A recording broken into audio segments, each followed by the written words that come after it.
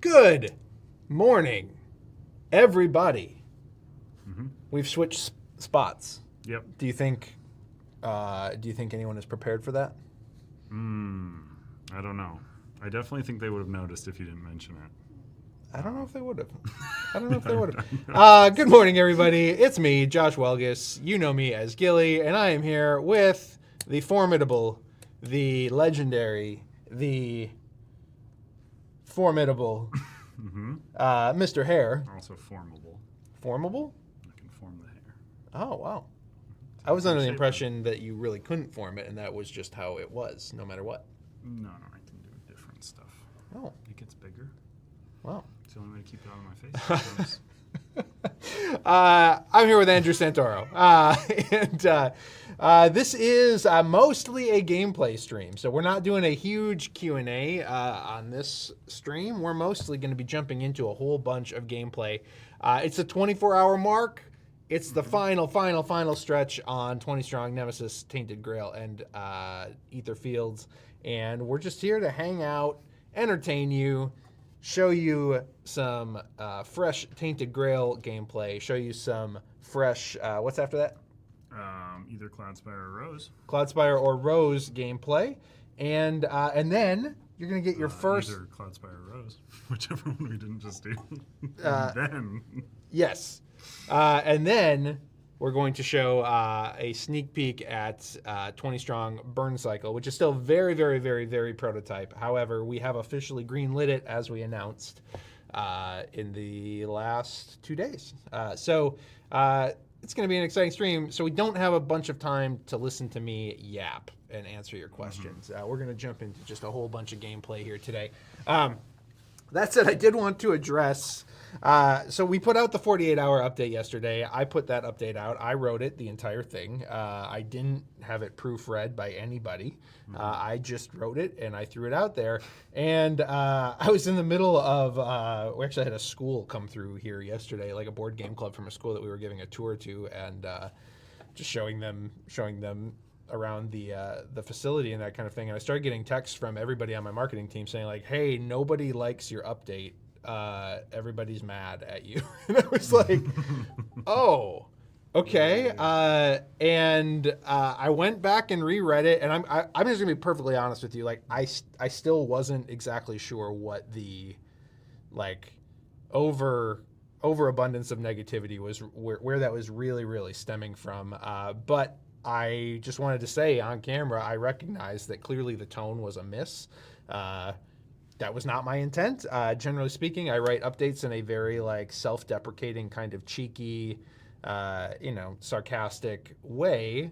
And so, Do you want the JC apology jacket?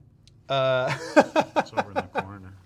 I don't want that jacket right now. But I did just want to say, again, the intent of that update was nothing more than one to... It's a 48-hour update. It's always about pushing the last 2 days of sales. It's always about trying to get people off the fence.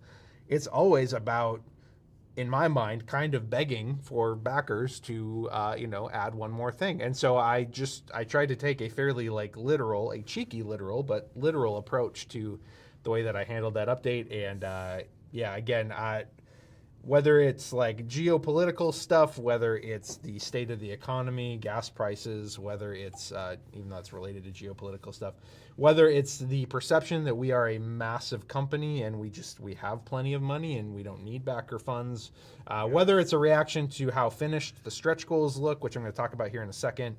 I'm not exactly sure where the consensus that seemed to develop that the tone was way off on that update came from precisely, but I just wanted to own it and say, I'm sorry, that was not the intent at all. We're very happy with the funding total of this campaign. I believe we're well on track to unlock all of the stretch goals. And it was nothing more than me trying to say hey, consider adding one more thing. One thing that we're observing on this campaign, which is kind of interesting, is that we're sitting at 20% more backers right now than we had on 20 Strong Tanglewoods. However, we're just barely, I think we're almost exactly matching the funding total of Tanglewoods at this exact moment. And so that was just kind of an interesting thing for us looking at the backer data, saying like, man, there's a lot of people that are coming for the Awakened Realms content, and that's awesome. But we're not seeing as many add-on purchases or maybe other deck purchases or all that kind of thing. So really all it was is I was hoping I could convince a few of y'all to maybe add something and stretch outside of the Awakened Realms trilogy of decks that we've got on offer here.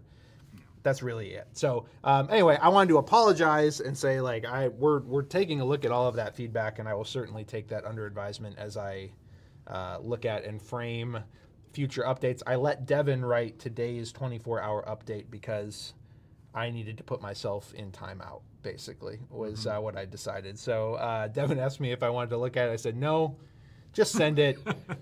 I think I need a break from writing updates and editing updates. So I just want to throw that out there. The other thing I just wanted to say, much has been written in the comments and much has been stated about just the stretch goals on this campaign. And I think, in crowdfunding, broadly speaking, like stretch goals are, there's again, this idea, this true or false, that stretch goals are nothing but an illusion. They are all smoke and mirrors, and that particularly on this campaign, because look, the card is already designed, the card is already finished, you already sent it to a content creator, blah, blah, blah, what have you, that they are completely fake, and this campaign is a shining example of how all stretch goals are fake. I just wanted to touch on that a little bit. So, again, I can only speak for Chip Theory. I do not claim to speak, nor do I want to speak for any other board game company in the entire board game industry. But again, we've had this conversation before. There is a difference between planned stretch goals and like literal like fly by the seat of our pants stretch goals. We always plan our stretch goals. Like we always plan them, meaning we are, we set out basically like a grid of potential things to unlock during a campaign. And are those things real? Well, I guess, that depends maybe on how you look at things. So things like foiling, embossed decks, things that are like established, sort of, what's the word I'm looking for? Parts, established things that we've already done on lots of 20 strong decks. Lots of people look at those things and say, you're adding those things anyway. Why are you making that a stretch goal at like whatever it was, 300K or 500K or whatever it was? So again, we plan for those things. Yes, we expect to add those things. Yes, we expect to unlock those things. The dice treatment that was a fairly early stretch goal. We certainly expect to add those things. That said, had we launched this campaign and it was a massive flop for whatever reason and vastly underperformed what we had hoped for, those are the first things we would cut from the production. We would make the production as cheap as we could because our stretch goals go into these products forever. We're unlocking cards, and while it seems like, well, why would they not just add a card that they've already designed? It's because these stretch goals go into our products forever. So this is not a one-off cost to us when stretch goals go into our products. This is a forever cost that we need to be prepared to handle with the current MSRP of a given product and so on and so forth. And yes, we have to plan for that stuff. And so it has to look like some semblance of thought through. So I just wanted to touch on that a little bit. The other thing about this campaign specifically, again, this campaign was supposed to run last year. This was our summer campaign, intended to be our summer campaign last year. And had it run last year, all of these stretch goal cards that you're seeing, they would have been the same. They just would have not really had any data on them or whatever, gameplay info points, card effects, that kind of thing. This campaign is going to print, barring a week of endgame, which we don't really expect to happen, but this campaign is going to print tomorrow or maybe Monday because, our manufacturers will be gone for the weekend. But this campaign is going to print the day after it closes once we know exactly what is unlocked in the campaign and what we are going to be adding. For that reason, On this campaign specifically, yes, the stretch goals are done. Like, they're done. Everything is done. Everything is ready to go to print because we have had the benefit of like an extra year effectively to work on this and prep it. And again, we are trying to get this released at Gen Con to whatever extent that we can. We do still need to raise a certain amount of money, though, to afford to put these types of things into the game forever. That's not us just sandbagging and pretending and imagining that that's the case. But on this campaign specifically, those things needed to be ready. They had to be ready. Otherwise, there was no way we were ever going to be able to release this product at the time that we wanted to and get it out into the world as fast as possible, because it was supposed to run last year. When it comes to the upcoming Roth expansion campaign in the summer, when it comes to whatever our fall campaign is, whenever we decide to announce it, you will see much less concretely formulated and presented stretch goals, because those products still have a ways to go. Those products are not releasing this year. Those products have a little bit of development time that is still required. And then, of course, on our bigger box campaigns, 20 Strong is an anomaly, because it is such a concise, specific set of components that we're working with. But on a 20 Strong campaign, really the only thing we can add are additional cards at a certain point. So that is also the reason that you're not seeing any really, really crazy true stretch things that are really out there that you wouldn't expect. That is because, again, 20 Strong needs to stay in this very specific component silo of cards. We have the dice already. We have the dial already. It's cards. That's all we can really add, because we are not willing to make these decks be $30 decks that people are buying. We're trying to stay in a very specific MSRP window, which puts a little bit of a barrier to what we can do on the stretch goal side of things. So, again, I don't know if that's informative. I don't know if that's helpful. I don't know if you believe me, and I can't make you believe me, obviously, but I just wanted to touch on that a little bit, because it seems like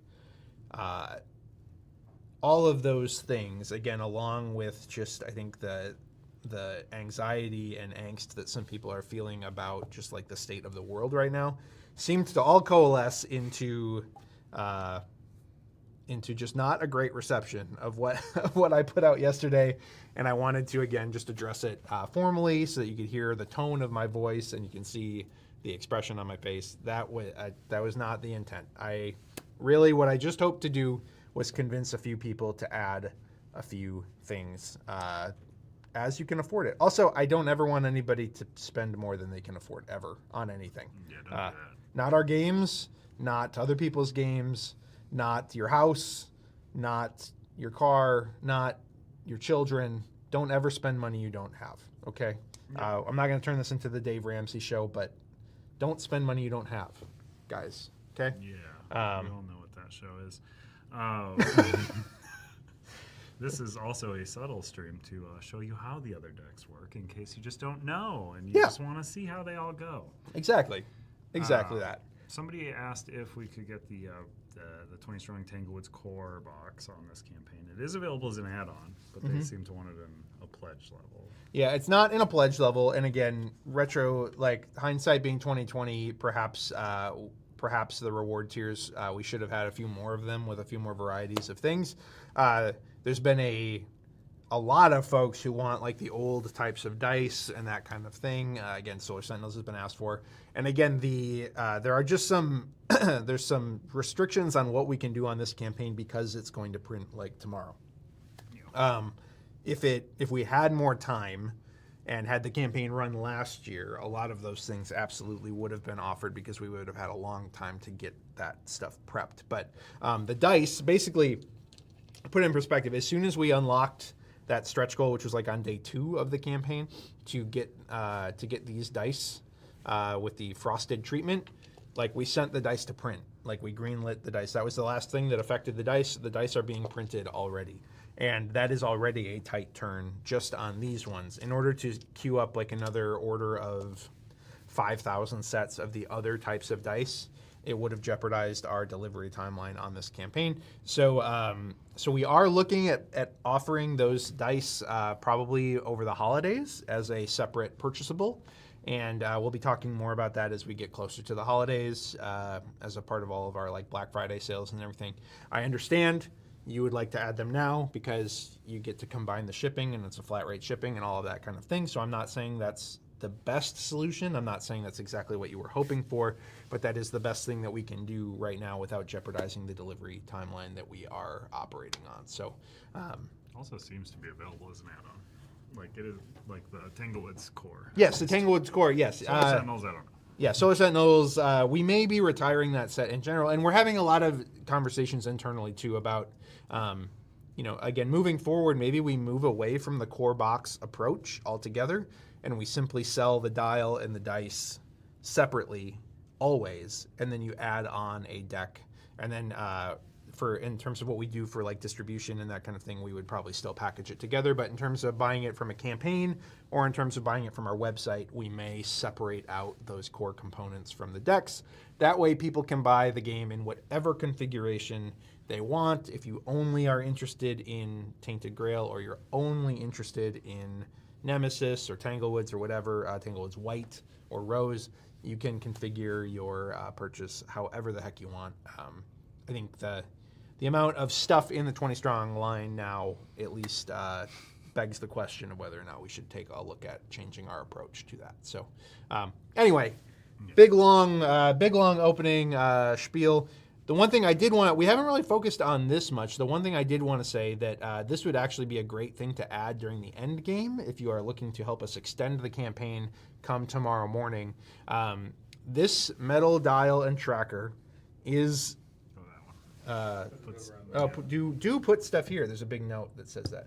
Put it on it. I'll put it right on it. Yes. Literally on it, yeah. Put it literally on it. This is the NPC of the new ones that we're doing. It's basically the same as the old one, but there's a little bit less beveling on the chip, which makes it turn just a little tiny bit smoother than our first print run. This thing is so sexy and so satisfying to use. The metal dice, we're going to be doing more testing with those when the sample actually arrives next week. We'll be showing that off. Again, that will be during the Pledge Manager, that those of you who are on the fence about that can look to add it. This dial is included with those metal dice, but I would say that whether or not you have the metal dice, this metal tracker is like maybe my favorite, like between Premium Health, dice trays, Deluxe Adventure inventories, all of the like deluxe add-ons that we have across all of our games. I think this is honestly like my favorite thing that we have made. It is just so heavy and like substantial and satisfying to use that I would really recommend, if you're looking to add just one little thing, I would recommend grabbing one of those alloy chip and trackers. They are really, really nice and sexy. So Also, someone asked if they had the original alloy dice. Is there a reason to get the new ones? Not really. Again, we have asked for like much better like durability and like sealant and that kind of thing on these. Again, we're waiting to like confirm that has actually happened in the way that we expect.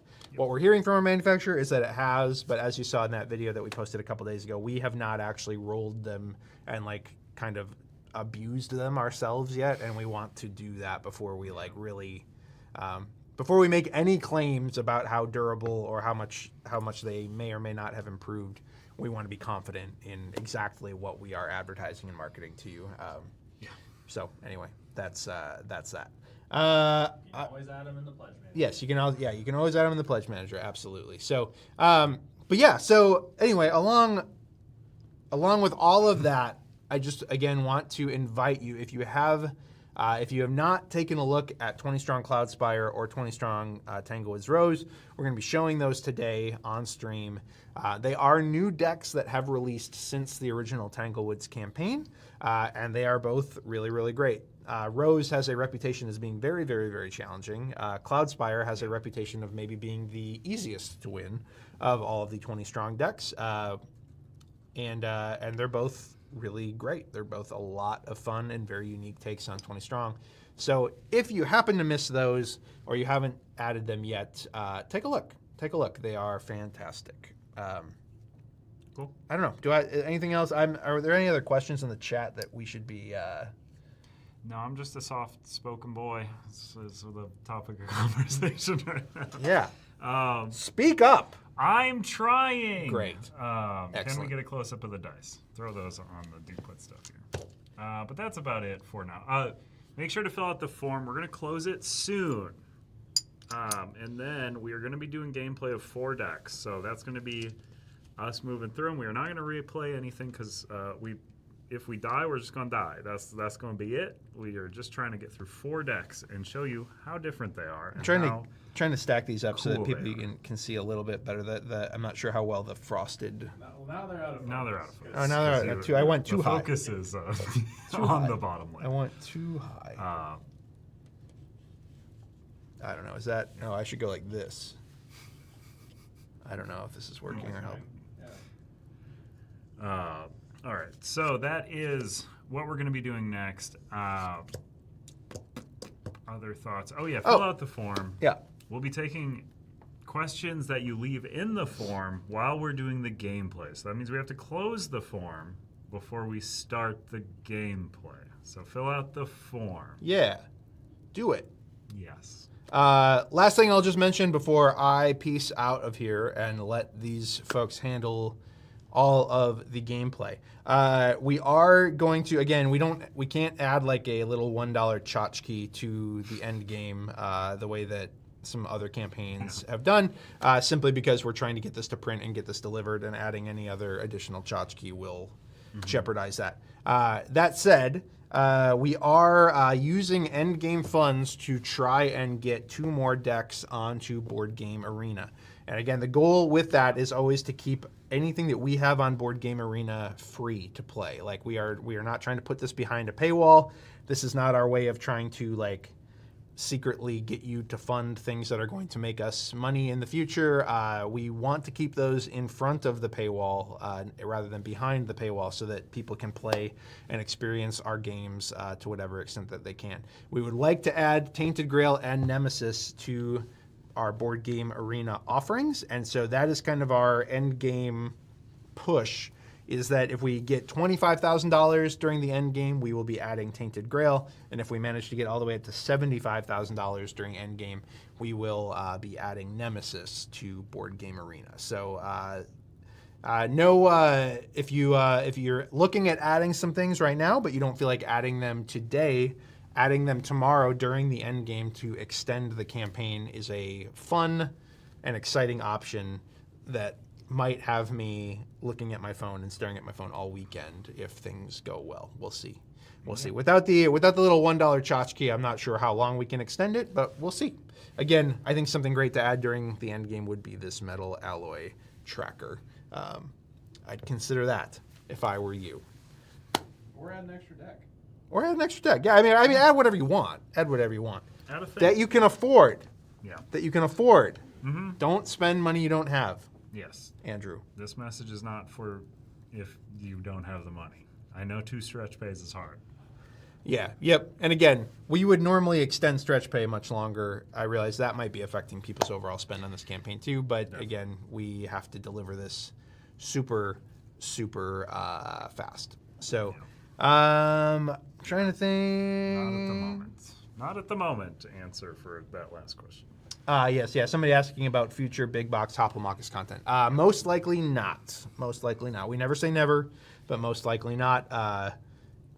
I really feel like the Pandora's Box content really brings Victorum to an exceptional level. So I would recommend, if you haven't played with that, make sure that you do. But that aside, likely not. That is a very expensive game to make, and it should cost more than it does, but we can't justify it costing more than it does. So that's kind of the state of Hoplo right now. That stadium seating, man, is really expensive to make with the hydro dip on it and all of that goodness. So, The thing that lots of people don't even know is in the game. You get the stadium seating. That's right. Just a free thing. That's just a I free mean, thing. not really. You bought the game, but Right. you probably didn't know you were getting that. right, yeah, Everyone I show surprise. that to at shows is like, and of course you bring this to conventions, this piece, and then I have to make it myself or something. No, Yeah, no. that's in the box. No. We did that. We did that. We should, maybe that's what we should do though. We should include a hydro dip pack with the game to reduce the cost. Oh, so you can hydro dip yourself. So you hydro dip it yourself at Okay. home. I thought you were You get pitching that boil we it- you start boil- hydro dipping like 20 strong. Like you cards. boil up the chemicals yourself, Yeah. and then you I mean, I've watched them do Like it on with your like stove? records a lot and stuff, so it's probably not hard. Or not records, Not guitars. records. guitars. Yeah, But Yeah. it looks similar to when they make records out of weird stuff. it does. Yes, it does. Yeah. Okay, so that is all I am here to do today. I'm basically here to just come clean and apologize and give you guys a whole bunch of like modest updates. We're gonna move into a whole bunch of 20 strong gameplay. I'm gonna go be up in the comments and making sure that we have everything ready to go for Endgame coming tomorrow. So thank you all for watching. Thank you all for backing. And thank you all for putting up with my tone deaf updates. I'm going to get out of this chair and let Salem come and hang out and talk with y'all. And I'll see you all in the comments. Um, I'm going to sit here, though, and awkwardly make Salem stand behind me. yeah, that's good. Yeah, you have to unseat. So. All right, goodbye, everybody. Question, what's the difference between the metallic chip holder stretch goal and the alloy one? The metallic chip holder stretch goal is a finish applied to the plastic chip holder. So it is going to still be this bluish one here that's on the table and not in sight right now, but you'll see it later. It's a bluish chip holder. It's going to have a metallic finish on it. It is not metal, though. It is metallic. Yes. I do think that was... Why do we have old prototype? Well, I wanted to show all the generations of dice. Wow. Yeah, here's the old dice where we Back have when black they, dice. well, because they matched Hoplo's colors, I think, right? Hoplo does have black. Yeah, because these dice. green They ones, used to be the purples, right? these green ones have 4 sides instead of 3, because that's Yep. what Hoplo has. Yeah. Which is wrong. Hello, Salem. Hello. So fill out the form. We're going to close it real soon. I'm going to explain Tainted Grail up top because I think we do that for each of these before we get into them. So fill out that form. Once we finish, I don't know, round 1, I'll close it. Oh, we love metal. We're big metal fans. Yeah. We love. Not metal fans. We're people. We don't make the room cooler. If anything, we make them hotter. No, if anything, we make the room way less cool. That's what I said. Oh, Hi. Cameo on my part. oh, hello. What's happening? Which one is it? I feel like we need like The Oh, what are you mic's- trying to do? Mic's over to you. boop, boop, boop, You need to be boop. louder. Surprise Yeah, Carter this is gonna cam. Yes, we're pointing this right at my head, which I was going to do and then forgot. Hello, it's me. This should be much more direct, and Salem can be even more over here. Because Because you are I project. you project certainly more than I, and sometimes more than Ghillie. Sorry if that's loud. Only I'll if be I get adjusting real the excited. Which you do I do get sometimes. excited, yeah. Stop it. Be less happy. I mean, my excitement isn't always happy. And I'll also do this whenever I'm talking. If it's just my normal way I have to talk anyways. I just saw the stream, how I it looks on look camera. Very odd. Oh, it's not going anymore. All right. I have been playing Tomodachi Life. Do you know Tomodachi Life? I am familiar. And my wife has been playing it, and both of us put me on an island, Mm-hmm. and both of us gave me the walks hunched over trait. So I love that. it's very sad to watch me walk Oh. around the island because I walk. That's what I do in real life. Okay. So Tainted Grail, 20 strong Tainted Grail. I don't think this is going to change. So again, form up, fill out form, form in description of this video. Fill it out if you haven't already. I don't want to see somebody sad that they didn't fill it out. I've given you so much heads up. Fill out the form. We'll close it after a round of combat.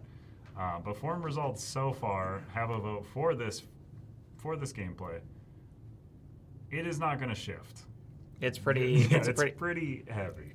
And We're it's pretty heavy we're for we're calling it. for You gave me like one of the few I actually don't. aioli. No, No, it's no. I know how to pronounce a good number of them, but I don't know how to pronounce this one. Ailey, A-I-L-E-I. If someone knows the pronunciation and has a good way to put it into chat, let me know.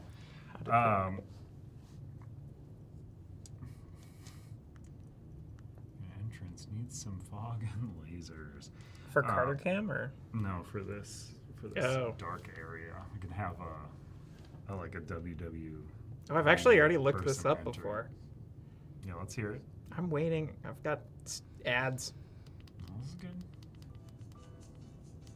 We are looking at how to pronounce his name and more confusing names. I don't know if that's may picking up. mispronounce, so make sure to stay tuned. Have you vetted this video? No. Generally, it is pronounced as Ailey. Ailey. That's what I thought. Some might pronounce it also That's not that weird. Ailey. Oh, or Eileen. No, Ailey. It's picking up. Eileen? Well, that says Eileen. Oh. Don't add letters to things like that. Oh. You guys have a soundtrack for all games? No. Pick what you feel best. So, 20 strong, Tainted Grail. Ailey, however, Eileen. Who knows? I'm going to call her Ailey. Eileen. So she is 1. Her thing is 3 health, 3 strategy, 1 recovery. Those are 20 strong stats. I'm not going to explain those. You should know this by now. Her ability, you can always commit and apply any red, greens, ignoring all other restrictions. That's good and cool because in 20 strong Tainted Grail, we will only be able to commit dice that match the current color on this dial, which will rotate each turn. Current color is yellow, so we will only be able to apply yellow dice. We can always roll whatever dice we want, we just can't apply them. That'll make sense as we go along. 20 strong Tainted Grail, we also have a combat deck, which is made up of, I believe it's 9 cards, and then you shuffle in your Hero your specific one. special hero specific one. And her ability, of course, was called Healing Herbs. Healing Herbs. A-I as in iPhone. Lee as in spleen. Eileen. Eileen. Eileen? Eileen, thank you. I'd love to know who does the music. Does Carter have that? Nope. No? Yeah. Those are tracks from Envada, so they usually don't really We have a licensed it. musician like attached. They're just on there. We licensed it from Envada. Because they were it would be Play great for music Burns. Like, disturb the I've been market. listening to the Cyberpunk 2077 soundtrack anytime I playtest Burncycle. Yeah, that's good. That's Persona good. 5 Royal. I can't put it on any disturb stuff. David Draymond stinks. Yeah. Ooh, I don't like to hear him talk. He sounds dumb, even though he likes to sound very smart. Combat cards are shuffled, and we draw cards for our starting hand equal to our strategy stat. So, Eileen has a strategy of 3, which is the highest I've ever played in this game. So maybe we'll be doing great. You here. got 1 recovery, though. What boss was winning the poll? That one's a little closer, but still definitely not going to change. And it is, of course, the beautiful, the formidable. Oh, is it the worm? The majestic worm. The majestic worm, 5 health, 1 strategy. Adds 2 enemies. The first time each strategy phase you play a card minus 2 health or mine. Jeez, my goodness. The first time each strategy phase, Yeah. too. So, boy. That's terrible. Ryan's a mean person. Ryan is a mean person. You've heard it here first. Yeah. See the bluish tint on the tracker from the stretch goals, but do you also have the add-on alloy version with you to compare? Yeah, go earlier in the stream. Ghillie actually put it on the close-up. It's kind of annoying to put on camera because it's very shiny, so we're not using it. Okay, so 20 strong Tainted Grail. Again, we can only apply yellow dice to our enemies. How we're basically going to be doing this, we're going to select an enemy from one of these piles. Purple enemies are going to give us upgraded combat cards. Gray enemies are going to give us stat boosts. Green enemies are going to give us like a one-time effect. And then blue enemies will turn into items, basically. And blue items often don't have any nodes off of them. And You just gotta- nodes, I'll explain in a moment. Yeah. But each time we're going to add an enemy to our area here, and then we're going to fight it. And whether we win or lose, it'll hit us. If we don't beat it, we'll kill it. If we do, It goes away 20 strong if- stuff. yeah. It goes away. But once that fight's complete, we're going to take one of these of our choice and put it in a Menhir stack. And then when that has 8 in it, we have to fight the boss. And when the boss pulls enemies, you're going to pull them from the Menhir stack. So you want to be a little clever. with Yeah, that because fight it's a both of like, which of these enemies do I want to get off the top of the deck so I don't have to fight it? But also, you might have to fight it in endgame. So it is like a... Can't upgrade to the ally dice. I'm still using the stinky OG dice. I hope they're less Classic. stinky now. Yeah. See, now it's a it's a stink I collector's. miss. I've heard some people be like, no, I like stinky dice Yeah, get- all the way, and I'm like, Yeah. Get your you know, stinky dice great. it's like really anything that's like bad or undesirable eventually becomes cool. I feel like that's just the law. There is the least amount of them. Yes, yeah, of it is. any type It is of the dice. smallest batch. I mean, other than these, but these don't exist yet. Right. So we're going to be playing with the new dice here. We're going to take you down a little trip, a little memory lane. So we've got the Awakened Realms dice, are the new ones. We'll also be playing with the Tanglewoods dice. We'll be playing with your Solar Sentinels dice. And We're then gonna play with the maybe we'll even play with the original prototypes, which are these nasty boys. You can put those on the close-up. Those are grossos.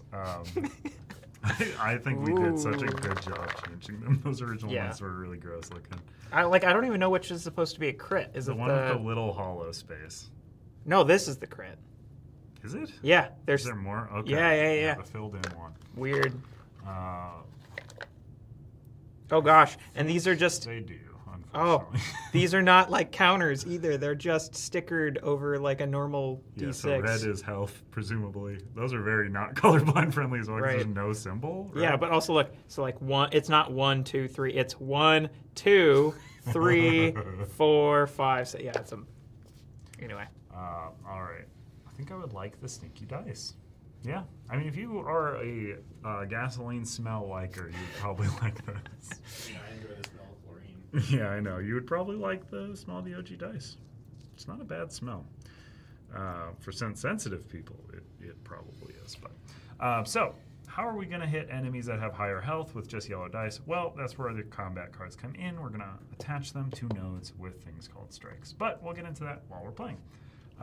So we can kind of double team this one if you want. yeah, to. because I can't really read the question, so you sort of have to be on question duty. Yeah, so let's see. We probably want to activate.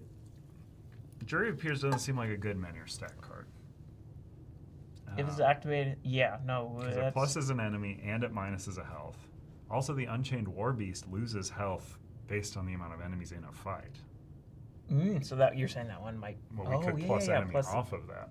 Okay, and we've got some stuff to. Yeah, we've got strike again and draw 2 cards that we could put onto the Unchained War the Beast. Unchained War Beast has a bunch of We can nodes. we can adjust the dial. So even if there's another plus enemy under this one, I might be compelled to add that as well, right?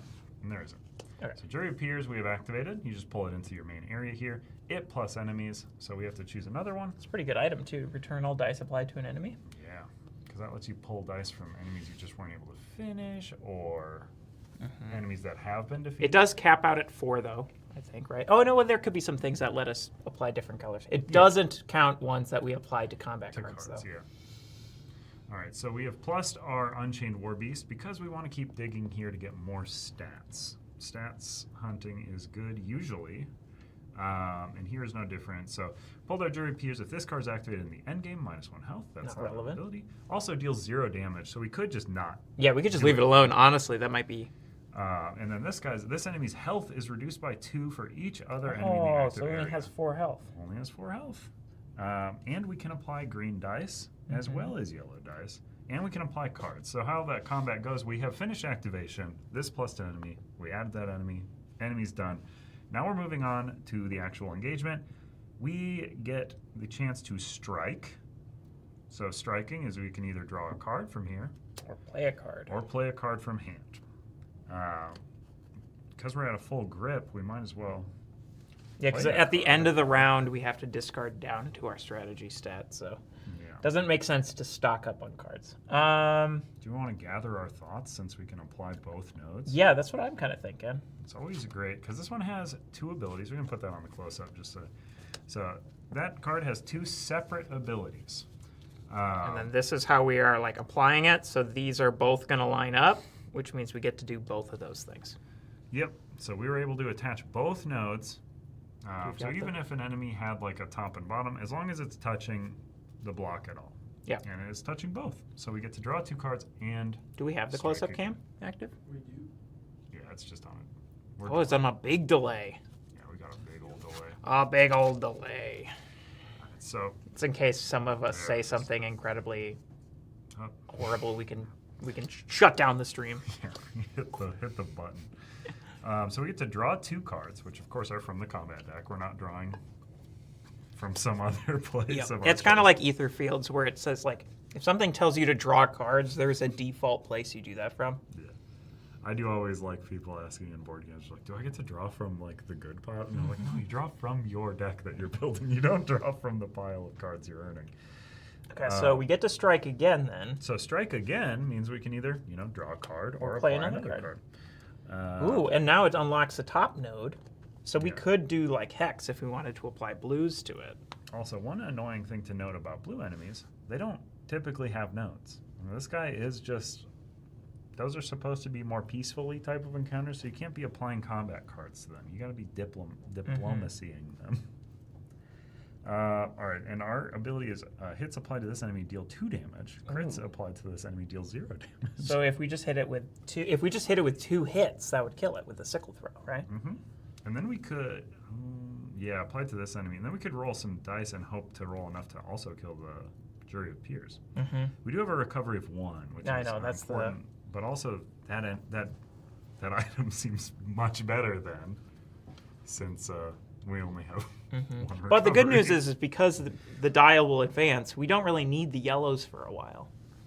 Yes. So if we use some yellows, as long as we like spend our that's limited recovery, I think getting a green back.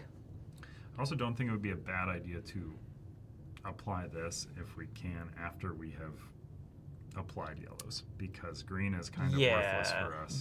But also at the same time though, if we do this, so these both, if we hit this guy, max we can to make value of this is if we do a crit and a basic hit, that would kill it. But if we just do this, 2 basic hits kill it. That's still just 2 dice anyway. So this doesn't really save us any more dice than this would.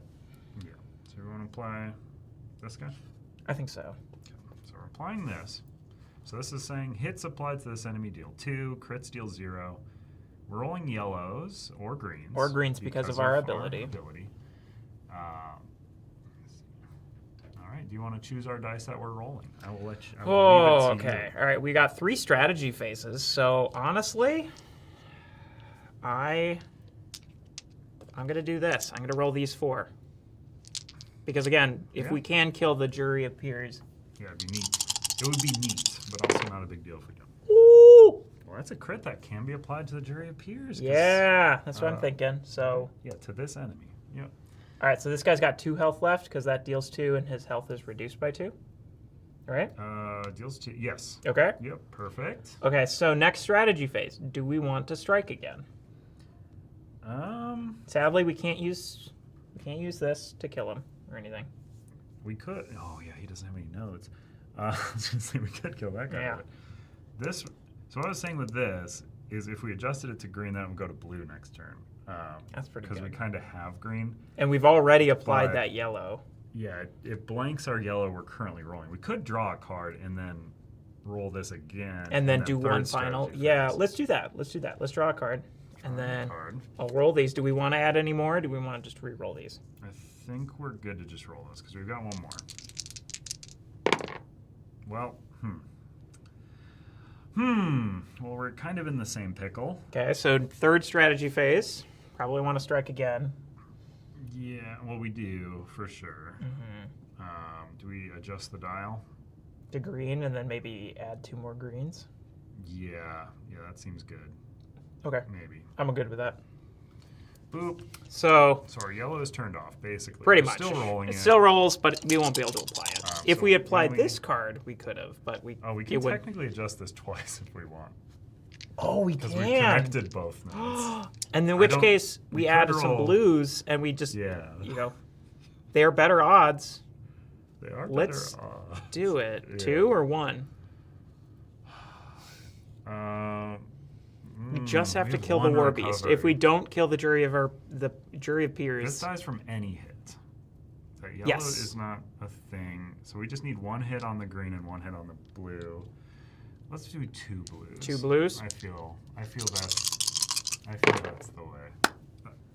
we would have been Okay. good. But either way. All right, so +1 health. Plus 1 now. So this is defeated.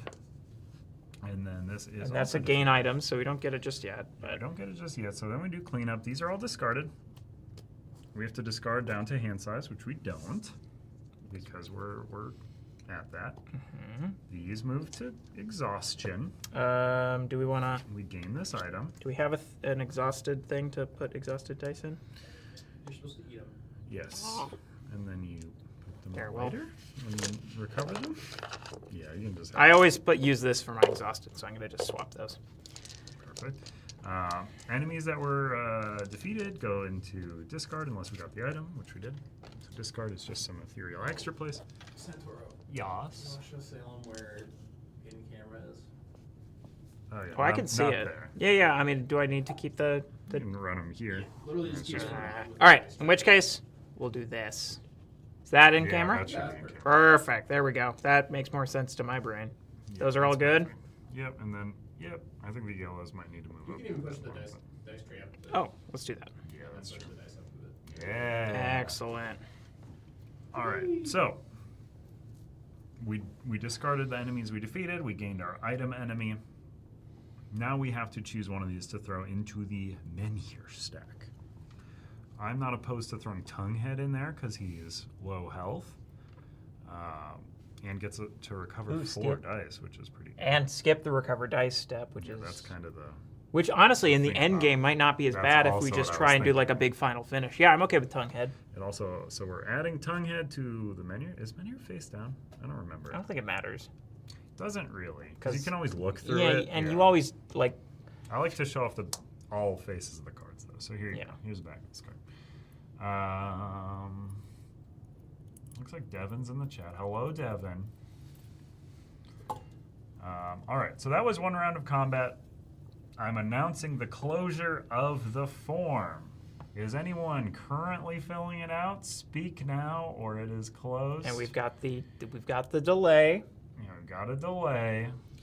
Also, because we do have 4 decks to get through, obviously this is the one we want to showcase the exact mechanics probably the most because it is like the new thing. Yes. But We're gonna we'll probably spit it start up there. speeding up things a little bit. Yes, that was just a very intensive round of combat to get you into it. We're almost certainly going to add this guy because we have 1 recovery. Yeah, we Now, need I don't that. even know what he does, but choose 1 color applied to this enemy and banish all dice of the color that are applied to it. Ooh. Pretty good. So that's actually quite bad. We do have this deal of damage. Mm-hmm. We might want to start digging for cards that... we could also do this. Oh, Does that- yes, we do because that triggers before. After. And Yeah, if we that's an only after put effect. one Yeah, color we're on it, good then. That's great. Beautiful. We're And we're so going to go into smart. purple too, so we could probably just use purple to kill him. All right, so I'm not seeing it. It's definitely delay enough time. So I'm closing the form. Okay. I hope you're not working on it because, it's about to be closed. Accepting responses? No. All right. So then I'm going to update our sheet here, and then we will have questions that I can go through as Salem continues to play. We'll still two-handed a bit, but I want to. Well, because it's so far over there to the left. Yeah. Complain. Don't know why this is the alphabetical. It's very interesting to me that it is alphabetical starting here, but no questions is the top of the alphabet. Isn't that strange to you? What Well, yeah, did they 'cause- do? Because no question starts with a non-letter. I think they must have. Did they do a space? It is Oh, so that would odd make to sense, me yeah. that this is Okay. doing this. All right, so we are on to round 2 of the combat. That has Okay. that moves. Yep.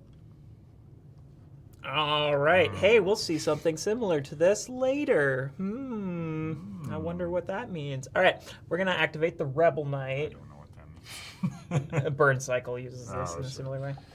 All right, Rebel Knight. Rebel Knight. Rebel Knight, you are the queen of my Knight. world. Oh, there's another recovery under it too. Ooh. Okay. All right. So first strategy phase. Honestly, I don't even think we. I think we just put all purples. I think we just do all purples and we're if using we're that. planning to use Yeah. that. Let's Oh, do we it. just keep striking this. So strike. Do we want to draw a card? I mean, I don't know. These aren't great, and we can always. Here's the thing. Oh, A magic rule. It's always best to draw cards. Yeah, that's because you okay. can always All right. prune your hand. All down right. to We'll whatever. draw. Find weakness. See, that's insane. That is pretty good. That is All better right. than any of the cards we have. And he's gone. See, this is the thing too, is we could choose to not apply all these because we can keep striking again each strategy phase. Like, technically, no, we actually can't connect this node, so it doesn't matter. Because in Tainted Grail specifically, once the enemy's dead, strategy phases are over. Yep. We cannot choose to take all of them. Unlike most 20 strong. But yeah, we want to? I think this is fine. We've got a decent. All right, so boop, and now that is way more than we need, but you are allowed to apply more dice than you need, and the reason we want to do Oh, that. we never recovered our 1 die last time. Ugh, green. Because it's our- it'll come around more. it's one of and our we can always herbs. use it, of course. So our recovery instantly goes up. This guy's done. Before the after effects, we want to use this item to return all applied Woo! dice. So that is wonderful because then his after effect is choose 1 color applied to his enemy, banish all dice of that Does color. nothing. Yeah, we tricked him. All right. What a fool. A foolish rebel. All right, knight. and here. Oh, no. Recover. Green. Yeah, honestly, Oh, always and green. one I other feel thing like. because we have 2 now. Oh wow. The world is What we're our getting? oyster. Okay, so this is you may apply blue to this enemy, you may apply yellow to this enemy. Which of these do we want to discard I or would probably discard the yellow because blue's farther away. Okay, in which case then we should. But also, there's a bunch more. I nodes know on that's that the one. thing. But And what if are we we going wanted, up against next? if we is wanted to do presumably Archdruid, we would need this one then. Oh yeah, I'm still thrown off by where the he's gonna plus enemy though, so like he will add something else Mm-hmm. certainly. What is Witch's Claws? Do we care about that at all? You may apply red and green to this enemy. That's pretty good. That's pretty good. Oh Each no, time it's not good for us. Red and green, Oh, we yeah, can no, always. that's It's just pretty the bad. red. Each time you apply a die to this enemy that does not match either the current dial color or the color of a die already applied to this enemy -1. Oh, that's also a bad thing to add to this stack. I think that's just going to be an unmoving All right, stack. I'm gonna get the for game. purple, Yeah, go for it. or well- not the purple, blue. Yeah, that's a different color. That is a different color. All right. What do we want to add to the thing? Honestly, the weird hog, The word hog. Sanic over here. Yeah, and can hang out with the Wyrm. Yeah, Both there we the go. WY gang. Oh, a spit slug. Community? I assume a Jump Masters update is in the works. Ghillie's a better one to ask that question. We getting rid of but this? We're trying to be consistent with those. I'm not sure on promos, though. That is a good question. Am I correct in assuming that Tanglewoods is a universe that is only in 20 strong? For the moment, yes. We are aware that we have Okay. so we much added art that one. of it that Okay, we we're may red do something now. in the future. We taking the Archdruid? The Archdude. Archdude. We do also have to consider red as the only Yeah. thing on our dial. But we do have blue. We can throw green. We have this that lets us apply any 2 committed dice to this card. Yeah, I think we have a lot. I mean, of ways he's to only got circumvent 3 it. health, so I say if we take him and then Drawing the software damage step. Does I honestly think we reduces could take your- the spit slug and then use the because we can do Make sure greens it for the does. Archdruid, Yeah. and then we can do. We do need to make sure the spit slug does Oh, not but the work. Archdruid only just lets us draw 2 cards and strike again, which is not very helpful. I think it would be. Otherwise, helpful, this one 'cause is. we can wait, draw 2 cards and strike wait. again. Why are we not talking about this guy? He ain't got no nodes. I don't care. He can. Yeah, he can You see what he any does? color. Any Like, color. gaining an instant reward, gain. Oh, Yeah, we like, should I- also certain. I mean, Absolutely, these 2. I think. But here's the thing: we will not be able to use his item on that effect. Do That's we fine. want to just take the Silent Pilgrims and then take the Archdruid next turn so that we can Oh double the recovery? yes, I see what you're That's getting what at. I'm saying, Yes, let's yeah. do that. Okay, so Silent Pilgrims then. Okay, which says dice of any color can be applied. Ooh. which is great. Because red is the worst color on the dial, honestly. Yeah, because it's only one die. Only one die. Honestly, do we think we've got 3 strategy phases? Should we just try and go for a double crit to start? We can, yeah. What do we want to do for our strike? That is before roll. Well, we just draw cards. Draw we a can't card. apply Yeah, we anything. can't apply anything, so. We got charge. Okay.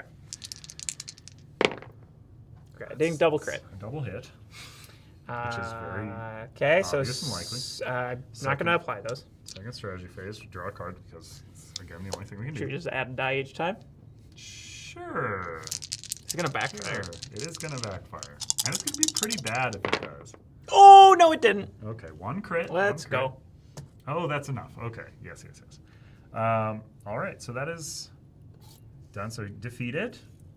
We have to prune down. These exhaust. This, turns into an item. We discard down a hand size, and then we recover 2. Definitely get rid of this one. Never needed. Yes. It's literally worthless for us. Oh, we should try to, honestly, oh, that's, We should what? try to just prune it out of the deck, but this is the top Well, guy we just there. added to the menu stack. Oh, that guy? Yeah. He's annoying. Whatever. He makes you reduce stats. I don't care. That's a future problem. That is true. So let's say that's the one we're adding to the menu. Okay. So we've done that part. Now we got to discard one more card. Charge is cool. I'm kind of thinking final blow. Yeah, 1 damage doesn't seem I mean, good it's, when we have these other yeah, things right. that The other kind things of are bad. just better. Now, the good thing about it is it doesn't require dice, but All right, so we have revealed this guy that gives us Falcon Dive if we so Falcon Dive is ignore the effects of this. that's huge. That is huge, and we could just banish this Yes. and add it to our Yeah, discard. okay. And we're about to reshuffle anyways, so. Okay, so we're going to yellow. Should we take the 2 yellows back? Yeah. Yeah, there's no greens in there, so yeah, that makes sense. Okay. Yeah, All right, yeah. to yellow.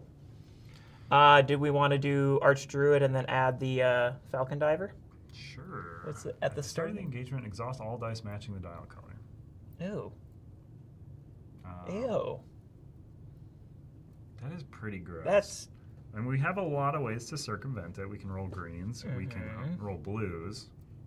well. We Against don't have. neither of them, we would have to apply. Well, we could do this This and then first that, and that. and then we can always do green. So honestly, this might be the time to do it. Okay, so activate Archdruid. And we could also grab the next guy. No, that's a little Skip no. the recover dice step. No. And then we add Flothen. Heath Flothen. Okay. All right, so start of the engagement, exhaust all dice matching dial color. Goodbye. Goodbye, yellows. Then we can Wax. strike. Yeah. Strike. All right. What's the timing of the? The phase, the engagement. Yeah, because I was just wondering, like, if we knew we wanted to add this guy, would we have recovered those yellows? Can I see the flow of the round? Oh, if menu stack is before recovery, I Yeah. don't think it is. Or I think it is. Or I don't think it is, sorry.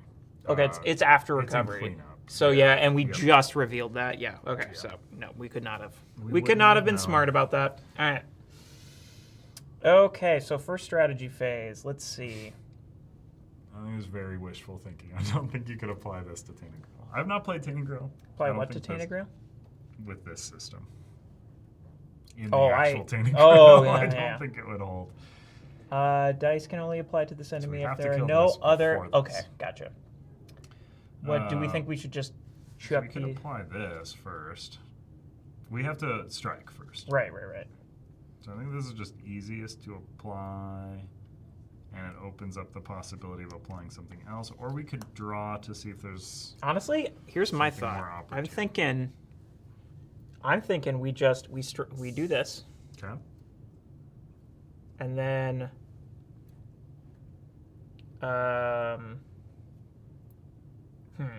So we can roll greens and blue, Yeah. and anything, Yeah, but yeah. only 2 of those basically. So I'm thinking like 2 purples, 2 greens for this first roll. Sure, yeah, that seems fine. That seems fine.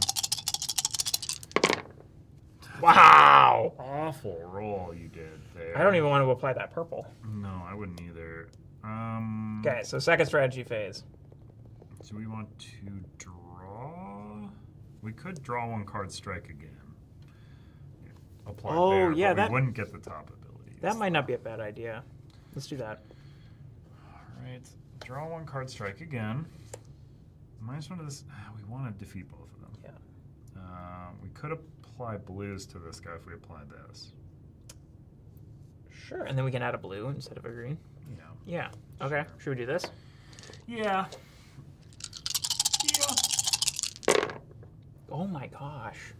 Wow, that's really bad what we've done here thus far. Mmm. So strike again. We will either have to apply this or draw a card. I mean, I would rather draw a card. Yeah. No, because then the Oh, only then reason we- we're yeah. doing this is we want to banish Let's that. do. Apply let's that do to the higher the- health guy. Oh, 'cause we higher it. We have to defeat We him, have to so defeat him in apply order. that. Yeah, just in case we don't get it. Ugh. It would be catastrophic if we don't. Yeah. But all right, what should I commit? I mean, you should let me roll the dice. Oh my god. Give me what's in there. There's Okay, you these applied 4. the blue. Yeah, I applied the blue because the blue does have a decent chance of missing. We should add We're gonna probably. have 4 recovery after this. Yeah. If everything goes to plan. Should we add Which one more the plan blue? has been doing very badly. Let's add at least 1 more blue. Yeah. Come on. Oh my god. Well, we can kill the one guy. We can kill the Yay! And at least that guy won't damage us. one. Oh, no. Oh terrible. gosh, I have never seen so many misses on purple. Oh, yeah, this thing really messed us up more than I thought it would. Exhausting all the current color. I mean, they were yellows, so Yeah, but how would those yellows have rolled, Sam? all crits probably. At least crit. one. Yeah, which would have. Which definitely would have how it would have Goddamn. been. Okay. All right, so that one's defeated. That one hits us for 0. Yep. These are all discarded.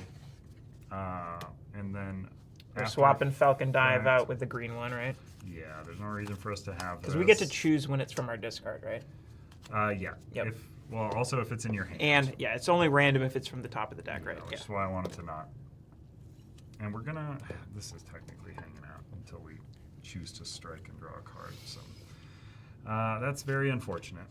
Saga goes away. We're we're hurting pretty gosh. dang bad. We can take a hit though. We add something to the Menor stack. Oh, we got to recover first. Yes. All right, so it's going to go to green, but we're always good at green. We have no idea what the things are going to be. We should certainly. I mean. Yeah, I think we're gonna take a hit from something. I think we feel should just, like. yeah, we should just pick somebody who hits the least and just add take the that, hit. Probably. Okay, should we just get Just some hit us greens for back one. then for now? Greens are always good. Blues Alright. are gonna be next, so that's Let's the do other greens. one. So we can do blues next time. Because yeah, what we can do Recovery. is we'll just draw 3 cards for our Yeah. strategy phases, and we don't apply any dice, we don't apply any cards because it's that anyway. We could add this to the Menor stack because 1 attack's not the worst, And we have good amount of strategy already. and it only makes you skip the recover dice step if it's defeated. Okay, I'm good with that. Yeah, let's do that. And then yes, that's what. Yes. Oh. I still I don't think we think- should. I know, we gotta wait. We gotta wait. We gotta wait. Yep. Okay. Man, we also don't want to apply combat cards to that enemy. Each time you play a combat card on this enemy, -1 to any stat or discard. a Oh, but combat if card. we do it on blue or something, then we can probably just realistically defeat it anyway without combat cards. Yeah. So, all right. So let's So take we this add Morgaine's Handmaid. and just draw 3 cards. Yeah, basically. So what we're doing there is we are taking 3 strategy phases, and we are not rolling dice in any of them. So for each strike, we are going to just draw a card, Yep. and then we're going to get hit for 1. Let me start getting to the questions because I All think right. we're in a place. So we got find weakness, we got hex, we got charge. This Okay. is not us redrawing a starting hand. This No. is what I. This just is we explained. just did the 3 strategy phases. Okay. So You answer questions. I'll we applied keep going. nothing. This. We took a damage. Yep. You're going to recover 2 still. But it's gonna go to blue. So let's take blue. All right. I have too many tabs open. Okay, menu stack. A popular question, I'm sure. What games are next to become 20 strong decks? Burncycle's the next one. And then we can't talk about anything else. Yep. Burncycle's the only one. Oh god, that guy has 8. Yeah. Kind of want to just get rid of him. Well, do we have to defeat everything, or do we Yes, just we have to defeat? everything. Sure. I'm fairly. Can I confirm that? Yes. I think that is the whole thing of why it's bad. Yeah. I just want to confirm it because it's different every game. I mean, it's a good card though too. Oh yeah. Deal 2 damage to this Okay. enemy if it would be defeated by it. Sam not even hearing me. Okay. Yes, you win by defeating the boss and all active enemies. Okay. Yes. In which case, ugh. Yeah. Which is also we're gonna have to want to defeat him first in the first strategy phase of the first thing because he's terrible. And will hit us for a guaranteed 2 damage or 1 strategy. Let me see here. Any chance there will be 20 strong Elder Scrolls? Who knows? Maybe. I don't know. I'm gonna get rid of the spit slug. Any chance to add India shipping back to menu like previous campaigns? Unfortunately, if we're not shipping to an area in this campaign, it is because of the cost that it would cost you to have it shipped to you. It would cost at least as much as your pledge. In some cases, 4x your pledge for shipping alone. That is not something we can shoulder the cost of, unfortunately. We do shoulder a lot of shipping costs, I will say, knowing what shipping costs are, and just some areas are just too much for us. Unfortunately, we love to ship everywhere. We want to sell you a game more than you want to play it, honestly. Any plans for 20 strong Fallout? Same answer as Elder Scrolls. Maybe. Who knows? Any plans for another cooperation with Joe Clipfell, or maybe even a 20-strong game by/with Joe? Honestly, I can't speak for Joe. I don't think he'd be interested in 20 strong because it's more cards than unless it was like a 17-card 20-strong deck. He is very into an intensely small amount of cards. So I know we're definitely open to working with him again in the future. I don't think it would be on 20 strong. You should not be the die roller, probably. You weren't any better. Yeah, wait. You should not be talking, Santoro. I rolled enough to kill a thing.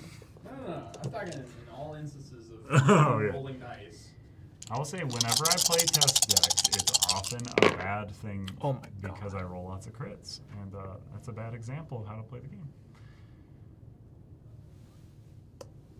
Okay. There is. I'm just doing it. This question here in chat. I assume you guys plan to make enough unique decks to fill the 20 stronghold?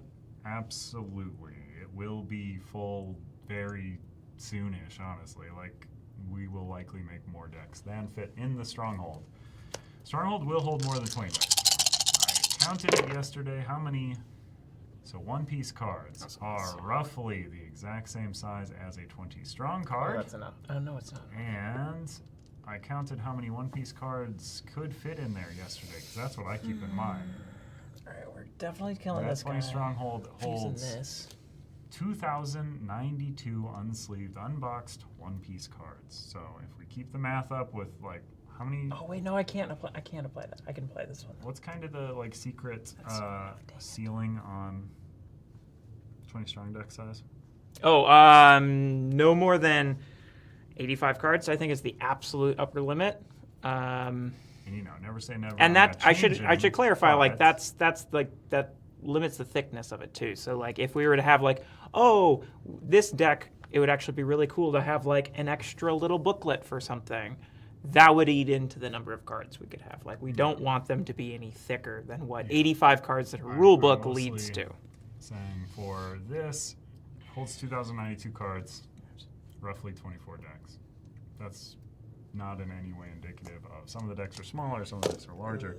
Solar Sentinels fits in the little shelf things inside of the thing too, so smaller decks can even fit in those little pockets because not everyone's going to have 4 sets of unique dice. 20 Stronghold's a great thing to have, honestly.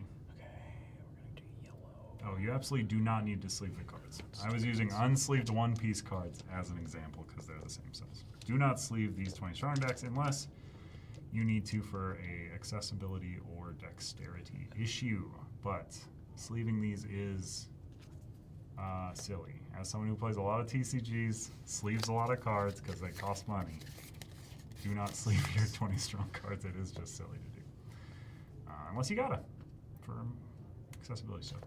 Any plans for further collaborations? Absolutely. full stop. I know they're going to a big old IP fair in Vegas soon, so, you know, sky's the limit. The world is our oyster. All the aphorisms. Did you double up the recovery thing? Nice. Okay. Yep. Any All right. plans to partner with Awakened Realms for future 20 Strong content? Not at the moment. This is the collaboration. We chose the decks we wanted to. There was a specific reason we chose them. We like the worlds. We like the art. And yeah, if we have another big pile of them, I'm sure they would work with us again on a collaboration, but nothing has been announced or really thought of, honestly. With 20 Strong, we do the deck. We want to move on to the next deck. That's why we won't ever do an expansion to add more Tainted Grail cards to this deck. It'll just be a different deck. All other enemies have +2 health. I'm honestly just thinking about taking a hit again. I know that puts us at 1, but look at our die pool. How many cards are in here? I think 6. 6, yeah. So we'll have one more round after this. Yeah. I mean, I got +1 to any stat. Yeesh. I mean, this is going to hit at least 2 health or something else. I'll leave that to you. If this goes down south, it was going great as long as I was part of it. So if it fails, that's a Salem issue. What? What? Any scope for another Baba Yaga style campaign for a series? I don't think there is at the moment. I think it's something that we always view as an option, but it is one of the less played things, and we always try to respond to things people are responding to, and make more of the things people want. Pow. So, you know. Third strategy phase. Again, never say never, blah, blah, blah. But Okay. at the moment, no plans for more of that. All right, Do so need to I, keep this open any longer? I don't think so. I got this card, and so it doesn't Sick. actually hit me for Sick. anything. That's good. All right. All right. Okay, and this guy's discarded. Recover 4 dice. We're going into... Let's see. We're doing green next, which I already got all of the greens for. This is...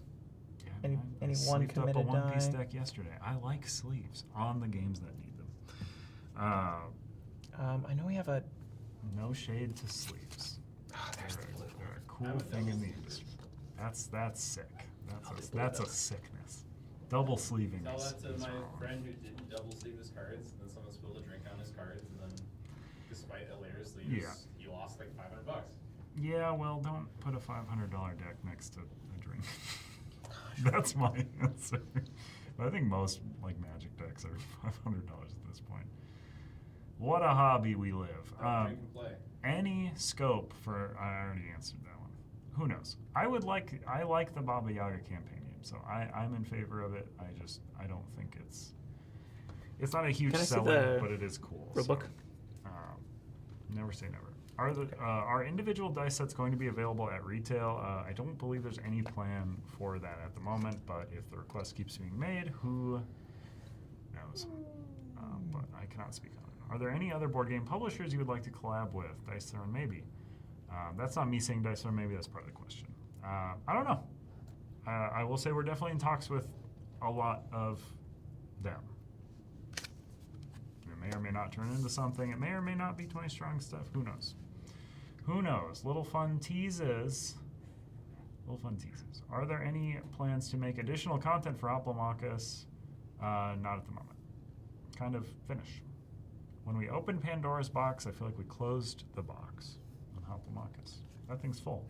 Play all your Pandora's box stuff and then come back to me. Are there future plans to expand on the Burncycle system? Not at the moment. It is not a great selling thing, and we just can't support stuff that doesn't sell super great. But, just keep buying it, keep asking for it, and we will always consider it.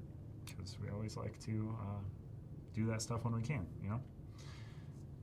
Are you considering a Roth 20 Strong deck? I will say we are considering anything 20 Strong deck. There's no limit to what we will think about. Is that going to happen? I don't know.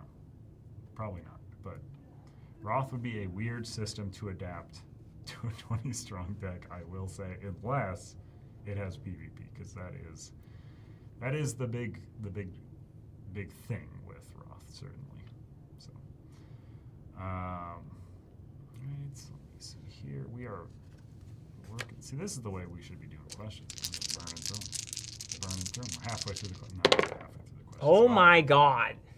Salem, stop rolling dice. Are you going to consider an ISS Vanguard deck at some point after rudely dropping the idea for this launch?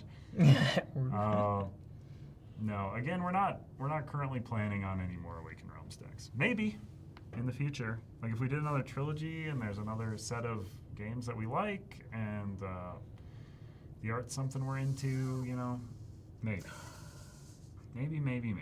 That would let you apply hits. I know. I mean, you don't roll those anyway, so it's not like a big deal. Right. One way or the other. Oh! Wow. Now as I put the ignore the effects of the thing. You don't even need to. Oh. You can +1 to any stat. Do we want health at this point? Gosh. You only have 1 recovery before the boss fight. Because I guess there's recoveries in the boss fight. Yeah. So the boss fight is just going to keep repeating. As someone who is new to 20 strong, what Awakened Realm deck is best to start with?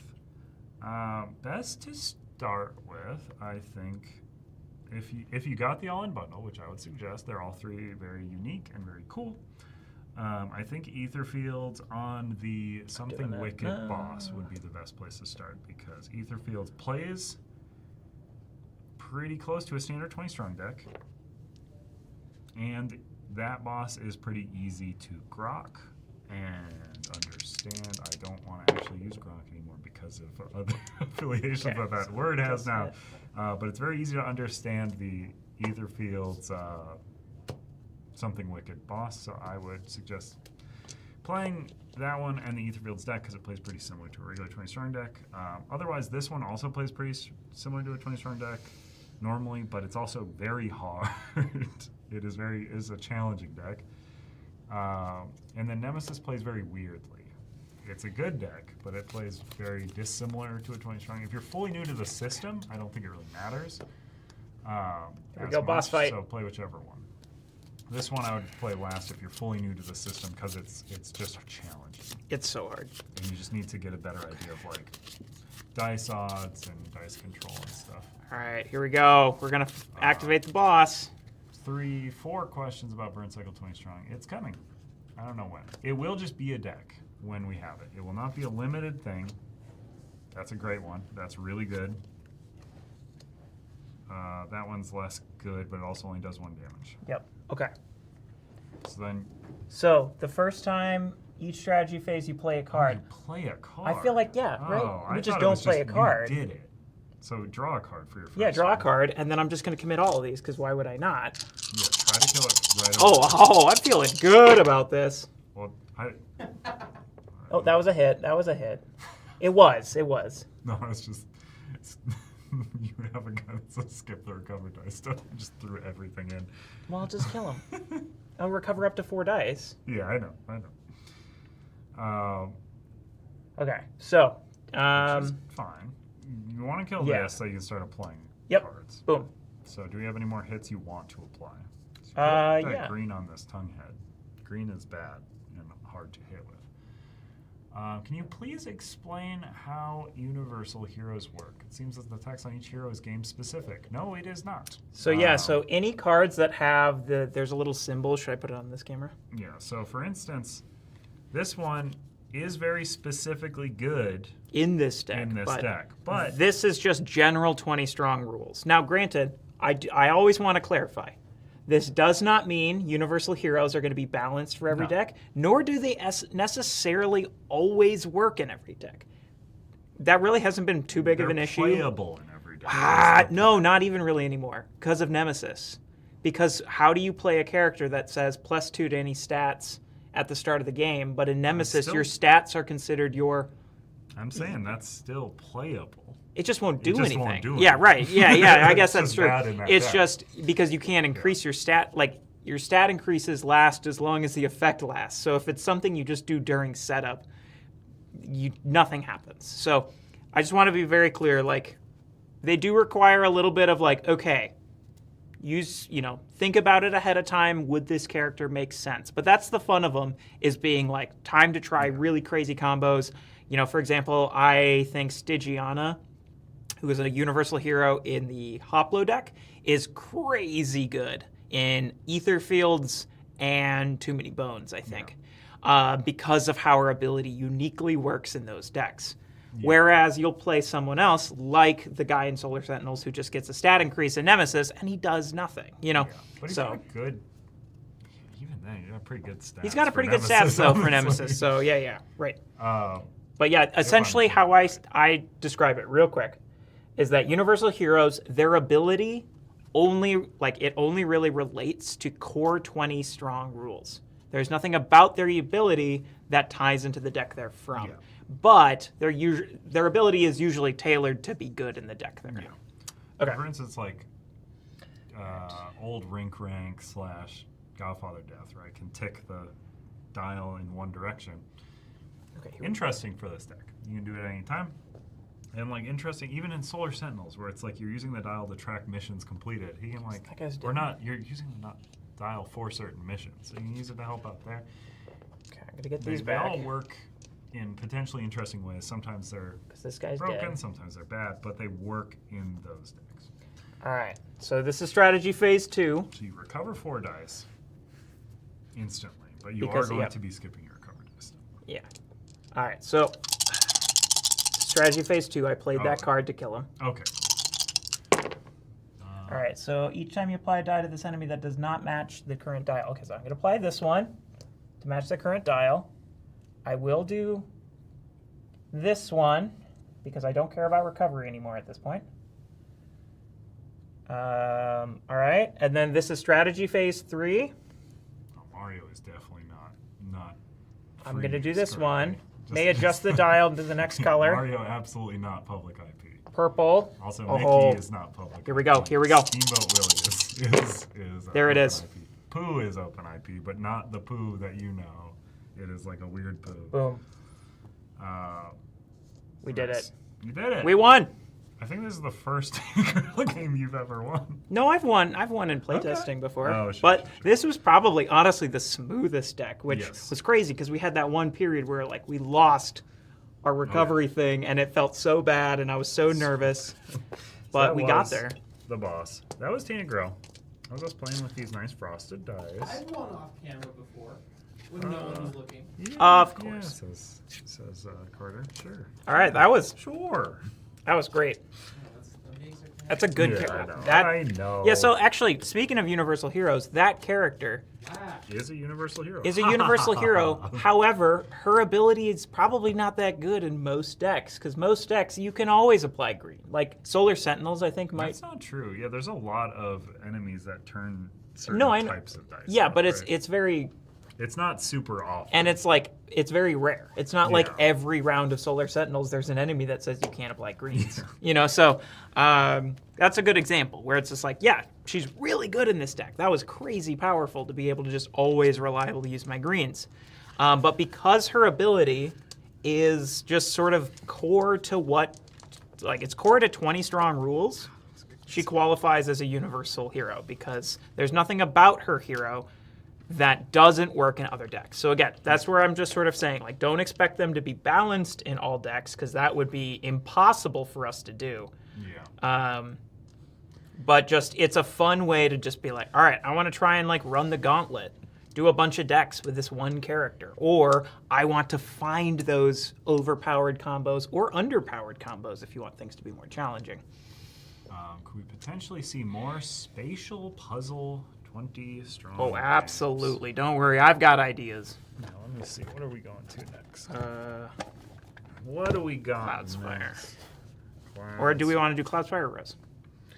Which one do we want to do next? Who cares about which one? Do we want to do a poll for the order? I mean, I think let's just quick see. Burncycle or Rose? No, not Burncycle. No. Cloudspire. Cloudspire or Rose? My vote's Cloudspire. Cloudspire. Where? All right. Damn. Well, what factions do we want to play?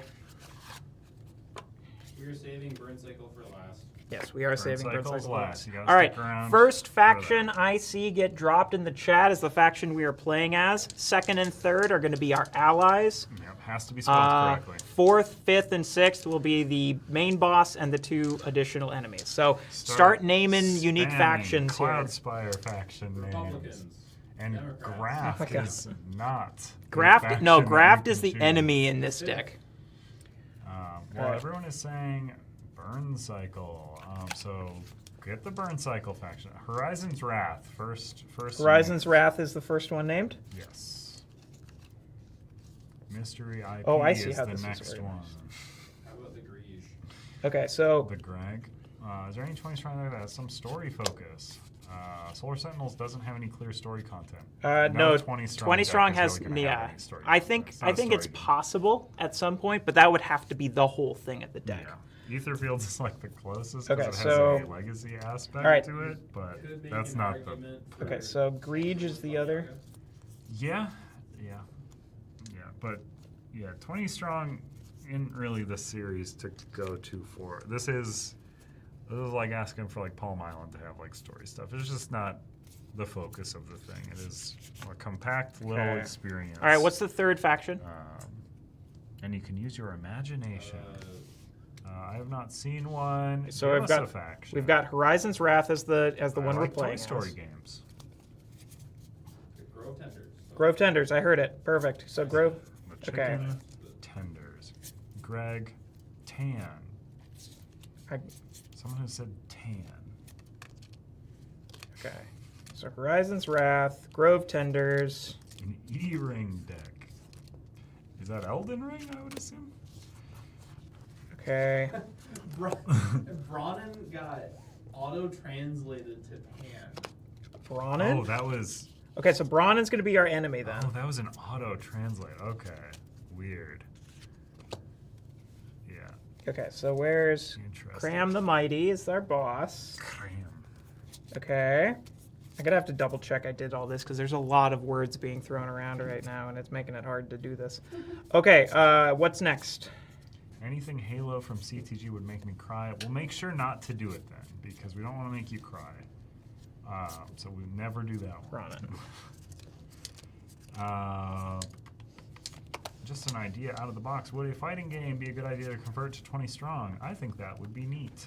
My pick would be Mortal Kombat, but I do not think we would do it. Any other factions being named? No. Really enjoying the Spire's End series and have been getting into the Escape Alright. the Dark series. That's cool. Okay, we're going to show off the 2 new factions then because, hey, this is a double feature. So we're going to do the Double Shada feature. Allies Shada have not arrived and the yet. Keel. I would check the short that was linked in a previous update for them being shuffled around by the Okay, and I gotta manufacturer, make but sure- we have not received them in All the heroes. the office quite yet. Do I have the... Okay, there's the 3 heroes. BTDC. Okay. Escape the... Escape the Dark Tower? The Dark Castle? Oh, Escape the Dark Castle. Wait, Yeah, see, yeah. yeah. We have a different name for it. We do have a different name for it. We will not talk I about love that Monster. game. That game is a It lot is of good. fun. It is I not love it is not a disparaging name by any means. No, it is a game that... a dumb name. Yeah, that just because I think we were like a bit tipsy at Gen Con one year when we were first playing Carter got it. auto-translated to Connor, of course. All right, so you have done this. Okay. You have done the stuff. You've said the. Yeah, we've got all of our starting factions. I I need just back need to to... Could we potentially see some more spatial puzzle 20 strong games? I think Tamashi from Awakened Realms or Bullet from Level 99 Games.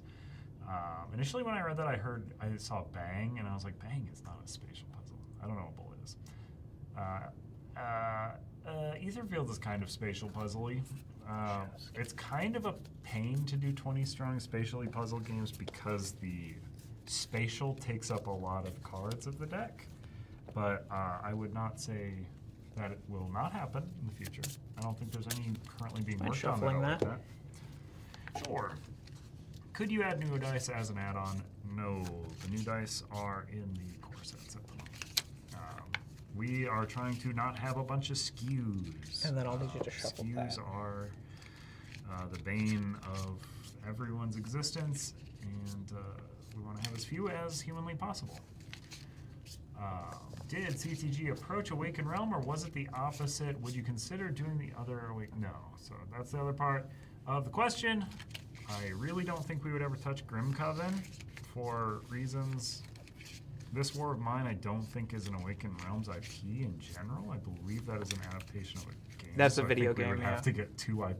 That's the other thing. When people say things like, you should do 20 strong Fantasy Flight, and of course you would do Lord of the Rings, Star Wars, and other IP. It's like, no, we don't.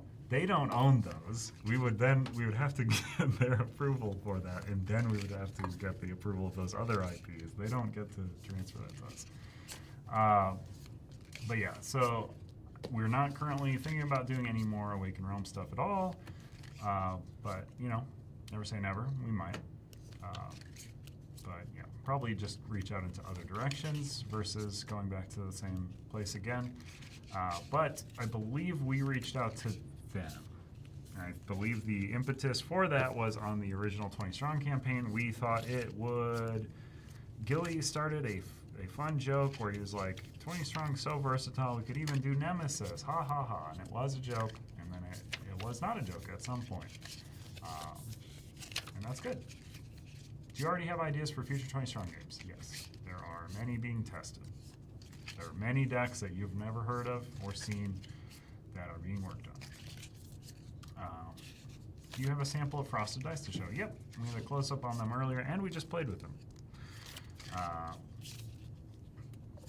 Do you have a White Whale game you'd like to 20 Strongify? Pathologic. That's technically a correct answer. Yeah. You know, you know. If you know, you know. I'd actually, now that Pathologic 3 recently came out, I could do a trilogy Yeah. of all three. Yes. There we go. We would make $20 in the campaign. We would make 20 strong dollars. And it would all be me. I killed the new Transistor from Supergiant Games. They made Hades, which is their Oh, yeah, yeah. super Carter fun has game. said Transistor. That would be a thing. If we spoke to them, I'm sure we could get a trilogy as well. And you do Bastion and. You do Did they do Bastion, Hades? and Yeah, Transistor. yeah. Hades would be the one that would Okay. sell the most. Hades right. would be the face of the campaign. That'd be cool, but Okay. that's purely hypothetical stuff. Nobody has spoken to them. Something I would like to 20 Strongify. I mean, I think Expedition 33 would be cool for like attacks and counterattacks sort of stuff. Persona 3, Persona 4. Oh, yeah, I know. Persona is my secret answer to all the questions. I would love a Persona board game. I would honestly like a co-op Persona board game, though. I would not want to do a solo Persona board game because I want to bring all my friends over to play Persona and make them look at Joker and Okay, so all my other do my Joker cosplay. I look a bit like Rem from the. place the two. I've got big hair and glasses. That's not how that works. That's all how it works. All right. Where were the questions? I was watching the Bratz movie recently. And there's a. Do either of you two want a drink? I would take my water bottle, Okay. which is attached to the side of my backpack. Okay, I can do that. Thank you. What if you could work with Square Enix? I know there is a very, very big 20 strong, or 20 strong, very, very big Final Fantasy fan in the dev department. So I certainly think there would be a lot of appeal to that. Dragon Quest. Dragon Quest would be cool too, but like a Final Fantasy thing would be really neat. Final Fantasy 7, Final Fantasy, let's see, what would the other ones be that we want to hit? That's the problem with doing Final Fantasy, because as much as it's a problem doing like Awakened Realms where people are like, what if you did this deck? What if you did this deck? Final Fantasy, every game has like the craziest fans, and like if you did some and not others, I feel like you would make people upset. All right. If we left out 9 because because Andrew really has a gross fixation on 8, and he likes 8 because he grew up with 8, and it's not very good, but man, is it cool because there's a gun sword. Okay, so we're going to take a quick break from answering questions here just so we can walk through this deck, and then I can get started playing it. So this is Cloudspire, 20 strong. I've already done all the setup, so the reason I was asking for different factions is in this game you pick your hero. That is going to be one of the 3 factions that is on your side. So we are, what do we do? Greed, Grove Tenders, and Horizon's Wrath is our main one. So we've got Captain Tinbeard here. You get to start with the 2 spires that are listed under here. So I got 2 Shadow Skiffs. There are 6 places you can place spires. That'll start to make, the grid will make more sense as the, I'll take some wine if we have some. Some wine. That actually goes against terms of service if you were actually given wine. Well, that would just blame the person who gave it to me. So it's going to have 6 things here. So I placed these 2 here. Additionally, you draw a number of cards from the market stack, which is made up of a combination of sort of like these mini hero guys and spires from the 3 factions we are allied with. The enemy deck has enemies and mini bosses from the 3 factions that the Graft have taken over. So that's the sort of the theme of this one. So Grafted Cram the Mighty is our boss here. He's got some little graft tentacles coming out of his mouth there. Very gross. And so this is going to be made up of Brawnin enemies, and then we added the Shada and the Keel enemies. So we can show those off because those are the newest factions. Grafted Wind. Grafted Wind. How does that happen? Concept. And yes, I think that's true. I don't think those people say that they're doing that, though. What? I do think it's a thing of a certain drink and stream. Oh. I do think it is generally a thing if you say, I am drinking this thing. Oh, yeah. Or at least maybe you get stuck with like a thing where you have to, I don't know. I don't want to dice with it. We just turned stuff on with our channel. Yeah. I don't want to mess it up. All right. All Also, right. Sam doesn't need to drink wine. I can. You lush. You're at work. I can drink such expensive wine now. Yes.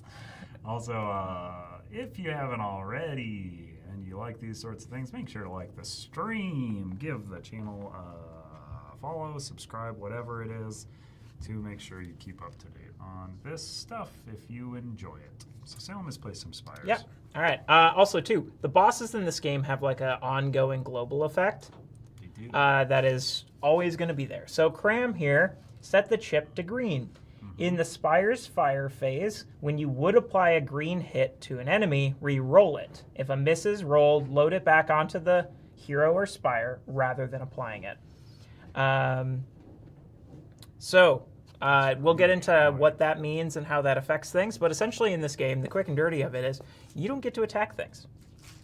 You know, you're just like, nope, I'm sitting this one out. It's your Spires that you build to do the attacking for you. Yep. So it has, when you roll dice, you don't apply them to enemies, you apply them to your Spires or your hero card if they have a blueprint on them.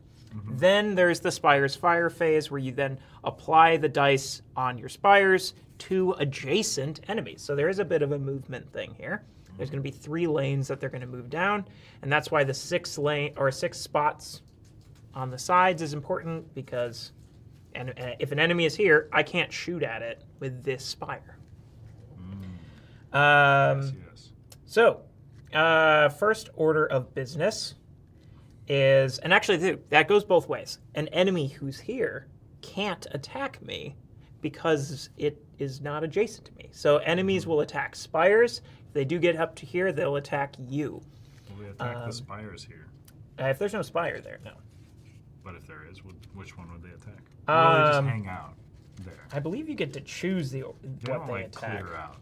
Correct. Yeah, enemies will last from round to round. Okay. I do apologize if there's any things I get wrong in this one.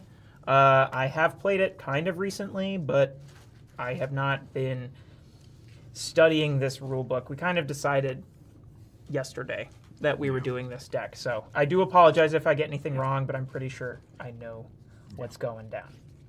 Okay, so start of the game, or start of the round, I get to see what's going to be activating to this top lane. I can choose. There's a new step called Cycle Enemies during activation. I can exhaust a die to cycle it to the bottom of the deck. So if it's something that's really nasty, if it's going to mess me up, maybe it's a mini boss I don't want to fight just yet, but I'm not going to do it. I'm feeling pretty good, especially because I've got this Spire here in my inventory that I'm going to place down here soon. So, advance enemies. So this guy's going to activate. He's going to activate right there.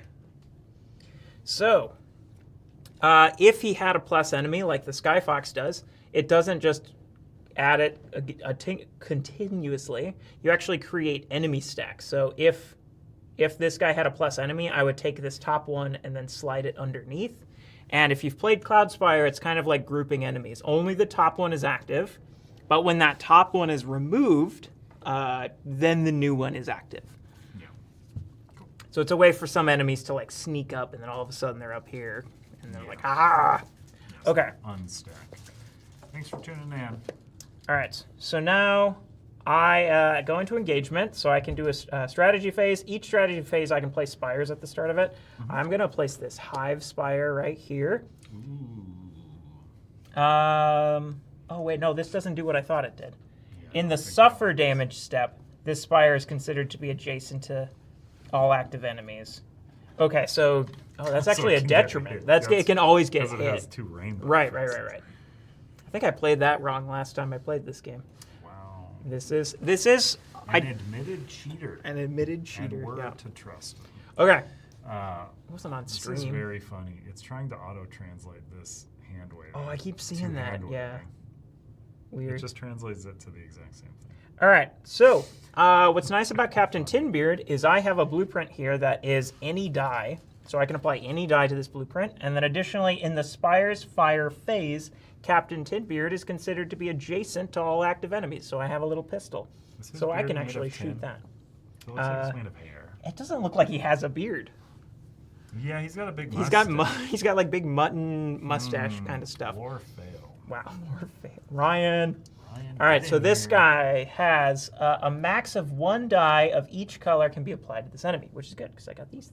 So I'm going to do a red, a purple, and a blue. Hey, boom. And I'm going to give these a roll. Give him a roll.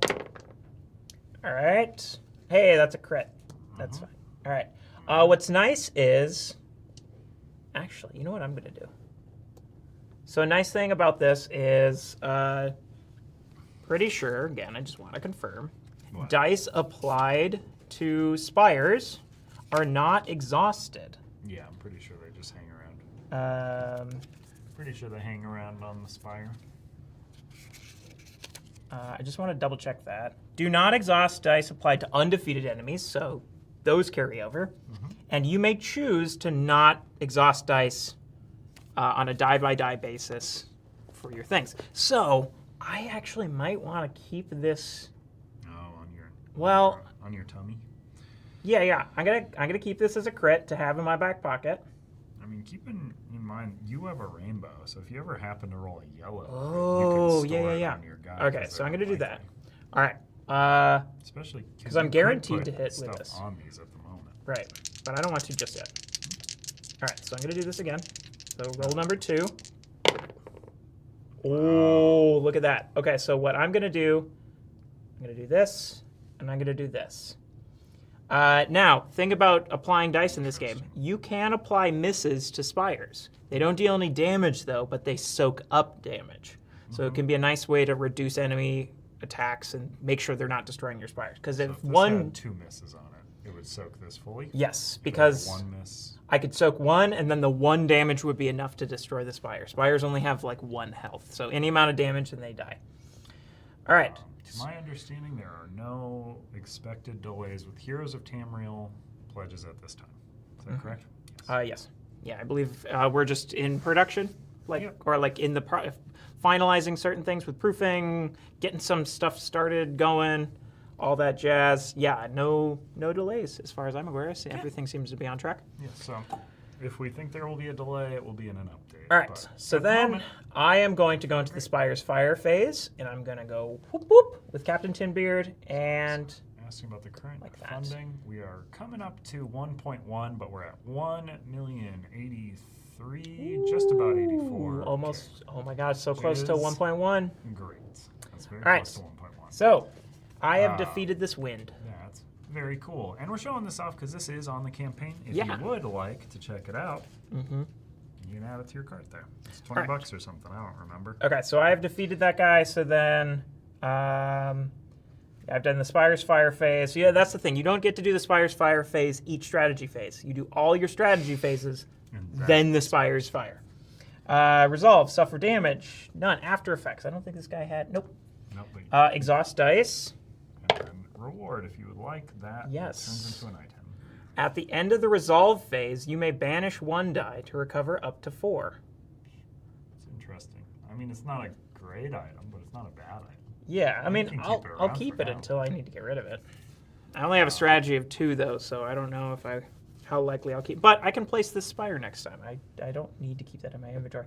All right, and then recover dice. So I'm going to recover these, of course, because they're the only dice in there. Okay, next round. Okay, so Skyfox here. What has he got? This enemy is defeated and there's no Skyfox enemy directly beneath it in its enemy stack. Exhaust all the dice to play. Ugh. Is it? Oh, and there is a non. Okay. Oh, so you essentially Plus- have to kill him twice because he'll spawn, bring in an enemy. Then when you kill him, he'll go to the bottom of that stack, and then you have to kill him again when he comes up. But you get this both times. Your goal here too is to That's empty really good. this deck. And then Yes, fight the goal boss. the Or goal is to go through the entire deck, and then the boss will get added to that deck once there's nothing in it, and you have to kill everything. So you really have to go through that entire deck and the boss. Sure. Okay, well, I don't really want to well, I could if I cycle it to the bottom and then cycle nothing else to the bottom. Well, then it'll stack on the boss, right? Oh, maybe. I don't know. I think All right, you no, would just I'll just add the boss. You know, I'll just take it now. Oh no! All right, so grafted Osh, and then there we go. Oh, it plus enemy as well. Yeah. Oh boy, and those are a bunch of bad activations, right? If they activate out of a stack, or is that just they don't do that when they activate it? What is that? The little new symbol? oh the new symbol. So let's go There's a take new a. symbol. I know. I think there's some point of confusion on this. Activation effects trigger now. Some enemy cards have activation effects which trigger immediately when the enemy is activated for the first time, and often allows enemies to bypass normal restrictions. So Oh, I does think- this happen right now. I or- don't think so. No. Again, I apologize if I'm getting any of this wrong, but I'm pretty sure the way I'm reading it is so it says activation. Okay. Yeah. do And the- so, yeah, for example, they do not. Addition. Oh, wait, hold on. Only resolved when an enemy is deployed. Deploy the next enemy from the stack. Mhm. It's on the next page, I think. Oh, yeah, yeah. Has plus enemy. Ignore all other effects on enemies added under other Yes, enemies. okay, yeah, yeah. Enemies are not active unless they're the top unit in a stack. Only the top card in the enemy stack is relevant to play. All the cards in the enemy stack advance as a group. When the top enemy is defeated, the next enemy in the stack is revealed and activates on the same space. When a new enemy activates in this way, any plus enemies on it are ignored. Because they were observed when that enemy card was ignored. So I think. Truly, examine the cards in an enemy stack. Is there more on this? No. It seems like so. It's, So- the wording is there's activate. Well, so, but this, however, is only activation effects trigger now. So this is the Oh, only in time that in which point. activation Sure. effects trigger Yeah. is during this part. Again, I could have that wrong, but that is how I kind of remember it was working in playtesting. But I Yeah. could have that wrong. So I do apologize if that Yeah. isn't correct. I know there might be an FAQ on it on the website. I don't know. I'm not an expert for this deck. I So apologize. you've gotten around this guy's -2 health, Yes, I believe so. which might be a strategy to. Yeah, keep because like trying to again, shuffle that's to the why you bottom. cycle. That's like the advantage to plus cycling enemies to the bottom. Of course, now I lose that ability to cycle him to the bottom, so it'd be pretty punishing if he does just show up and all of a sudden Smash I you for I lose 2 health and Yeah. perhaps just die. So that is what I remember it being from playtesting. But again, if there is a disagreeing ruling, on the Discord, that is always the best place to look. Yeah. But that is where I'm interpreting it. Okay. Yeah, we're always. Okay, having so- trouble with rule books. Rule books are a lot, man. There's a lot of interacting pieces, and you know. All right, here's what I'm gonna do. Take some interpretation.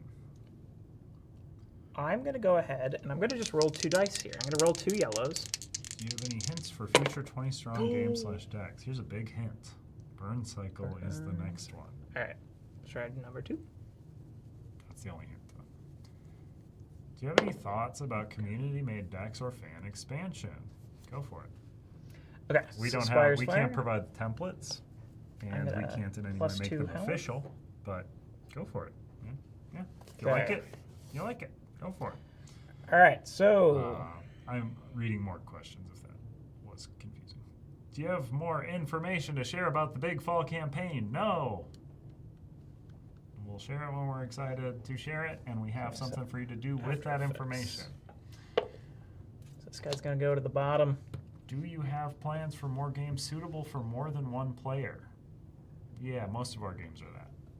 The fall campaign will be that. Our summer campaign will be that.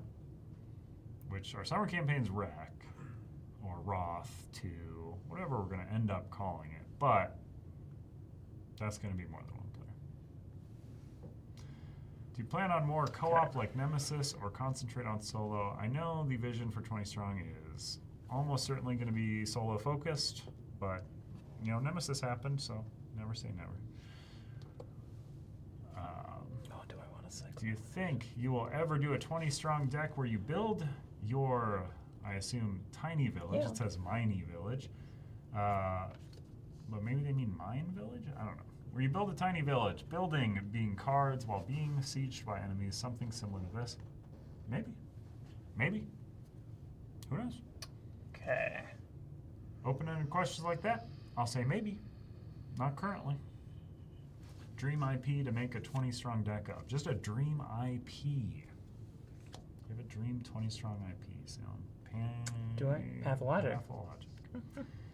You've never played one of those. Yes, I is have, there? though. Okay. I haven't beaten them because they're Okay. very hard and very long and a lot. But Very yes, terrible to like. I mean, Pathologic Restart 1, with or yes, whatever. Pathologic 2 is a lot easier to get into, but still difficult. Haven't played Pathologic 3. Phoenix Wright. Yeah, Card Okay. says Phoenix Wright, which is pretty good. I would like that as I think courtroom drama is an interesting because like Danganronpa would be cool as a 20 strong deck. But probably not. Or 999. That'd be fun. Also very solo stuff. Persona would be cool. I would like to work with Persona. Let's do Frighteners, the Peter Jackson film. Let's get that IP. Favorite dice of all sets, and have you considered changing the dice overall, completely changing 20 strong? No. There is absolutely zero interest in changing any of the components in a mechanical way. This is the constraint. One big thing about design, writing, all this stuff, it's always really good with limitations. Some of the worst things, worst products in history were born out of no restrictions. So having a very specific restriction is often very good to have. And this is no different. We like 20 strong with these components. That being said, favorite dice of all the sets, I really like the Tanglewoods ones because I'm less in love with like the frosted look than other folks. Did you lose a health when that guy activated? Yes, I did. Oh, no, I didn't. I was going to say, your health is very high. Yeah, sorry. I thought about cycling him, and then I'm like, no, I'm about cheating. no, that's so loud. And then because my health was 5, I was like, no, I don't need to cycle. I'll just activate him. And then I forgot to Yeah, do the thing. that's All what I right. was saying. You were thinking about cheating. Favorite dice sets, though, I like the pattern on these. I don't love frosted, but these are really cool looking. So, maybe my mind will change. But currently, I like the Tanglewoods ones a lot. 'cause I So like he's the dead, little which is good leafy because he would have exhausted a die. So pattern. draw 4 from the market stack. Favorite Keeping podcast 2. sound? Favorite podcast? I've been listening to a great one by Tim Downey on who's the voice actor for Gale in Baldur's Gate, and also he was in the opening of Paddington. Sure. Which He one? Paddington won. The worst It's him and someone else. I forget whose name, but it's like all about diving into the different. I also forget the name of the podcast, which I feel like a real jerk. But they're diving in. It's a good shout out on a show that you don't know. Yeah, diving into all of like the sort of the pagan history in the UK and Ireland. Sort of like exploring all of the rich history there. Okay, think about a good mini question. heroes. In this game, if you defeat an 36. enemy in a stack, does the enemy get removed straight away with one below being activated and dice being able to be applied in the same No. strategy phase? No, so What if they have an instant reward? no, because the enemies, I believe, unless I've misread it, but if it's like other 20 strong decks, cards are not discarded. Heather has said, "You're welcome, Salem." I assume that was a Heather suggestion. All right, so In this game, why are you talking about? so seasonal defeated spires are campaigns? moved to the We do discard along with do defeated 4 a year. enemies. This year we are doing 4 a year. Okay, mini heroes do don't not usually count do against your 4 a year. inventory, so I will definitely gain Miss Bane. So yes, this year there are 4 campaigns. That is why I am talking about them in terms of seasons. Next year, I would like to not. It is a lot of work to do campaigns, and 4 Okay. is so many. All right, and then +2 health. But also, it's Jesus. very exciting to have all this stuff coming up. So yeah, that's why we're talking seasons. 4 campaigns this year. Roth 2 is the next one, and then Mystery in the fall. I'm sure there's lots of hints about what the mystery will be. Favorite podcast for me? I have really been enjoying Guys, a podcast about guys, and Your Kickstarter Sucks. Okay. My big go-tos. Oh yeah, I for also wanted to do podcasts. this. Okay, so suffer damage step. So this guy is alive. He's gonna hit this, and that's discarded because I had no way of blocking it. Okay, so then suffer damage. After effects, none. Exhaust dice. So this guy is defeated, but you do not need to. You don't discard dice applied to undefeated enemies. Gain This one, items, Judge Dredd, not would be relevant. Cool, but I think it would be Clean a little dark and mature for us, honestly. Okay. But All right. Judge Dredd is cool. Cool dude. Not okay, really, we're covered. but cool looking comic. A big box game with a pagan theme would be chill. Yes. That would be cool. That'd be interesting. Let me see. For Heroes of Tamriel, what is the plan right now for shipping the guild vaults? Same time. There had been mention of it coming at a different time. Just curious about what delivery looks like now. I'm not the one to ask about that, but also I think the one who would be the one to ask about that would probably say the plan is still what we said in the campaign, and it might change depending on the world state at the So time in that which it's guy, shipping. that guy dies just right away because of this proximity mine. Hades 20 strong when? No plans at the moment, but we talked about it earlier. It'd be cool. For those that have played new and old, if you could only pick one deck, which are you going with on your honeymoon? If I could only pick one deck to take on my honeymoon, I would Take on my- ask my honeymoon. wife. I guess what she Nemesis, would so we like could play to together. play. And then I would bring a deck that I would not play probably because I'm on my honeymoon. I'm not going to play a solo game on my honeymoon. But Nemesis is the answer then, I suppose. Okay. Or Oh, any I gotta future finish activation multiplayer here. tournament strong deck. Have you considered a video game franchise for a future deck/set? Absolutely, but no thing to reveal at this time. Have you considered working with Kingdom Death Monster or Shadows of Brimstone? I don't know the second one, and the first one, while it would be cool, it is absolutely not an IP I think we would touch at all. Just for mature content. Once more, similar answer to other things like Judge Dredd and Mortal Kombat and... No, this guy's things defeated. that are- Stop fixing my things. Well, you didn't turn him side. You turned Well, him at because like it's a weird angle. well, because it's crowded. Have you ever considered a 20-strong riddle similar to the Burncycle and T&D ones? I think those are considered to be fully in those series in which they are in and not branching outwards. Unless you look closely enough. What? implying that there's riddles in all the things, but people just haven't found them. Shannon loves when we do that. Oh, of course. Have you considered any 20 strong decks that have a theme drastically different than any of the current themes? For instance, a sports-themed trilogy of decks. We are trying to go wild with the 20 strong series. Everything is being thought of. There are many, many thoughts. Ryan has one that is drastically different than the current theming of any deck that has ever been done before. It's very cool. I like the idea, and I would love for it to happen. Have you ever tried deck building mechanics in a 20 strong deck? There's two of strangely them. Enough, then two of the decks have them. So Tainted Grail and Etherfields have a lot of them, honestly.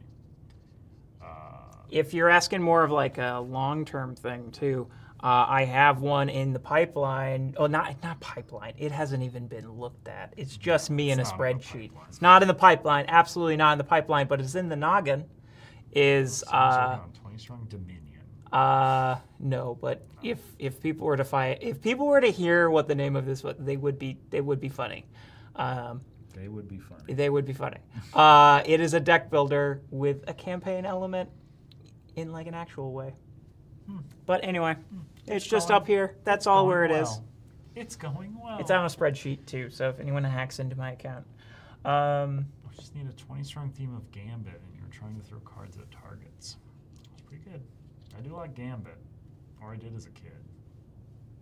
I don't know if I like Gambit that much anymore, but throwing cards at stuff is cool. That would be an X-Men deck, if anything. I don't think Gambit has much. I don't think Gambit has much sway outside of the X-Men world. All right. Okay, so continue activation. Have you thought about making a game involving a grill that is slightly less tainted? Absolutely not.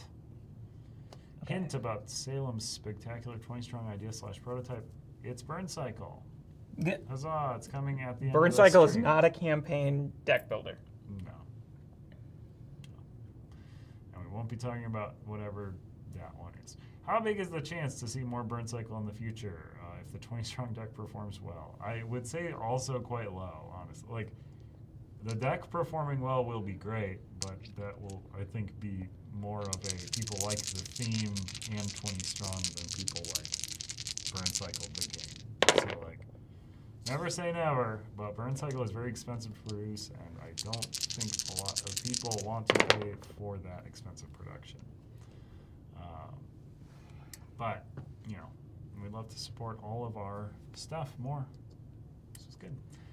How do you as a team at CTG maintain your creative spark and obvious enthusiasm while still needing to deal with day-to-day challenges of running the board game publisher? It's very hard and tiresome and hard. As a person who does a lot of our video work and has to maintain enthusiasm throughout it, it's stressful. I do like our games, which certainly helps.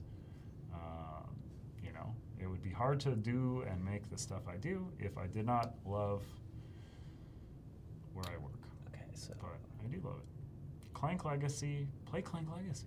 It's just good. That's what you should do if you like Clank Legacy. Play more. There's 2 whole ones of it, and you can play it different the next time. Would you all make a deck that doesn't use the same all dice available at the start mechanic? we've got a Quite a couple. few of those. Yeah, red doesn't give you everything right away, and Rose doesn't either. Rose. Oh, it doesn't. Oh, that's and another just and mark against I'd probably Rose. say It's most been very notoriously is Hoplo. That is a big part of the game. Is you Yes. only start with about half the dice, and you have to recruit them because it's like you're building your team of gladiators. Yep. How do you get gorgeous hair like that? Genetics. Who's that a question for? I don't know. It is Clearly asked me. in the spreadsheet.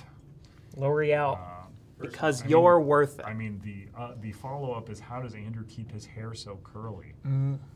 He doesn't maintain it. If I keep it cut short, it's straight. But if I let it go long, it curls.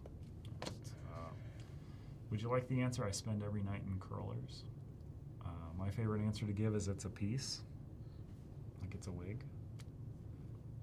And then one of these days I will shave my head, make a wig out of it, and have Salem pull that wig off during this stream to reveal that I've always been a shiny head haver. Okay, let's see. But the answer to that question is nothing, which is I don't think I need to use a any of gift. these. A gift, I will say. I started using bar shampoo. Interesting. Actually, you know what? I'm going to use... I did that for a while. So I'm going to use this mini hero. How these guys work is they have their effect. They also don't take up an item slot, which is really nice. I'm going to use its effect. At any time, search the market stack for any number of spires and or equipment to add to your inventory up to your stat. And then place Mistbane on the deployment stack. The next time an enemy would activate from the deployment stack, instead banish Mistbane. So I'm going to do that to give myself a little buffer. And then, honestly, I want the shrubbery. Oh, yeah, I want another mini hero, and I don't think I really want climbing gear.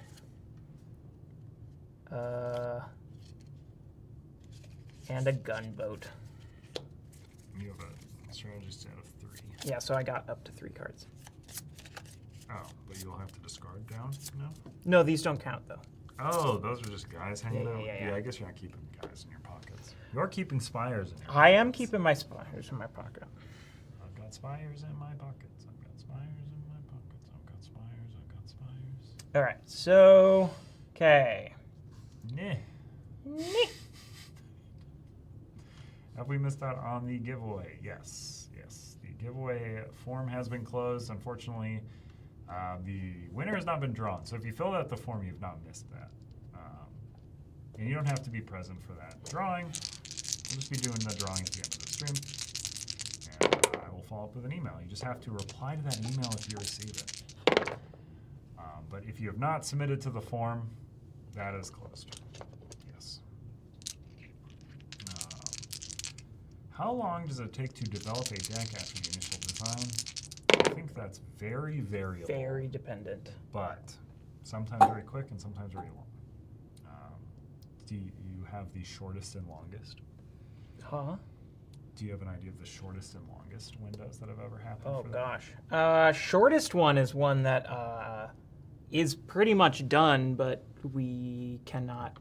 Like, we need to find where we want to put it and how we want to dress it up kind of thing.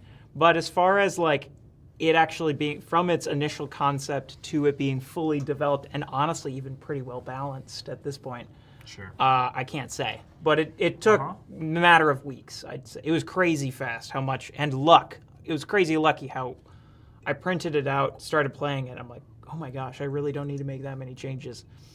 As far as the longest one goes, I don't know. Honestly, probably. I feel like the first wave felt like a long time, but we were also trying to get Elder Scrolls stuff all made too. So, If any ideas that I have ever got made, they would be the longest because I've had them for a long time. But I don't work in that department and have a lot of other stuff to do, so I don't work on the ideas at all. So, okay, so this. There you All right, so I'm just here to ask for a 4th Universal Hero in Promo Pack 4, just as in Promo 3. all right, so suffer I- damage. Don't think that's going to happen unless it's a surprise. I have no idea. This guy's dead. I don't remember what's in that pack. But if it's not being advertised with that, I don't think it's going to get added. Because again, as Ghillie said at the top of this stream, we are, in an effort to get your pledges to you very quickly, basically hitting print the moment this ends, and we know what is in the thing. How many expansions would you like to make for 20 Strong? Until I think it's infinity. it's like until they stop selling and until we're stop excited by them. Only 20. No, Not only 20. definitely probably more than 20. Carter's a liar. Which means we will either have to just be like buy a second stronghold, or we come with a even bigger storage solution. Yeah. All right, so this is Strong. banished. Strong world. Okay. How many hours go into the creation of the 20 Strong deck? See the answer before the last one. 20. Yes, 20. That's the thing That's that the keeps real each challenge. one balanced That's is the we joke. only put 20. I should probably build one of these other spires. I'm gonna build. How many total expansion campaigns are slated for Elder Scrolls? That is none of your business. 20. It's 20. Everything's No. None of your business. Well, as many as we deem fit. But Okay. there is not a ceiling on it at the moment. How often do you play games for fun? Quite a bit now, actually. I used to not, but then Jenny and I have been playing a good amount of games. We've been we actually just finished going through all of Sky Team. Not the expansion, but we finished the last Sky Team scenario the other day. So now we're like, what do we do during lunch? I don't know. We've been playing Trinket Trove, which is a lot of fun and easy to just play a game of that over lunch. Yeah, I'd like to play more, but I try to play games, and at conventions I get to get a lot of games in, which is nice. Moon Colony Bloodbath is a really good one that we've been playing. I love that game. I'll shout its praises. I played Dominion last weekend, and I was like, man, I really like Moon Colony Bloodbath. What a good thing that guy went on to do. But yeah, I don't get to sit and play a lot of games that are the depth and weight of the things that we make. Those are a little harder to table. All right, so just so it's probably hard to keep track since we've got the two things going, but I did get an item that lets me add a wild blueprint to my hero. So I now have two. Yes. How do you take a simple concept of 20 dice and create this much fantastic content around that? Imagination. That's it. It is just finding a thing and then just trying to make it work within the framework. All right, so before each fire phase. And again, restrictions breed creativity. That is the best thing that you can do. If you're ever having, give yourself a small pen to play in, and you will be surprised at what you come up with. It is a more robust system than you would think, because the rules are just very basic, so you can really expand on them. I do not have a question, but rather would like to express gratitude for what you're doing for solo players and introducing the first co-op 20 strong experience. I look forward to your future projects. Thank you, whoever sent that. I love the 20 strong games and that you turned it with a co-op game. Which next games will you do? Well, Burncycle's the next one.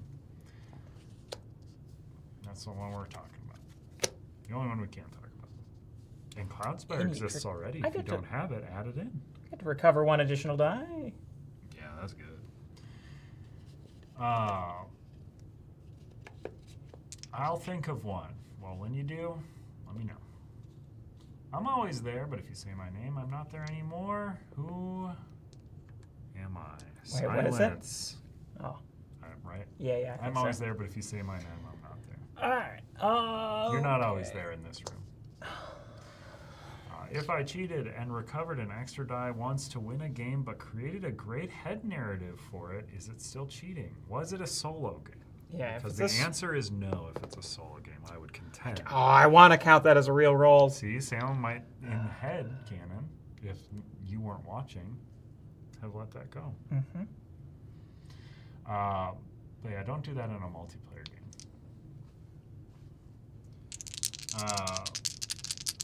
After each activation, you may swap the position of this spire and another spire. If you do, you may load a blue or yellow from the exhaust area set to a mist to the spire. I'm going to swap both of these and go. Oh, I see. Boop. That's Boop. stupid what you did. No, that makes sense. Yeah, I'm just doing it to get the thing. Oh, wait. If not all stretch goals are unlocked, will there be an option to get these separately? No. That is not the nature of them. Again, the whole reason stretch goals are stretch goals is the cost.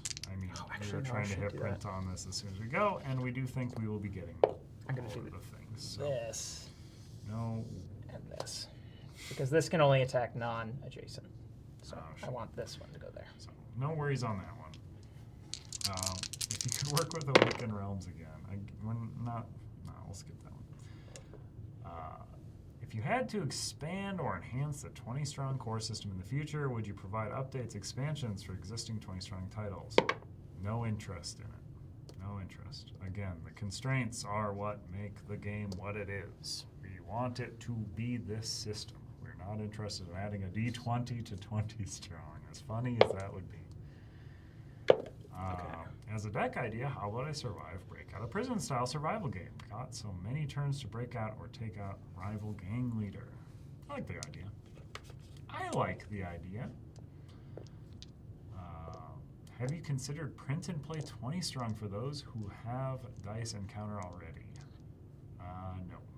Maybe in the future, but again, it is our company that needs to make money, and you know, maybe as like a special one-off thing, but it does cost a lot of money to develop a deck in hours worked and employee paid for those hours. On Board Game Arena. You can play many of them on Board Game Arena, and even more if we extend the end game or whatever we're doing for that. So those are the current ones. Let's jump back to our sheets. In previous campaigns, you always teased what would come next for 20 strong. Will you do the same for this campaign? Kind of. Burncycle deck is coming up next. We cannot officially tease what is coming in future campaigns, fortunately. But we kind of know. We're fairly certain of what is next. We just can't tease it. But that's why we said, hey, Burncycle. Burncycle's coming up. Is it possible to add Burncycle deck to this campaign? No. It would add a long time to the run time of this campaign. Again, we are trying to fulfill this before Gen Con if possible, but that is not the time frame. But adding a full deck that is not finished playtesting is not the way to do it. Is there a chance to see any implementation of a deck building game? We answered that one. Yes, there's always a chance. If you ask, is there a chance for this blank mechanic in 20 strong? It's likely, unless it changes the base components of the game, then the answer is no. Is there any plan to expand on your older sets, such as Hopplemock's or Too Many Bones, with new decks? Not at the moment, but we have thought about like additional standalone, like an Undertow deck or something like that as a possibility, but it wouldn't be an expansion to the existing decks. They would just be different decks. We, again, don't have any interest in 20 strong as a system that expands. We don't want to add like new spires to this. We don't want to add new enemies to the Too Many Bones deck. It might as well be its own deck at that point, is the thought. And I think it's a good thought and a good impulse. One-stop co-op reviewed Too Many Bones. 20 strong by saying the deck is pretty good but lacks diversity for encounters and tyrants, arguing that this set would benefit the most from an expansion. Again, no interest in expanding a deck. Yeah, the most offer likely a new deck in that world. Yeah, so the most similarly. The most likely thing would be, there's like a Too Many Bones Undertow or a Too Many Bones Unbreakable, and then possibly we could do like a, at most, again, no promises, but like at most, like something similar to either Baba Yaga or something similar to what we originally planned with just Tanglewoods, which was like, oh yeah, we should say some of these characters can be played across Tanglewoods deck. So like if we were ultimately go like, oh yeah, Figment can like there's scouting in all 3 of these decks or 2 of these decks or whatever, Figment can be played in them, as opposed to like if the way baddies work, maybe Gasket can't. I don't know. Like again, that would probably be more so what it would fall into. I think with Baba Yaga, especially like having been at like Adepticon selling Baba Yaga, it's a very confusing expansion to sell to people because it's like, oh yeah, and this isn't a deck. It's a campaign component to these 3 Tanglewoods decks. Not Rose though, these other 3. So it gets very confusing when we have add-ons for just specific decks. I mean, it was less confusing when Rose was intended to not be sold by us at all. Right, correct. That was the logic there. It's like, oh yeah, Rose is going to be a Barnes & Noble thing. It's fine. We don't have to like, but yeah, it was. Now there's more. Now there's more confusion because of it, but it does point out that it's like, it's very unlikely we would do expansions for individual deck because it just gets really confusing. Yeah, it is hard. That is one of the ones where if you wanted to do fan content, fan add-ons, you can always add enemies if you want. If you're like, hey, I really want this guy in my copy of this, just add him. Think of what he does, and In the suffer damage step, Make if your yourself a hero card. suffers damage, you must also discard an item from your inventory. Need a big I box don't think this Solar guy's gonna get Sentinels. Almost guaranteed no. The creator of all of the art for that is no longer with the company.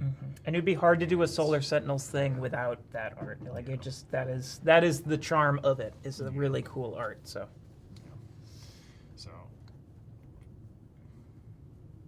all right, let's see here. So unfortunately, probably a no on that one. But, you know, Starship Troopers. I'm going to use Dispatch here to gain 2 That'd be cool too. Spires of my choice from the discard. On previous campaigns, you always use, yes. Is it possible to have, nope. Is there a chance to see implement? Nope. Is there any plan to expand? Oh, no. I'm gonna More go ahead and leaks. place that one right there. More leaks about the future of 20 Strong, TMB, and Botsy. Oh, I'd have to discard Oh. that to make that. Okay. Nemesis and Tainted Grail have both had multiple games created. Any thoughts on continuing these series? Nope, same answer to all the other ones. These are the ones we made, and these are the ones that will exist. No question, just a thank you for pushing Burncycle 27 forward. Thank you. Thank you No. all for being excited about it and advocating for it. I would like, yes, I have been fighting for it a lot. I've been sort of making it despite not being told to make it. Kind of just continuing the flame here, the burn, you could say. But obviously it would not get made without people being excited and asking for it. So All of your bribery money will be in the mail. good. Yes. Yeah, and all of a sudden there's going to be a dramatic decrease in random new Discord accounts that just keep popping up asking for them. Yeah, there are some combination of the letters SALEM. Males really think this. Elams really. Okay, so Here's a question. No, Okay. no questions. But do you? Do we have a question? Do we have a question for chat? Why Alright, so haven't you he's gonna added hit- the Cloudspire deck Whoop. to your pledge? Almaz. Yeah, all right. Okay, so let's see. yeah, pay your almas. Because he your removed all of alms, and those. Meals. What about ticket to 20 strong? And you could use the dice as trains. You could not use the dice as trains. You would immediately run out. That would be so quick. After each That's activation, interesting, exhaust though. 1 die applied to the I've been basic. playing Okay. Ticket to Ride Legacy, and that is maybe my that game rules. What a cool legacy game! If you have not played Ticket to Ride Legacy, I am absolutely interested in talking about other companies here sometimes, and that was a good one that they did. Good job, Ticket to Ride Legacy. Very fun. I've not finished it, so don't start talking about it. Don't spoil it. I'm looking forward to the incoming games. You guys are awesome. Thanks for all the nice products. Just to say that I really enjoyed the development diaries as updates. That's nice. Yay. Very excited for this campaign and what's coming. So am I. I think this series just keeps getting better. Ooh. Nothing, y'all are doing a banger job. I might not have any of CTG games, but I like everything if I can get it myself. Pineapple on pizza or no? Yes, my favorite go-to is pineapple on pizza and banana peppers. That's my Banana peppers are goated. yeah, banana and that peppers are spice with the I think if you add a little bit of heat to the pineapple, that's what makes it better. I think just pineapple on its own or pineapple with non-spicy stuff, I just don't think it's good. But pineapple and banana peppers or jalapenos, one of those two, real good. Pineapple on pizza with like buffalo sauce is good too. Yeah, pineapple on pizza. Just let people do what they want to do. I don't Right. know. I don't care. I like it sometimes. You do a pineapple, pepperoni, Plus jalapeno two. pizza. That's something one of my roommates used to do, and it's fine. Money. It's fine. Okay. Will you consider pairing the 20 Strong Burncycle campaign with a Burncycle reprint? No, it's not going to be a campaign. We're just printing the deck. Yeah. That said, like, you know, if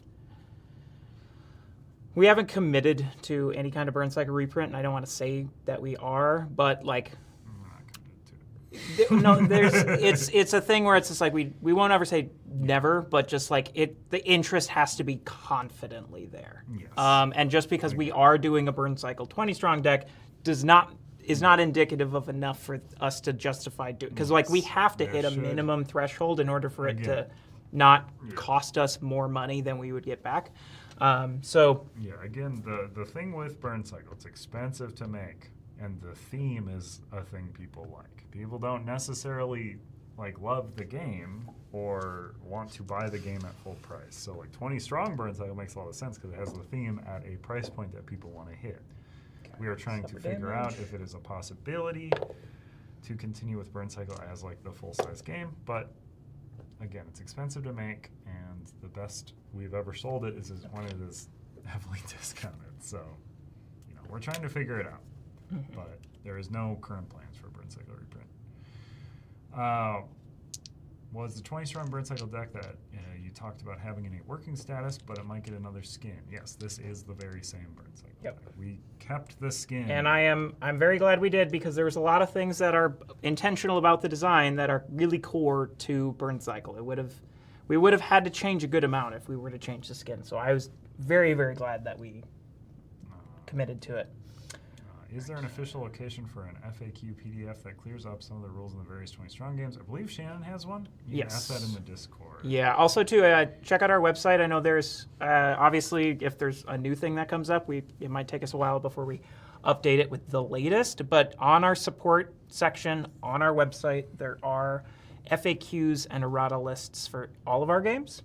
I want to say asterisk, of course. I apologize if there's anything that's been missing or hasn't been added yet, but I do know, for example, there's an FAQ with Rose that we've got added in there. So, all right. Speaking of too many bones, please make our good old Gearlocks retro compatible with the next one. Probably, almost certainly not. Yeah, it is a different game. It is a different game. It has a lot of the same bones. That's like asking to make my Dominion cards work in Moon Colony Bloodbath. Yeah, it is. It's a different game. It is a very different game. It's the same designers, and it's a different game. By forcing us to do something like that, we would end up just being forced to make the same game again. Yeah, limitations, I keep talking about how important they are. That type of limitation is wrong. Yes. That is the not other a good thing, too, I want to infestation. clarify, though. This game is not looking to replace Too Many Bones in the same way that... In the same, right. In the same way, they were really adamant that, yes, some individuals might have replaced Too Many Bones with Elder Scrolls, but they are not the same game. They have similarities, and they scratch similar itches, but they're not the same game. And we absolutely do not want people to feel like, because we're having another Too Many Bones game, that all of a sudden the big trove chest they've got full of stuff is obsolete. Absolutely not the case. At least that's 100% our philosophy going into this project. Yeah. Again, my comparison of saying I would like my Dominion cards to play in Moon Colony Bloodbath is silly. It's a different game. You just don't need it. Too Many Bones is a big, complete game. Those characters don't need to go elsewhere. Okay, so what's that?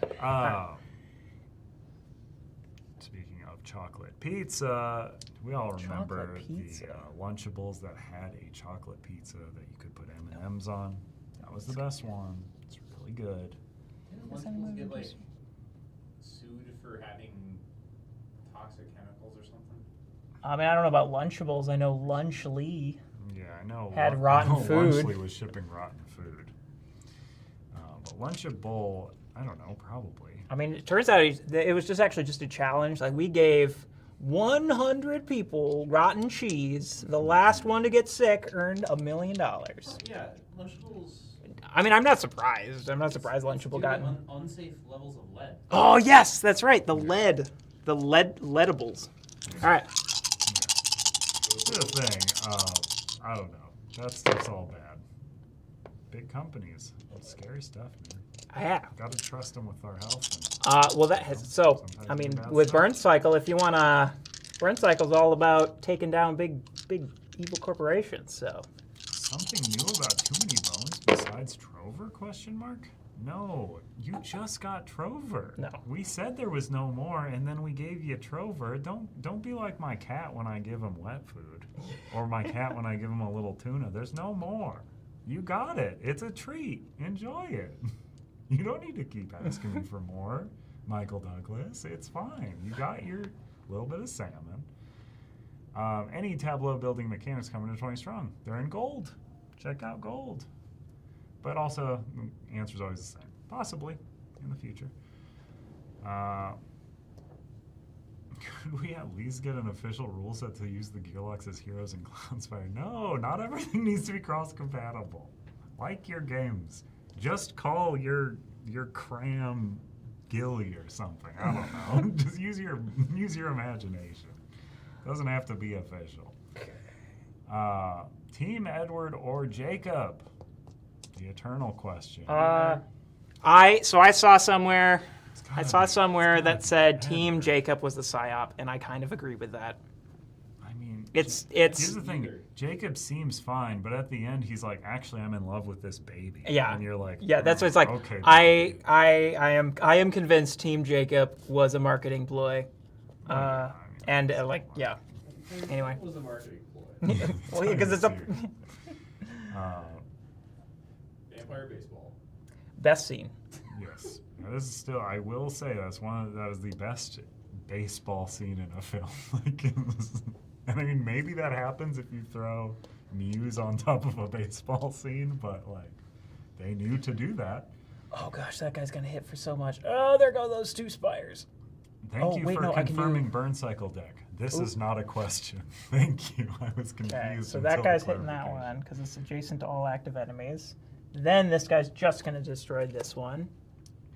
Think about a 40-strong version consisting of 2 base sets of dice plus trackers, and sell just a deck that works with that for 2 players.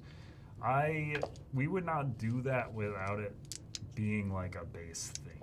Like, again, I don't think we have interest in printing a thing that doesn't come with this stuff. So if we made 40 strong, it would probably come with 2 sets of 20 strong components, unfortunately. Ooh, But here you we could go. buy an option that didn't. All right, it's getting close to the boss fight.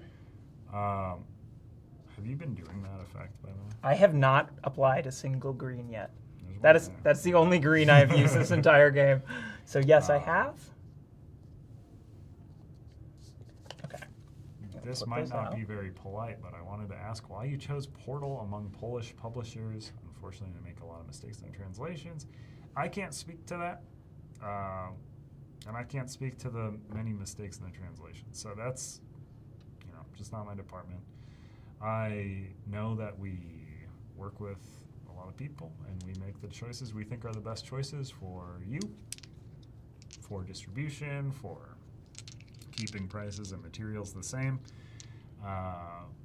Again, the thing that you would never know if you don't work in the industry of board games is that translations are not they're providing a translation and then we are printing it and manufacturing it. They are also manufacturing it. They are also distributing it. They are also doing all of the back end and basically just licensing the game from us. So for stuff like that, you just want to make sure that they are using the same materials as you. It has to be part of the contract. That they are able to fulfill to all the places that would want it, that they are giving a price that is consistent with what we would like them to be charging, et cetera, et cetera. So there's a lot of factors to it. It is not necessarily just if they do the best thing. But, again, that's the most I can speak on it. It is a weird space. I would never assume that translations were handled this way if I did not see it firsthand. Will you ever make a Cloudspire 2 similar to how you are going to make a Toony Bones 2? Again, I hate that it has become shorthand of Toony Bones 2 because it's not. It is a different game. It's just set in the same world. Huh. Almost never. Someone chat says maybe try shaking the dice in your hand a little further away from the mic. Oh my God, yeah, that's fair. You're holding it up. Yeah, I'm going right here. It's an ASMR. But it's That's aggressive. the opposite of Yeah. an ASMR. It's like violent. Yeah, I just saw it in the thing. All right. Even with a Burncycle 20 strong, I think there's room for a Burgle Bros 20 strong. I don't think so. Burgle knows? Burns. Burgle Bros. And trust me, I've been getting into Burgle Bros this year. Won my first game of it, which truly game where I would be happy never winning, and I would always love it. But still, was fun to win. This War of Mine or Stalker would be a cool 20 strong choice. Stalker would be cool. I don't know anything about this War of Mine, but Stalker is a cool franchise. I wrote multiple college papers on that game. Weird. Because this I guy's had a course called Video Game Ethics. Interesting. Okay. believe it. I've heard. That game's just not Things. fun to play, though. That's the thing. All right, so suffer That's the damage thing step. about a game. Too Many Bones 2 release date. Again, not going to be what it's called. But no, we don't have that. We Okay. don't have that. All right. Just wait. This guy's You don't dead. need it right now. He's got 0. You got so much Too Many Bones to play already. And Elder Scrolls and 20 Strong. And Oh, yeah. it'll come. It'll happen. Everything happens exactly when it should. All right. So here's the thing that hasn't come up yet in this game. If you would need to activate someone, but there is no room, you just minus a health. Which is sad. I defeated that guy hoping that would give me a thing, and then I remembered there was a guy underneath it. So You'll get Alright. some health off this guy, which is yeah, I'm not too worried. But also after each activation, I can do this. Boop, the toxic fumes. All right, so I definitely want to clear some space here. a 20 Strong Dice Tower. I don't think there's any plans for it, but I mean, if enough people ask.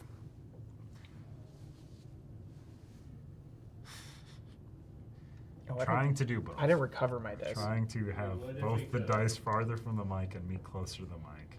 What if we could? Yes. All right. For the mics to not be in the shot, they do have to be at a certain position. And, you know, with Salem wanting to put the dice right up next to the mic,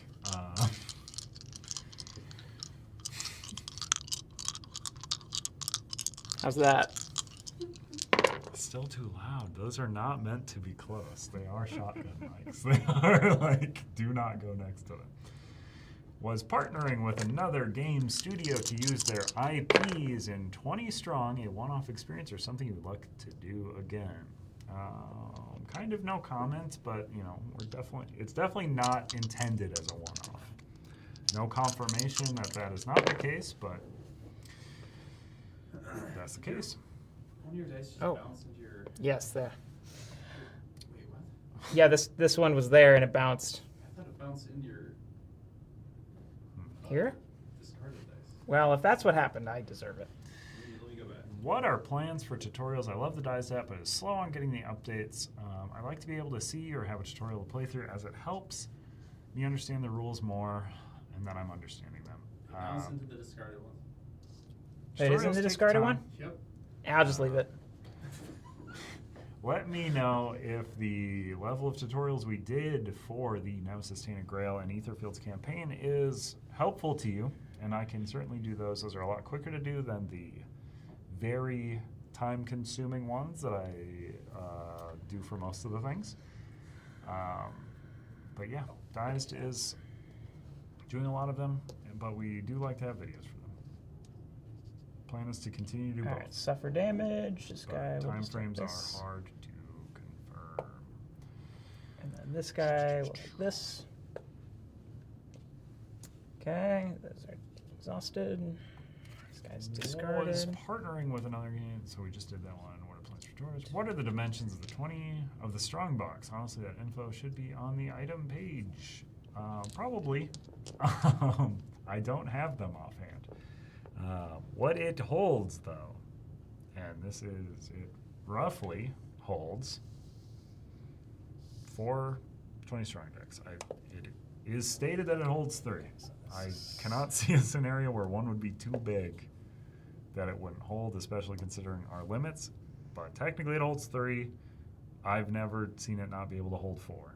It could also hold 4 one-piece decks, 2 Magic Commander decks, and then your center thing can hold others. Quite big, we just don't have the exact dimensions on hand. That's a roll. That is a roll. I like that roll. Splice and I don't Dice like that Cram reprint exhausts in the near one future. die from each spire. That's real mean. Splice and Dice reprint in the near future. No plans for it. We are trying to figure out what the best option for that is, because Trover existing does create more want for that. The unfortunate reality with Splice and Dice is that it costs as much to print as Too Many Bones and sells for half the price, less than half the price, and it sells that amount to very few people. So It is a hard one to justify a reprint on unless there is a huge demand for it. So we're trying to figure it out. But yeah, it is just a harder one. Oh, I'm a dummy. Yeah, because this guy's gonna, before each spire, return 1 die from each spire That's to your true. dice pool. Oh my god, I'm so dumb. From each spire, though. Doesn't count this guy. What a dummy. Ugh. What are your top 3 Huey Lewis and the News songs? Of course, we got to go Power of Love. Number 1. Inexplicably a song written for Back to the Future. No clue why, but that's what it was written for. Wonderful song. Hip to be a Square. To be square is pretty good. Oh, Hip to be a Square is, I would say, number 1. Power of Love is so just generically good. Like, you can not care about Huey Lewis and the News at all and still love that song. As far as the third one, that sounds hard. I love Huey Lewis and the News. I do like the full albums. The songs fall off a bit after the 2 I have listed. But what's on sports? Can you list the tracks off sports, Salem? No. Okay. Let's see. Sports is the Okay. Alright. Okay, so I'm going to do something you can do in this game, which is where you can banish at any time you can banish a die new drug, to yeah. search the market stack or the discard for a spire of your choice and gain it. I'm going to banish this yellow to get this gunboat, which I'm going to put there. Heart and Soul is good. I do just like I Want a New Drug a lot, and so did that's Raymond exhausted. Parker Jr. when he ripped off the riff from I Want a New Drug to make There we go. Ghostbusters. A very weird lawsuit, very weird copyright lawsuit. But yeah, Power Rock and Roll is also a really hard rock and roll. What's this song called? Strategy 2. We have been trying subliminal comments. No, I would love to. Strategy One Piece 3. 20 strong. I'm gonna tell you, that'd be pretty good. I would actually, again, rather do a bigger game for One Piece than a 20 strong deck. If I'm doing a One Piece game, that thing's gotta be co-op, and we gotta get the whole crew. We gotta get Frankie in there. We gotta get Brooke. We gotta get my boy Tony Chopper. And then Nami and Robin. Okay. Sanji. Oh, I have one more. Oh, no, I got rid of it. Dang it. Roro Nora Zoro. What aspects of the game was the most difficult to port to the 20-strong version while retaining the same field? Return. I mean, I don't think that's really because the goal with those, and I didn't design any of these, but the goal with all of these is to adapt the things that we think are good and that we think are directly translatable into a 20-strong deck. Like, I know most of the campaign elements of all of the campaign elements of Tainted Grail fell out because the combat was the thing Ryan really wanted to focus on, and I think that's very strong. So I don't think it became difficult to port it. I think it was just, if something's very difficult, it gets removed because why should it be? It should always be fun and exciting. And we just want to get you that canned best parts of the dish. All sizzle, no steak. Not really, but. Okay. We Last want round, both. hopefully. Swap these. I mean, my dream IP as well. I fell off of One Piece during the Chopper intro arc. What? You know, like Drum Island? This guy's got a guy who eats stuff, and I love that guy. He fell off way too early. He didn't even fall off during Punk Hazard, which is like the big part where people do fall off. Question: can we get some crossover cards that work in the big box Burncycle and 20 star? I don't think we're going to be doing any crossover. Because I also don't. None of the cards are the same. The Cards are very different in the 20 strong deck because I don't think there is a single standard size playing card within Burncycle. I did it. Salem's acting like they won or something over here. What do you see? Congratulations, Salem. We'll be quickly moving on to the next one. I'm gonna pump out a few of these. Are there these are easy. any questions that just have come in chat regarding the deck in question that we have been actively playing? Because I kind of want to, before we pack this up, I want to know. Any 20 strong Cloudspire questions before we get Pack to this them? up. What are you doing? No, we can do that over here. Fine. I've been wondering about restarting it. What's the best way and version to watch dubbed? I just watch like whatever's on Netflix is what I've been watching. That's fine. And that's fine. Depends. That's fine. I like that Depends Luffy what you're on. dub. I had an issue with the way Luffy sounded at first. At some point, it becomes the way the guy sounds. Depends what arc you're on. Carter says it depends on what arc you're on. If you are watching I don't know Water about 7 in dub, you're insane.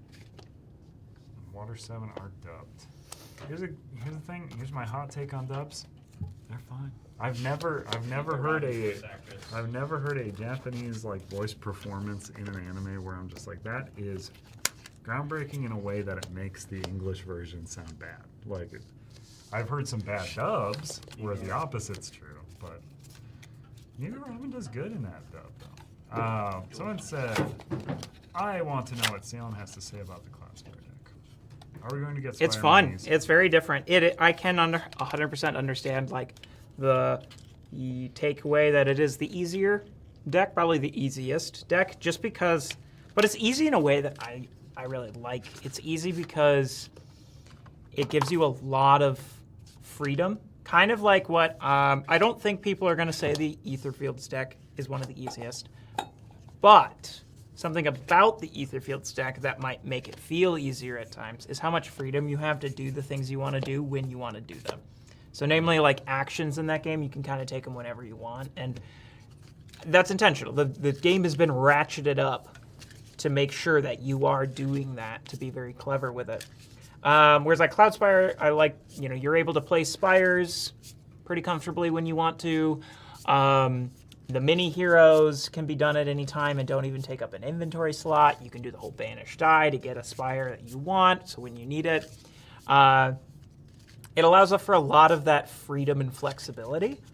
It is definitely a deck, though, that like if you let things get out of hand, it can be kind of hard to recover, which is also why it's like, okay, yeah, you want to stay on top of things. And because you're always staying on top of things, it feels good. It feels like you are in control. So it's definitely the deck I would say I feel the most in control over. I don't think that means it's like, oh yeah, it's just, I don't even have, like, I'm not sitting here not thinking. It's just like, okay, I know what I need to do, and the game gives you good ways to be able to do those things. I especially love, though, how probably more than any other deck outside of maybe the upcoming Burncycle deck, does it have insane variety, because you pick 3 factions to play as, which dictates your hero, your mini heroes, and your spires, and 3 factions to play against. So the raw just number of permutations is crazy. Yeah. So I do think it is one of the most replayable decks. And of course, I played it on the easiest difficulty. So, as you increase the difficulty, you add more mini bosses and different things. So this is 20 Storm Rose. I'll knock out some questions here as well that just popped up. When are we seeing a Fantasy Flight collab? Who knows? Who knows if that will happen? Who knows when it will happen? Who knows? I think they got some cool stuff, but also they are part of a bigger company now, and that's probably hard. Could we see the standard orange cat to appreciate the size of the table? I would love to, but I can't bring that guy to work. I've included our standard orange cat Another in the standard Burncycle orange cat. picture. Let me see. Do you see the 20-strong type of board game format could have a legacy type of game? Etherfields is the closest, but I could see like us doing I don't know, we could probably do a more legacy version. But again, that's the same sort of thing of just like, can 20-strong do this thing? The answer Probably. is always going to be yes, unless it obviously cannot. You see, Cloudspire looks similar to Rose. What do you think is the better tower defense? One is certainly more challenging. Yes, I honestly, the fact that we're showing off both of these and they both have elements of tower defense, they play very differently. Yes. As we will see here soon enough. But I would say if you're not already on board with the IP of one or the other, if you're not like, oh, I'm a big Tanglewoods fan, then get Rose. If you're a big Cloudspire fan, get Cloudspire.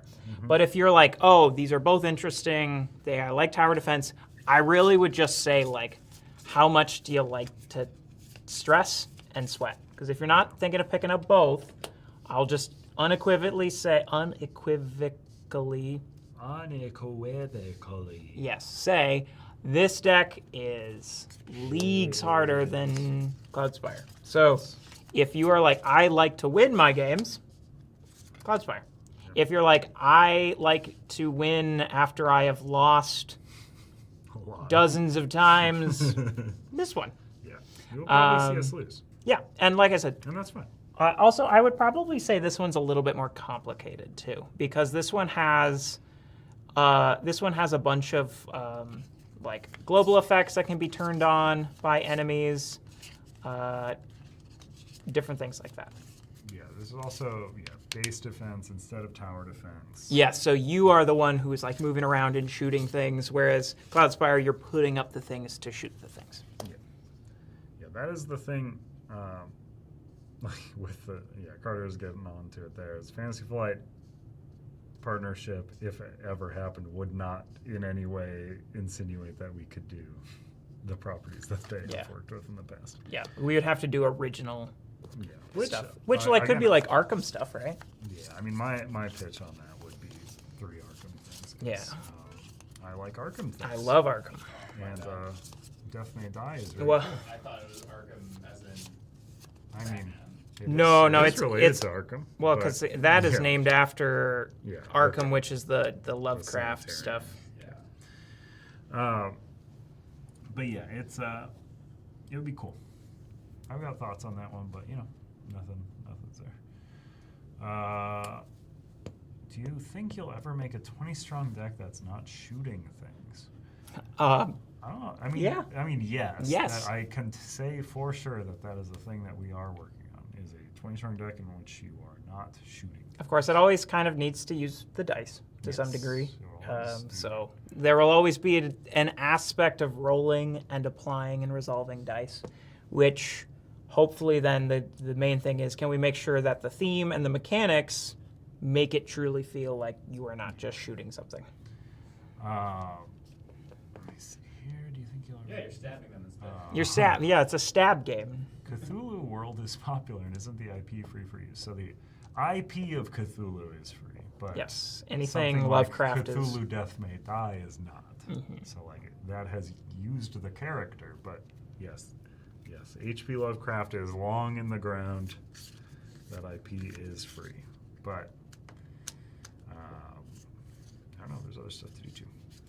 All right, so I'm going to explain this, and then we're going to start zipping through. I find the Hopla deck the most difficult. That's so interesting to me. I can played understand all of the decks. Why? Yeah. So like, I would maybe say, I personally think this one's harder. This but one is the hardest deck. As currently I can working, understand the this is take the though. hardest I've deck. definitely seen that. The thing that makes Hoplo, you can kind of tell which decks are designed by me. I feel like if it's like how much info is front loaded and given to you from the get-go. So the main thing with Hoplo that I cannot understate is use all of the information you've got to your advantage. Know which camps to go to, know how to manipulate the camps and the plus enemies, know when to spectate. Try and seek out those. There's a handful of enemies that remove Scion influence from the deck.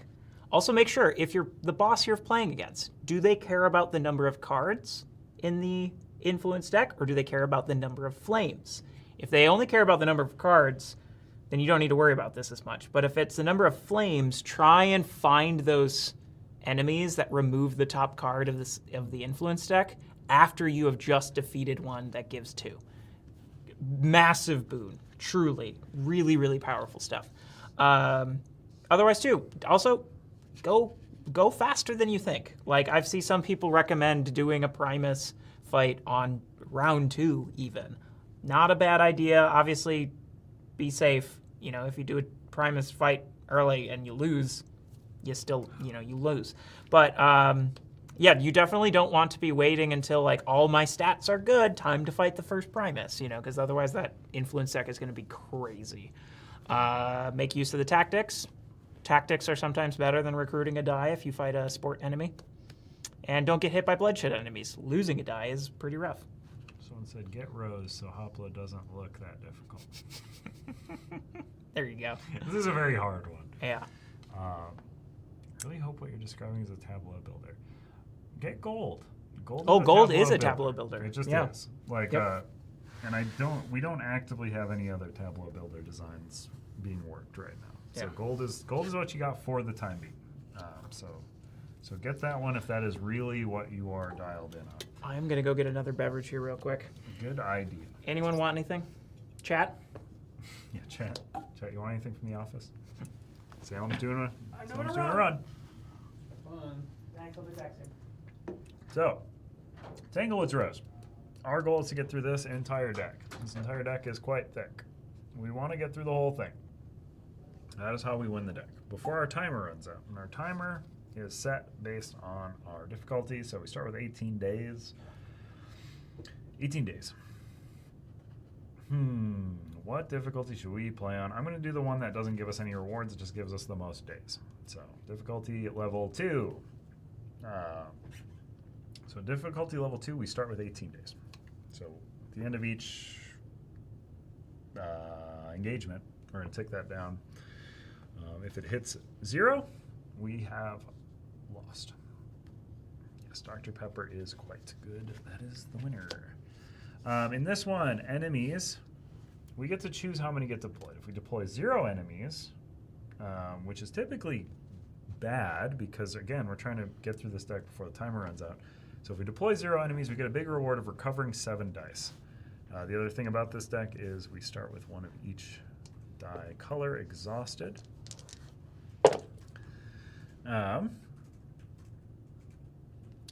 There are also these global effects. These are on or off. So when an enemy with these symbols comes out, these will become active. So the ones that we have here are expose. So when you suffer damage from an enemy, you must reduce either strategy or recovery rather than health if possible. Bolster, which is all enemies have +1 attack, and then plus speed. In each suffer damage step, active enemies move 2 locations instead of 1. So what'll happen is when we pull an enemy, it will deploy to a row. So enemies have these on the back. This is not where this enemy deploys. Whatever the next card is where this enemy will deploy. So this, if I deploy, will go to, say the next card said B, this would go to B. If I then deploy another enemy and it ends up at B, it would push that enemy forward. If I'm not pushing enemies forward through displacement like that, they will just slowly be making their way to me during the suffer damage step. That's the general idea of how it moves. And then our heroes. We have our heroes here. They all have their different hero stuff. Tanglewood stuff, they will be flipping back and forth based on conditions. But in the engagement step, essentially we deploy as many enemies as we want. And the reason why we would be deploying more than less is we have to get through the whole deck before that thing hits 0. And anytime you deploy an enemy, you can either gain a random item, drawn from the bottom of here, flip a location to its daytime side. These all have daytime and nighttime sides. The nighttime sides are awful. Recover up to 2 dice. So those are our things we can get if we deploy enemies. Do these start banished or exhausted? Exhausted. Oh, okay. Once we have finished deploying as many enemies as we would like to do, we have our engagements. We have to choose a row to position our fella at the bottom of. So whatever row you choose is where you're going to be able to blast. Your range is equal to your strategy stats. So Genie here's got a great range of 4, hit all the way at the end, whereas Beast over here has 1, so it can only hit stuff right in front of him. How you can circumvent that is by exhausting dice. If you exhaust a die, it gives you +1 range for this engagement. So if I exhausted 3 dice, Beast will have a range of 4. At any time during the engagement, I can do this, I believe. But the other thing that I can do at any time is if I, say, rolled a big pile of damage, I defeated all the enemies in here, but there's enemies in here, I can exhaust another one to move myself to another row and finish applying dice to those other enemies. Could these be too loud? Just eat them away from the mic. Yeah, open them away from the mic, too. I'm gonna just sit over here. Sit in the corner. Really appreciate you guys doing the live streams. Thank you so much. I like doing the live streams as well. I am happy that they're well received, and that's a perfect time to say if you enjoy the streams, make sure to like this one, share the stream, subscribe to the channel, all the stuff you do, just so you know. Go eat back there. That's very good looking. Yes, that's very weird. We can shine one of those spotlights on Salem's face. Oh, is it? Am I spotlighted? No, you are. If you sat like against one of those banners, you would be. Oh. Let's see. How does that look? There you go. Oh, it looks scary. Oh, it fell over. Yeah, there you go. Ah! I was watching an episode of Euphoria yesterday, and there's a shot where a girl is biking down a street, and they just have a spotlight on her face. And I was like, this looks really cool, but that poor actress is just biking directly into a spotlight. So I'm choosing a hero. We want high stats because we want range. Beast is a bad hero. Do not choose Beast if it is your first time playing this deck.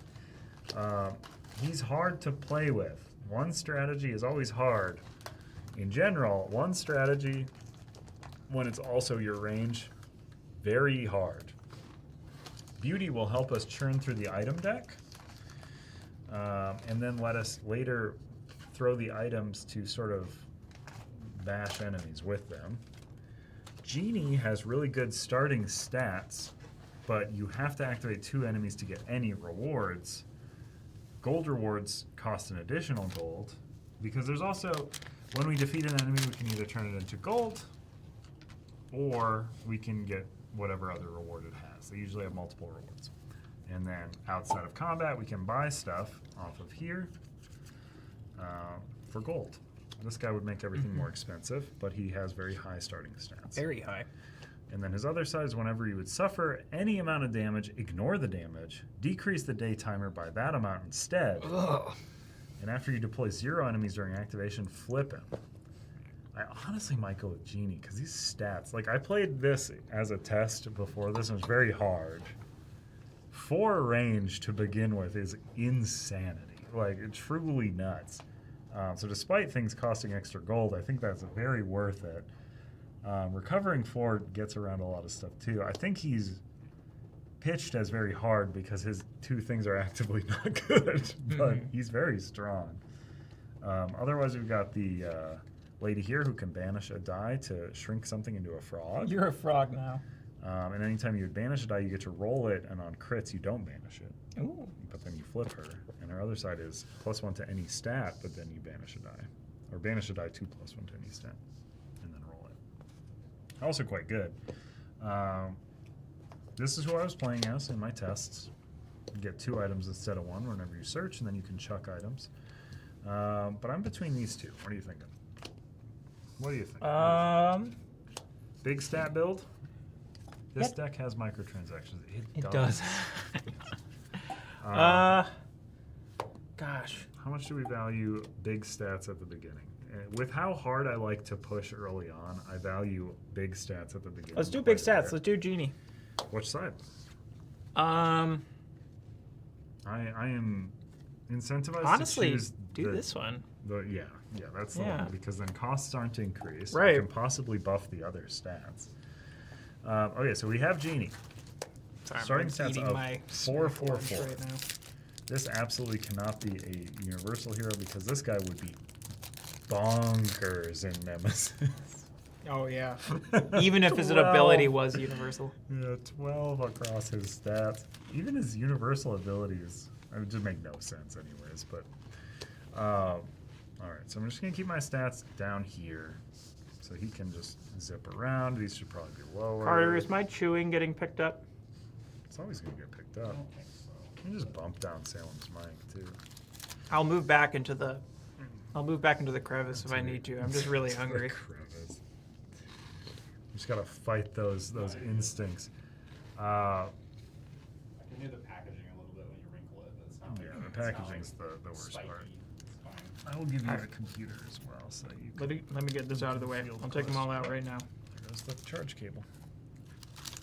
This is probably fine, right? Because that's like right where we are. Yeah, that's fine. Do you need to access those So dice? this I is can the move it over live. here. I can move it over here. No, Why? because if we want to put something on the, Then I'll move it. on the You need closer- access to those. That's fine. move it over a little bit. There So you you want to snoop, that's why. go. Of course. Of course. Pay to win. Of course. The snack goblin has the munchies, yes. Yes. Apparently chewing on stream is big money. Hey, yeah. Let me get real close to that mic. Don't you dare. Wow, it is almost 2. Yes. All right. That is the tab with questions. If you'd like to do this. I'll wait till you go through a round, though. All right, so it is round 1. I am going to just deploy a bunch of guys unless it starts to look bad because we want to load up on items right now. And we can hold up to 4. So I'm going to deploy an enemy. I've drawn the top card. It goes to D. So that is the Midnight. Oh, no. So Midnight, there's also another little reference card that shows you what all these symbols mean. Midnight has charge. When activated, move this enemy down their path until they reach another enemy or are adjacent to your hero. So whoop, whoop, whoop, whoop. He's right up there, right in my face. That's kind of fine. But then I get an item or recover dice. I like an item. I get a snow globe. That's really bad for me. Choose a stat die and roll it, setting that to the result. I can save it for health eventually. But right now, my stats are quite in a place I would like them to be. So I'm going to deploy another enemy. 3 goblins in a trench coat. They have mob, and they're going to be going to C. So when they're activated, because they have mob, and I'm getting these from the top symbol there. After this enemy is activated, each other enemy on its path moves to 1 location, so there's nothing else there. When it is defeated, you activate a number of enemies equal to your lowest stat. Oh. That's uniquely bad for me. It's going to be the shortest 20 strong game yet. But I can hit him right out the gate, which isn't bad. And I get to get an item. Suffer damage step. For each damage you would suffer, roll a green from any area returning to the same area. On a miss, ignore that damage. On a crit, suffer 1 additional damage. My goodness, these items. Let's deploy another enemy. I ain't afraid. The human needs some Oh. chia seeds. Yes, and I see who is saying that. Yeah, you know me. Are there 3 no, that's goblins pushed. doing a business? Yeah, 3. A bad business. I don't like the business they're doing. Yeah. So this man has this red effect. Vincent Adultman over here. Has this red effect, so he has activated plus speed. So in each suffer damage step, they're now going to move 2 instead of 1, which is unfortunate as well. Beast Hunter's attack is reduced by your health. Weird. That's strange. Okay. Question. Sorry, activate another thing. Yes. Do they suffer damage if they're just in the active area, or do they have to be up against you, like in Cloudspire? What do you mean? Like, are those guys going to deal damage despite being No, there? they only hit me when they... basically, in the suffer damage step, they move. And then try If and they hit? leave the last path, they damage me and then discard. Oh, interesting. Okay. Which is why this plus speed is quite annoying. And why if I add another thing to row C, which seems unlikely because the top one was a C and the last one was a C. So the next one surely won't be a C. Wait, did you not just add a bunch of enemies, though, because of the 3 goblins in a trench coat? When it's defeated. Oh, it's when it's defeated. You That's fool. right. I'm You sorry. fool. I'm sorry. I'm sorry. I'm sorry. You should be. In which case, you should almost just let that guy hit you. Why? So your health gets reduced, and then you kill him next time, and he only deploys 2 enemies. And then you snow globe it. Oh, I suppose. Yeah. See, this deck's actually not very hard. You just got to be smart. Okay, so I deployed a third enemy. I get to another reward. Oh wait, no. Yeah. Never Just mind. reduce my Scratch that. counter. Forget it. This deck's hard. You fool. Yeah, it's easy when you play with a guy with 4 as stats. What do I want? An item. Let's get a third item. Pizza wheel. This is a good one. Okay. After an enemy is defeated, take all dice applied to that enemy and apply them to any other active enemies, Huge. regardless of range. Wow, very huge. So that means I can go a little nutty right now and keep deploying guys. You monster. I'll see you again. How often is it that said, just snow globe it? I think that's the first time it's ever been said. That's a brand new sentence right If there. your stat is 1 through 3, Dreamweaver has +1 enemy. If it is 4 through 6, Dreamweaver has plus speed. That's great because someone already has that. You fool.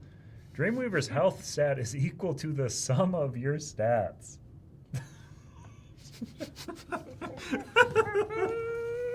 That's so bad. This is the genie punishment build.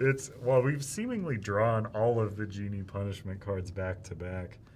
I'm going to recover 2 dice as the reward for adding that enemy. You know, you could have just snow globed it to try and lower one of your stats. I mean, I can do that whenever. Why do you keep saying it as though I need to do it now? I haven't done an engage yet. In case the next guy does another thing. This one's attack is reduced by my health. That's currently good. That is good. I'm going to deploy another enemy, because at this point, if I hit another C, who cares? That's a B, though. Clearly, the eventual Elder Scrolls deck should be an easy one, as that franchise is a big power fantasy. I honestly think, trying to gauge the difficulty of an individual deck is always difficult. Yeah. But I do think, like, the sweet spot that I think is the best thing to strive for is to make sure, like, okay, is the deck fun? Obviously, if it's a deck fun, that's the most. But, like, if you're playing it on the standard rank, or in, like, the Tanglewoods decks, you can even lower the rank. If it still feels like, okay, is it beatable? Is it fun to beat at those ranks? And then where it really starts to get harder is as you add the difficulty modifiers, but hopefully also, too, in a way that feels engaging. So I absolutely see the appeal of, in the event of an Elder Scrolls deck, making sure that, like, the base level, or, like, we would probably do an apprentice, adept, expert kind of mode, that playing it on the easier difficulty, it wouldn't be too hard, and it would play into that power fantasy and that classic, just I want to feel like an awesome, cool adventurer kicking butt. But then hopefully with the difficulty modifiers, and who knows, maybe even include some Arvin's modifiers in that deck as well to further make it harder, because that would be a fun nod. Then that's where it gets, like, really crazy. Take all dice applied to that enemy. Apply them to any other activity. So I've applied dispatched as many enemies as I can get rewards for. Oh my god. And honestly, this might be a roll 16 dice, because I can Yes, pizza do wheel it. them. I have 4 strategy as well, so I can put 12 damage on that and then pizza wheel it onto other stuff. So I'm staying in this row. This is deck also causes me more stress than XCOM. Yeah, XCOM is a stressful game. Man, No, man. the board game. Oh, yeah, okay. It's coming there. XCOM, when you go, man, these odds really should not be like this. What is your personal opinions on how much luck dependent 20 strong is? It's It's not very. It's not honestly. very. Yeah, I would definitely say if you play it smart, you make sure you use your strategy. Yes, I would say. It starts like playing with a one starting strategy. with one strategy, guys, you're going to feel like the game's luck dependent. Yes. And that's because you shouldn't be doing that. At least not. Don't At least start not with at the them. start. Once you start to see the system at play of an individual deck, then I think one strategies can start to be like, okay, yeah, they're not. I don't think they're actively worse than other characters that don't. It's just you got to really understand the systems a bit more. But yeah, like obviously when an individual roll of a die is luck based, but it's such a small individual action, you know? And yeah, it's a collection of small individual actions, but the context of how many dice do you choose to apply, which ones you prioritize rolling, which ones you prioritize getting back, how you actually navigate the deck. That said, though, again, as you'll probably be able to determine which decks are often designed by me, because I very specifically try to front load decks with information for the player to respond to, whereas like something like Solar Sentinels, something like this, you know, you're a little bit more at the whims of the shuffle to a degree. Whereas like, again, Victorum and like Etherfields as well, where everything is face up, unless you start increasing the difficulty in Etherfields, you can make a lot of intentional decisions before you even roll your first die. Yeah. I think it's... I have seen more... I lost the game before it started, posts about Solar Sentinels than I care to count, and they are all wrong. Like, it is always wrong. It's always the wrong thing to say, but it can feel that way because people don't like to use dice. I have a friend in the comments who's calling me out specifically on Frosthaven. We very notoriously started a Frosthaven campaign, and for whatever reason, despite two of us being complete Gloomhaven veterans and the other person being me who knows games pretty well, we cannot we cannot play it. It is brutal. We always lose. And I specifically always get the miss in the little deck every single time. Okay. So would it be yeah, I feel like I can't give an accurate opinion on Frosthaven. I've been influenced. Damn, Santora rolling awesome on those yellow again. Yeah, here's the thing. Yeah. They're more likely to roll crits. Here's the one thing.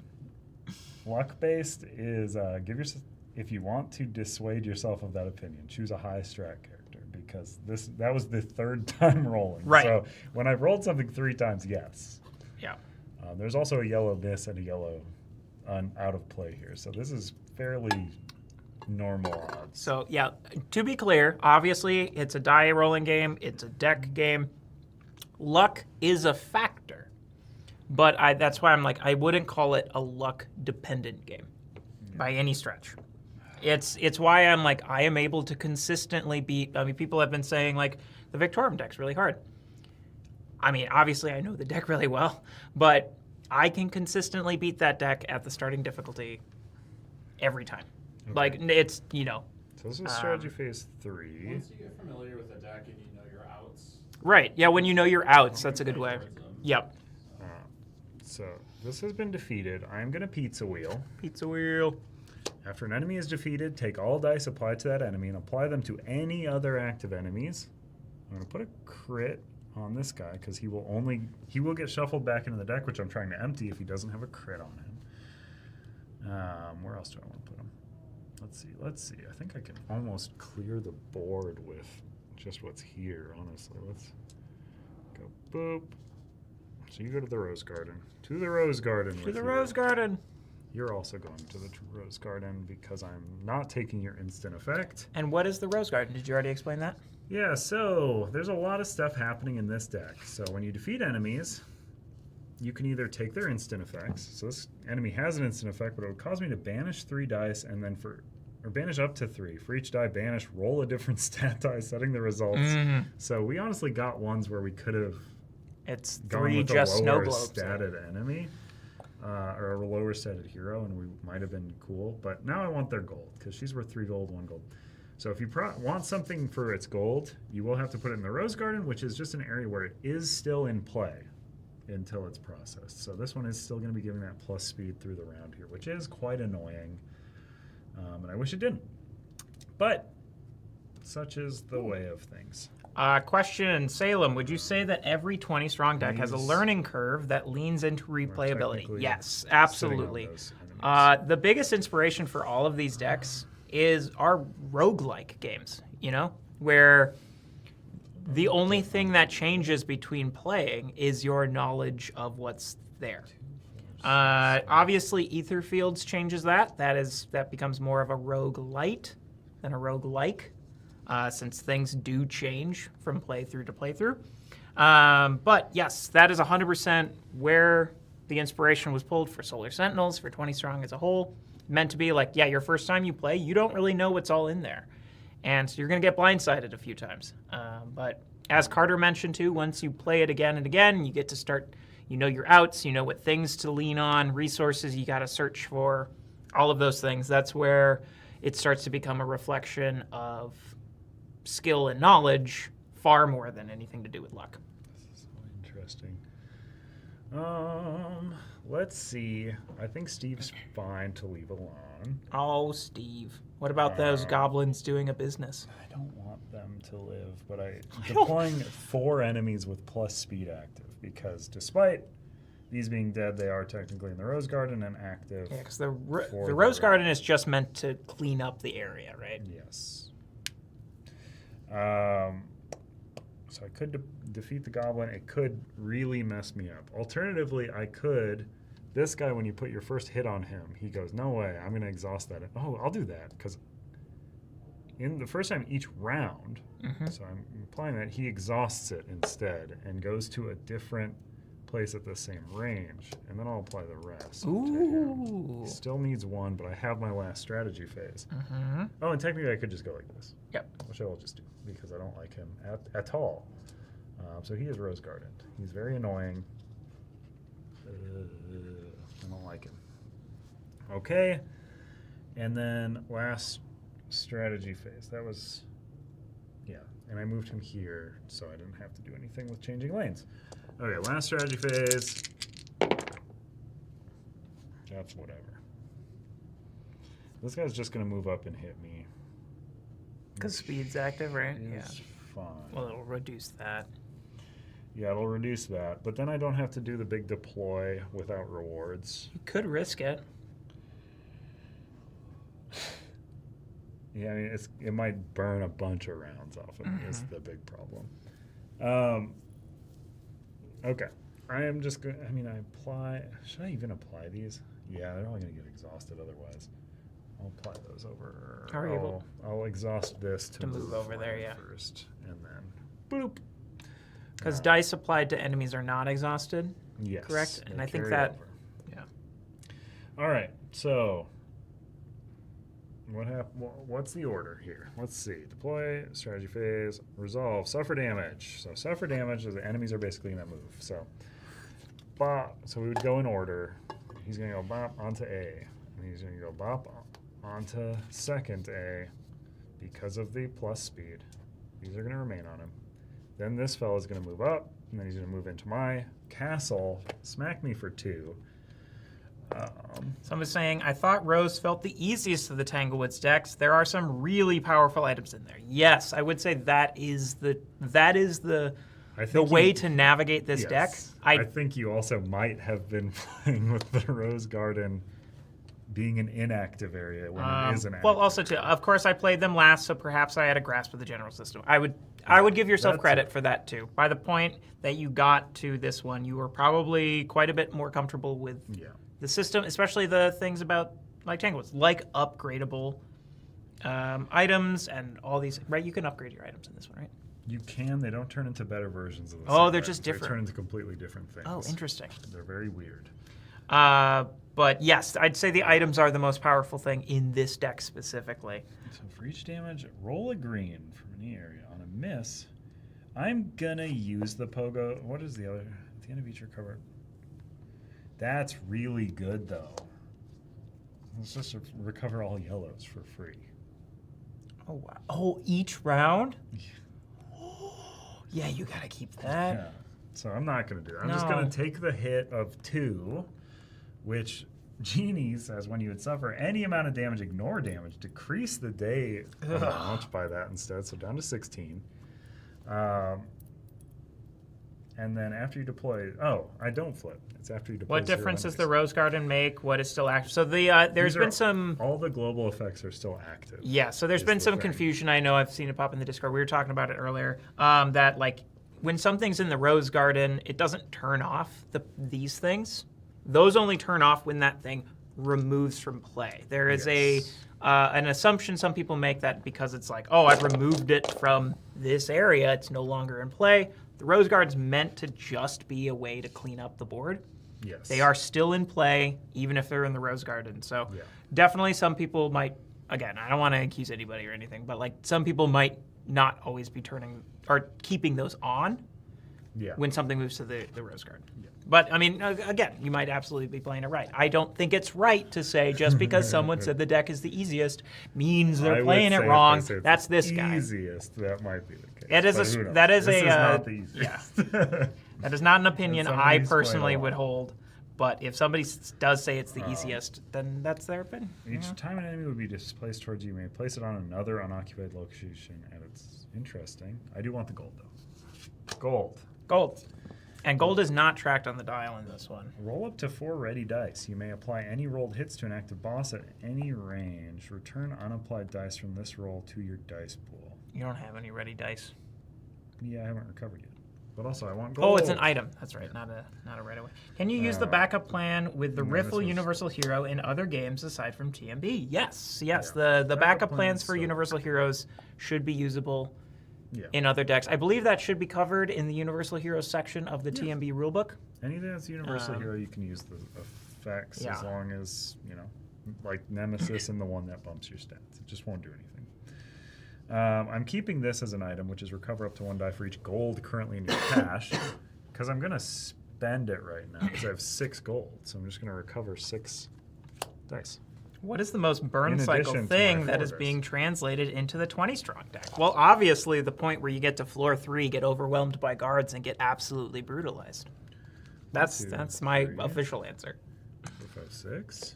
Or maybe it's the fact that, Amanda is playing Burncycle and goes through the entire game with only moving 2 spaces in the same stairwell. How about that? That's what we'll adapt. 2, 3, 4.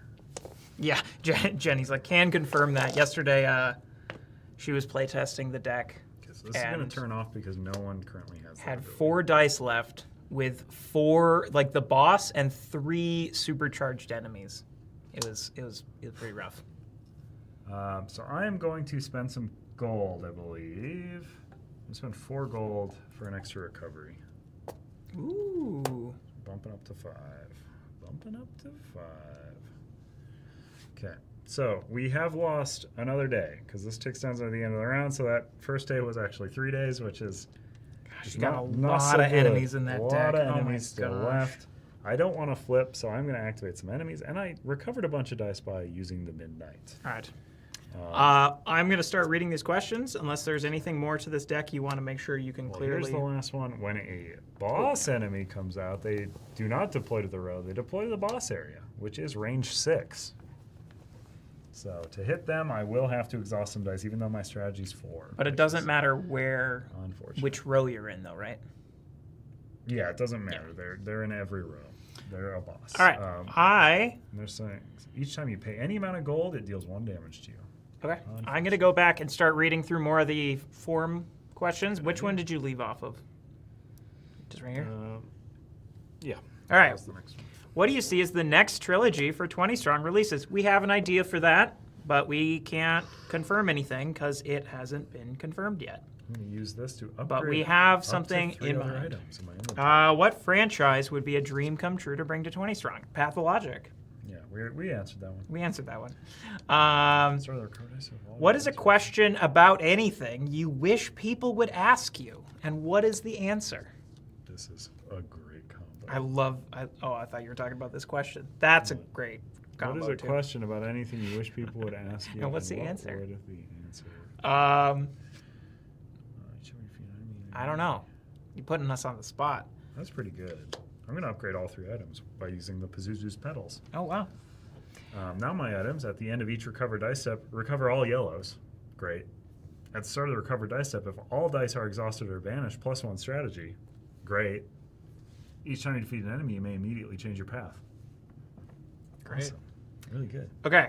Do you have a question about anything and have the answer to it? No, it's a hard question. All right. It's a hard question. My That brain is a hard occupied. question. Yeah. What is the next 20 strong deck you are planning on making, and why is it Elder Scrolls? I mean, It's Burncycle. it's Burncycle. Sorry, That's already known. Now, if you mean beyond Burncycle, it's not Burncycle. it's not Burncycle, Something else. and we have not confirmed. See the answer to the last one. And why isn't it Elder Scrolls? Ooh, what is the best objective kind of pasta? It depends on the sauce. Not a controversial take. Depends on the sauce. That said, I'm a big fan of penne. Spaghetti for versatility. What is the pizza? Pizza's not a pasta. What pizza crust? What is the team's favorite deck? Depends on who asks for sure. No, these are autistic, by the way. Oh, Because the boss does have that. oh, gross. I mean, yeah, really depends on who you ask. I don't think there is definitely not a definitive favorite. What is your favorite 20 strong deck out of all of the releases and soon to be ones? I mean, I love the Etherfields deck. Obviously, I'm biased. I made it, but I love it. It's so good. I'm very excited about a different one that has not yet been said. Or said because we don't know where it's going to go. But I'm very excited about that one. And that one has seemed to be a very big hit to the people I've shown it to, including the people in leadership and whatnot, which is like why we're like, yeah, we want to do this, but when and how. Another watch. Ugh. Another one. All right. I get 2 dice. What is your favorite mechanic that got cut from a CTG game for one reason or the other? Probably stealing from shops in Elder Scrolls. We put it into the town square. It was bad. Well, no, yeah, so that's why. It was like, bad. no, it was bad glad we mechanically. cut it. It was bad mechanically, which is why we cut it. We put it into some town squares so you could still do it. I miss it though because of the theme. Yeah. I thought it was just very funny, just always steal from every shop. But it was just not working. So That's also always a good answer to most things people want in Elder Scrolls. Is why can't I do this? Why can't I do that? It wasn't. Good. right, yeah. Like, We why can't you honestly, explore chances are, we endlessly probably is- thought of it and maybe even had some degree of implementation of it, but we cut it because the game is it's a big long rule book, so we had to cut it. Same with the timer stuff. What We is don't the need favorite of the endless new timer. decks and favorite of the older decks?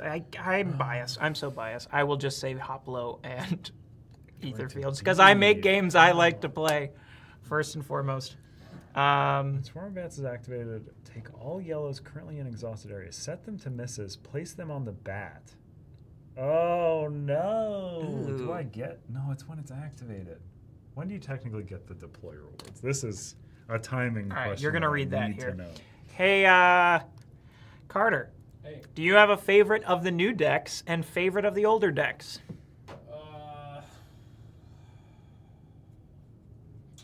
I like Victorum a lot Ooh, there's another win for Victorum for the older decks. for older deck. For- Yeah. Then receiver Newer reward. stuff. Oh, I like Nemesis because it opens up the design space for co-op. Yes, awesome. So Carter said Hoplo for old decks and Nemesis for the new decks.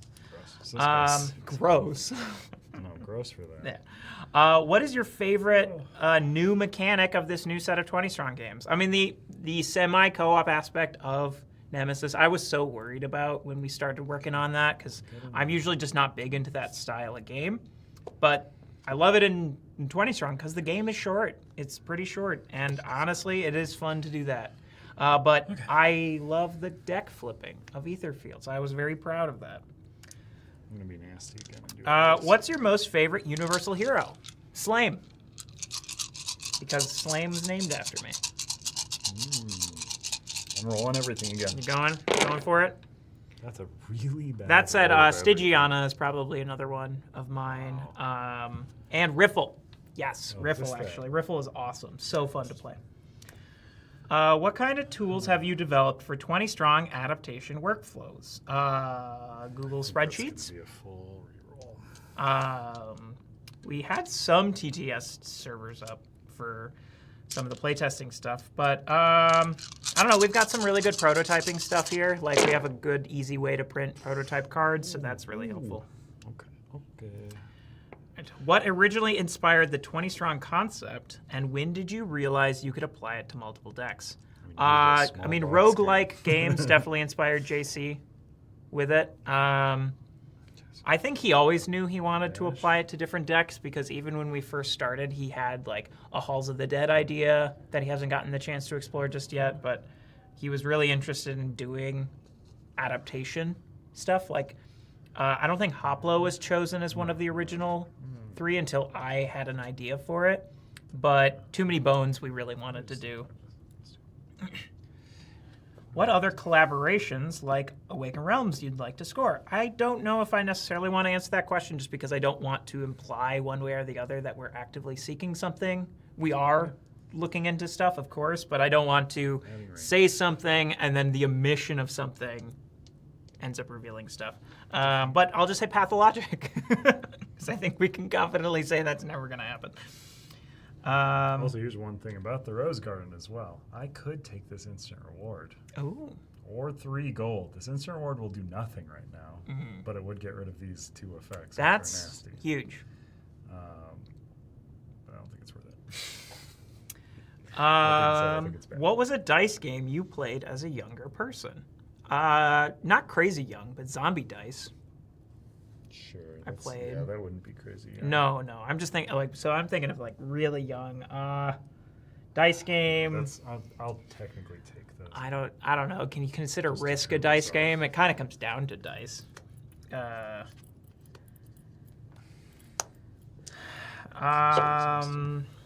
What is the capital of Assyria? What do you mean, African or European? Wow, smarto over here. I'm so smart. What would be the wackiest 3. 20 strong collab you can dream up? Purely something for fun. Pathologic.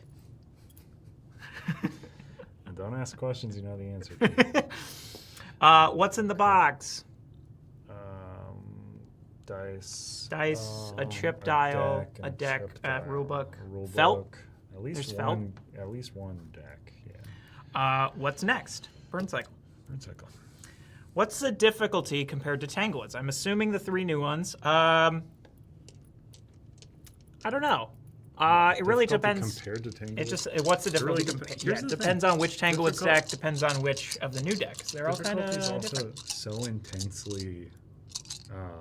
What's the word? So Elastic. No, it's just it's subjective. Yeah. Because like some people say red is the hardest deck, and I contend red should have been the first deck that was ever made. Because like when you mess up in red, it's your fault, and you know it's your fault. That was my last strategy phase, and that was That was really bad. wow. That's crazy, Dad. Oh man. That being said, I should have. Is speed active? No, I turned it Okay, off. that's good. At I least. took no reward off of this guy just to turn that off Yeah. because it was not worth it to me. So I'm going to just get rid of her because she turns over cards when she touches Oh, them. gross. And then those are all just misses. Yeah. What is the first thing you check when designing for 20 Strong? What makes you realize it's better to move on to other ideas? I mean, honestly, how long is the rulebook going to have to be? I think that's the biggest one. With Nemesis in particular, we had to trim a good amount because the rulebook was just getting way too long. I know the Tanglewoods decks stretch the limits on rulebook size, so I think that is a good restriction. We are starting to do a lot better job of like understanding early on because the first 3 decks were all pretty simple. So we didn't realize how crazy a rulebook could get once we started getting really crazy with the system.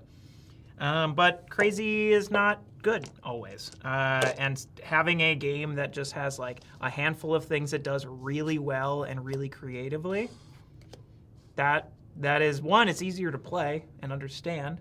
Yeah. And then we have a rulebook that fits.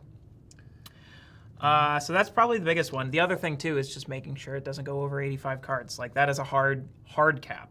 Like absolutely no. So if it's sort of like, oh, this would need extra components or extra things, it's like, All right. So good.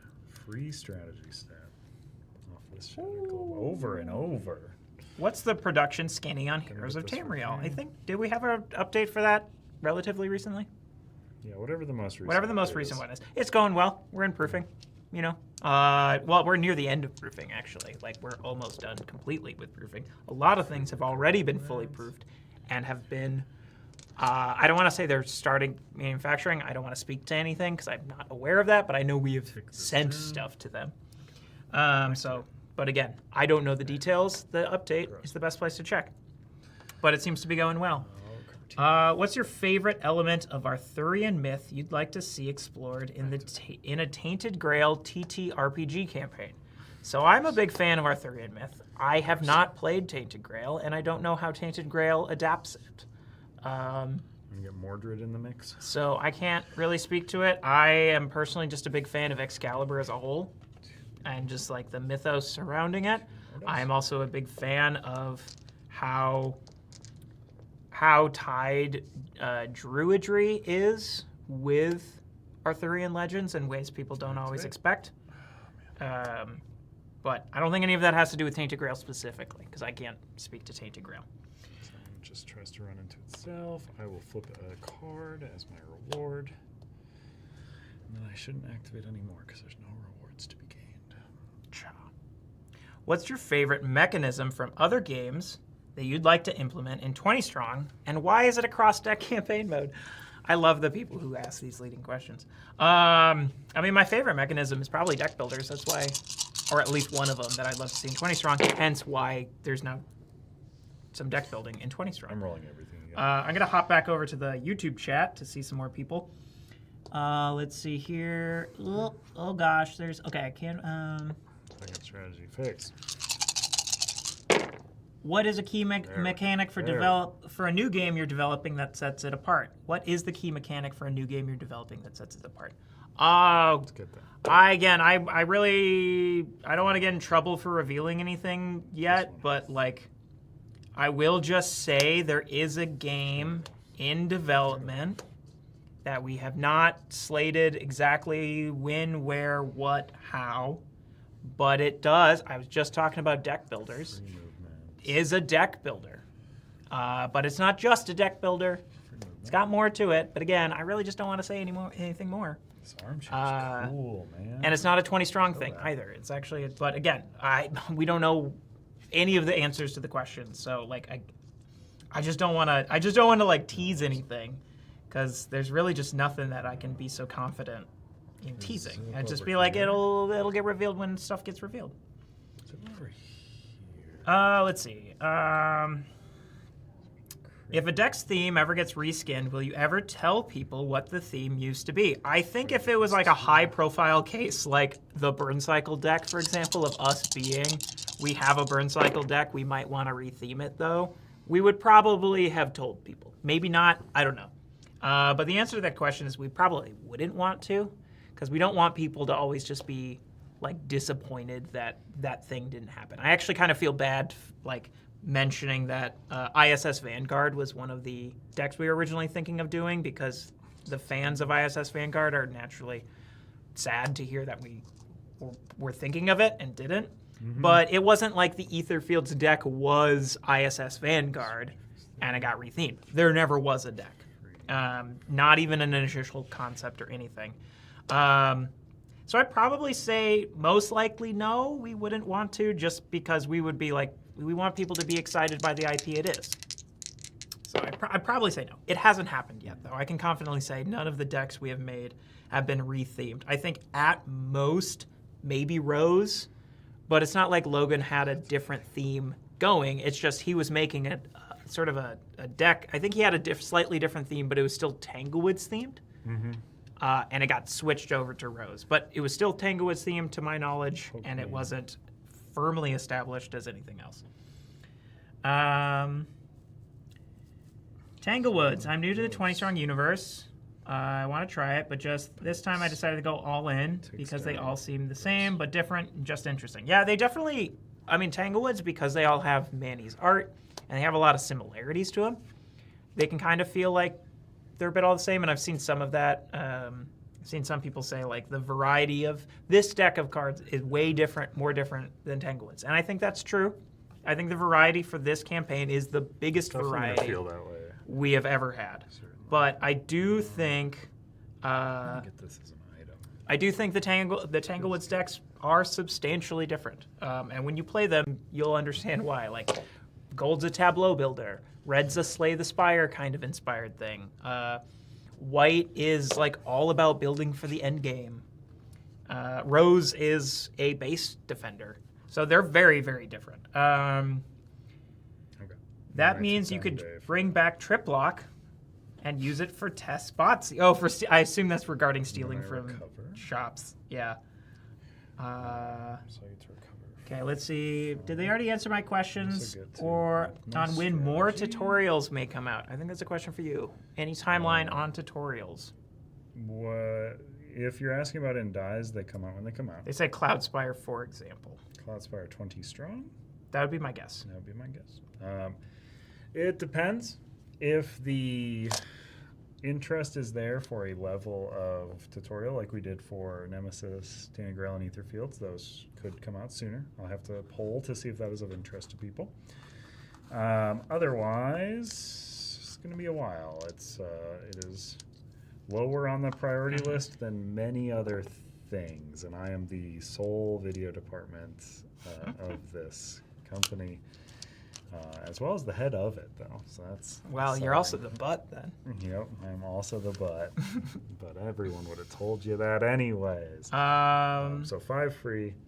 But if you like that high-level sort of tutorial, I can kick those out quicker. I just need to ask if that is worth the time, because although it will take less time than the more in-depth ones, it does still take time.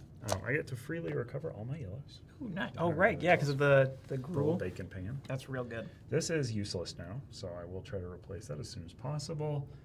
And then I will spend 4 gold to kick over my recovery to 6. Nice.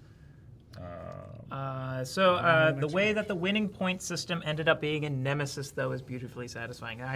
That was probably in response directly to something we were talking about a while ago. But yeah, I that wasn't originally in Nemesis. I don't think it's in base Nemesis. Nemesis is just core. Nemesis is just do this objective, if I'm not mistaken. Which is actually weirdly a situation where we added more to the 20 strong than is in base Nemesis, as regarding like the number of objectives you have to track.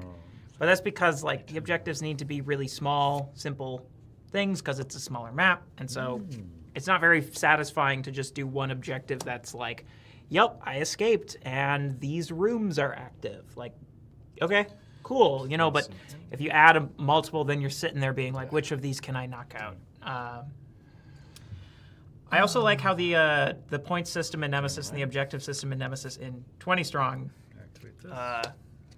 it doesn't outright encourage you to be a jerk. Like, there's no objective card that's straight up, you are the villain. But all of them have at least one on there that's like, yeah, you kind of got to be a villain to do that. But you don't need to do it. There's other objectives, and if you are just a jerk for no reason, they're going to stab you in the back too, and then you don't win. So it's sort of like, all right, be a good person until it no longer benefits me. Love to see a deck building 20 strong deck one day. I mean, Tainted Grail and Etherfields kind of do that.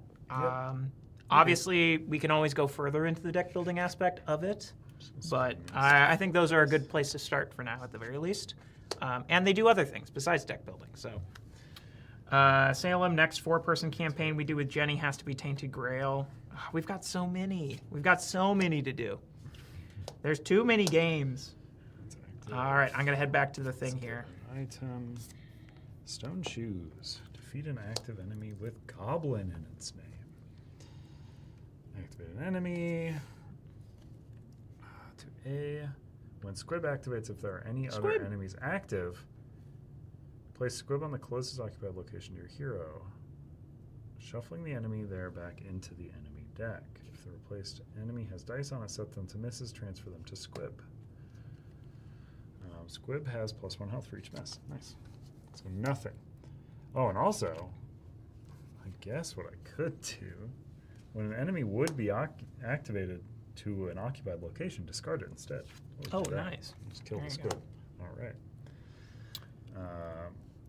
and then I can get an item. When is more Fall of Avalon DLC coming? We have no idea. No idea. Yeah, we're not We're not Awaken Realms or the digital studio.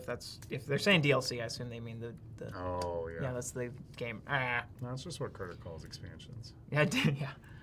All other active enemies have that really annoying effect, so I will have to be focusing on that guy because he's the absolute worst.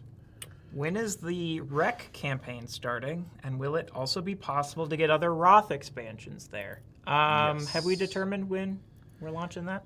Early to mid-July. Early to mid-July. Sometime in July. Keep And- an eye on July. Yes, we will be offering Roth stuff. Kind of like the thing moving forward, probably for all of our campaigns, is since we no longer offer everything in our catalog during campaigns anymore, because our catalog is too big, that'd be impossible.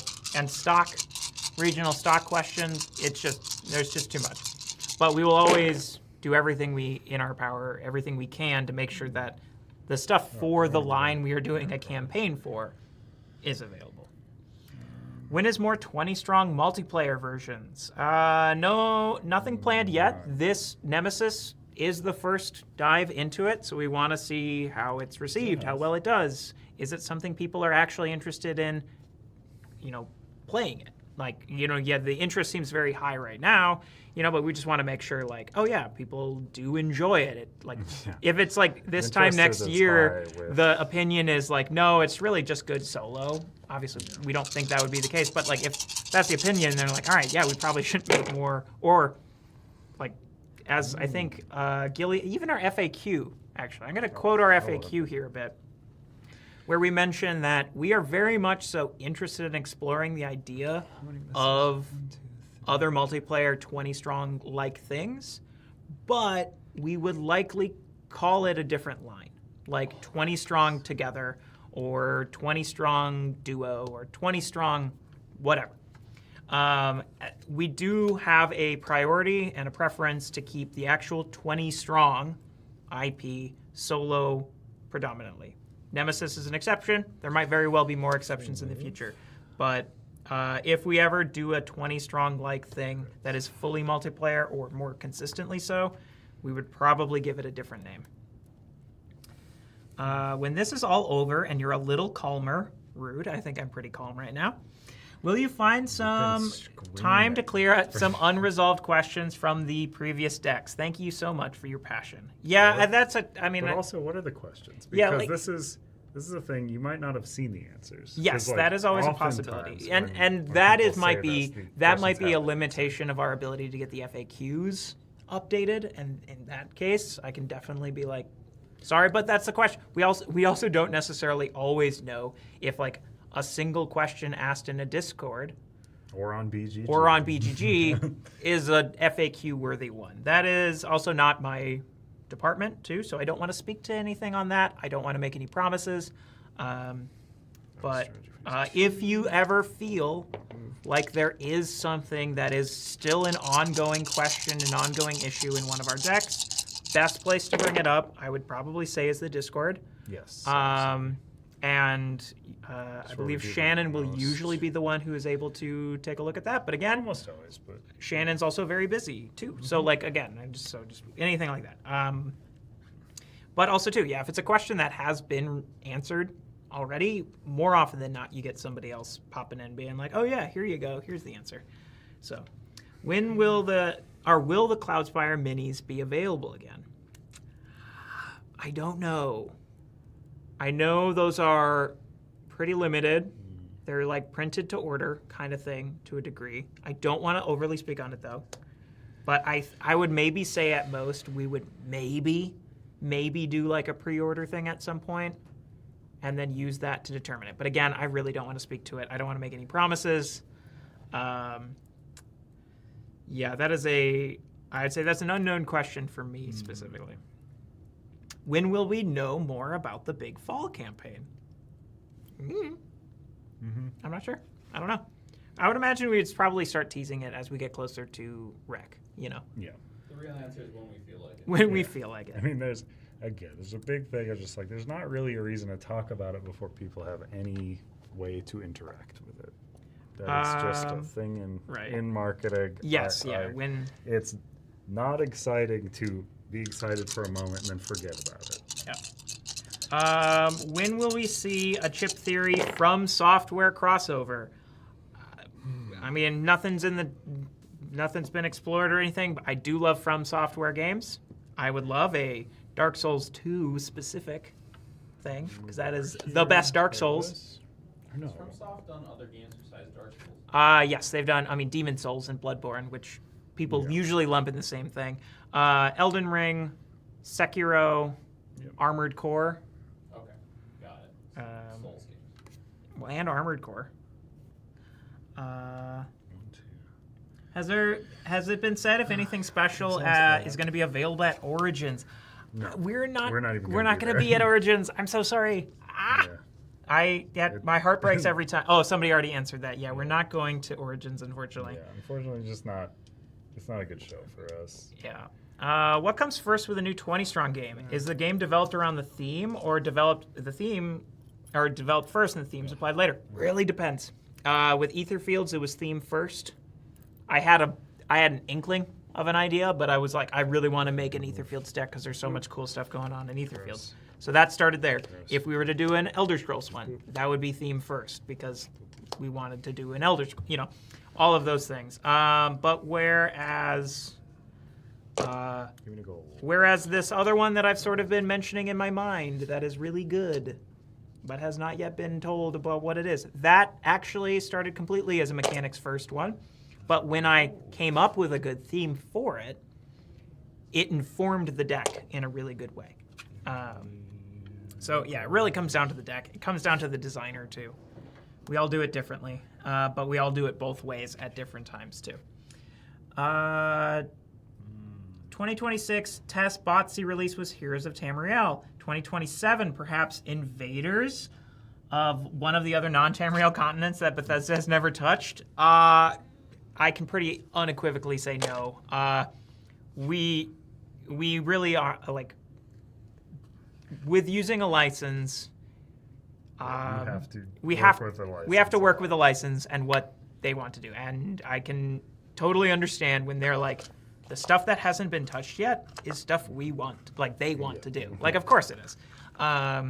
Obviously, they're totally chill and encourage us to create new stories in their world, as we have done with Elder Scrolls, with Botsy. But as far as like establishing new lore on things that have been mentioned but not yet established what the lore is, that's a pretty hard no. Yeah. So. Hits to the enemy with the highest. Is the timeline for the Heroes of Tamriel guild chest synced up with Heroes of Tamriel itself? As much as I'm aware, we don't know. We don't know if they're shipping it the same. Oh, yeah. But as far as like fulfillment timelines go, like is one more delayed than the other? Not to my knowledge. I don't think so. I think everything is still on track. But if the question is more about specifically when the two things are shipped, like are you going to get both of them shipped at the same time? We won't know that until like we're doing it.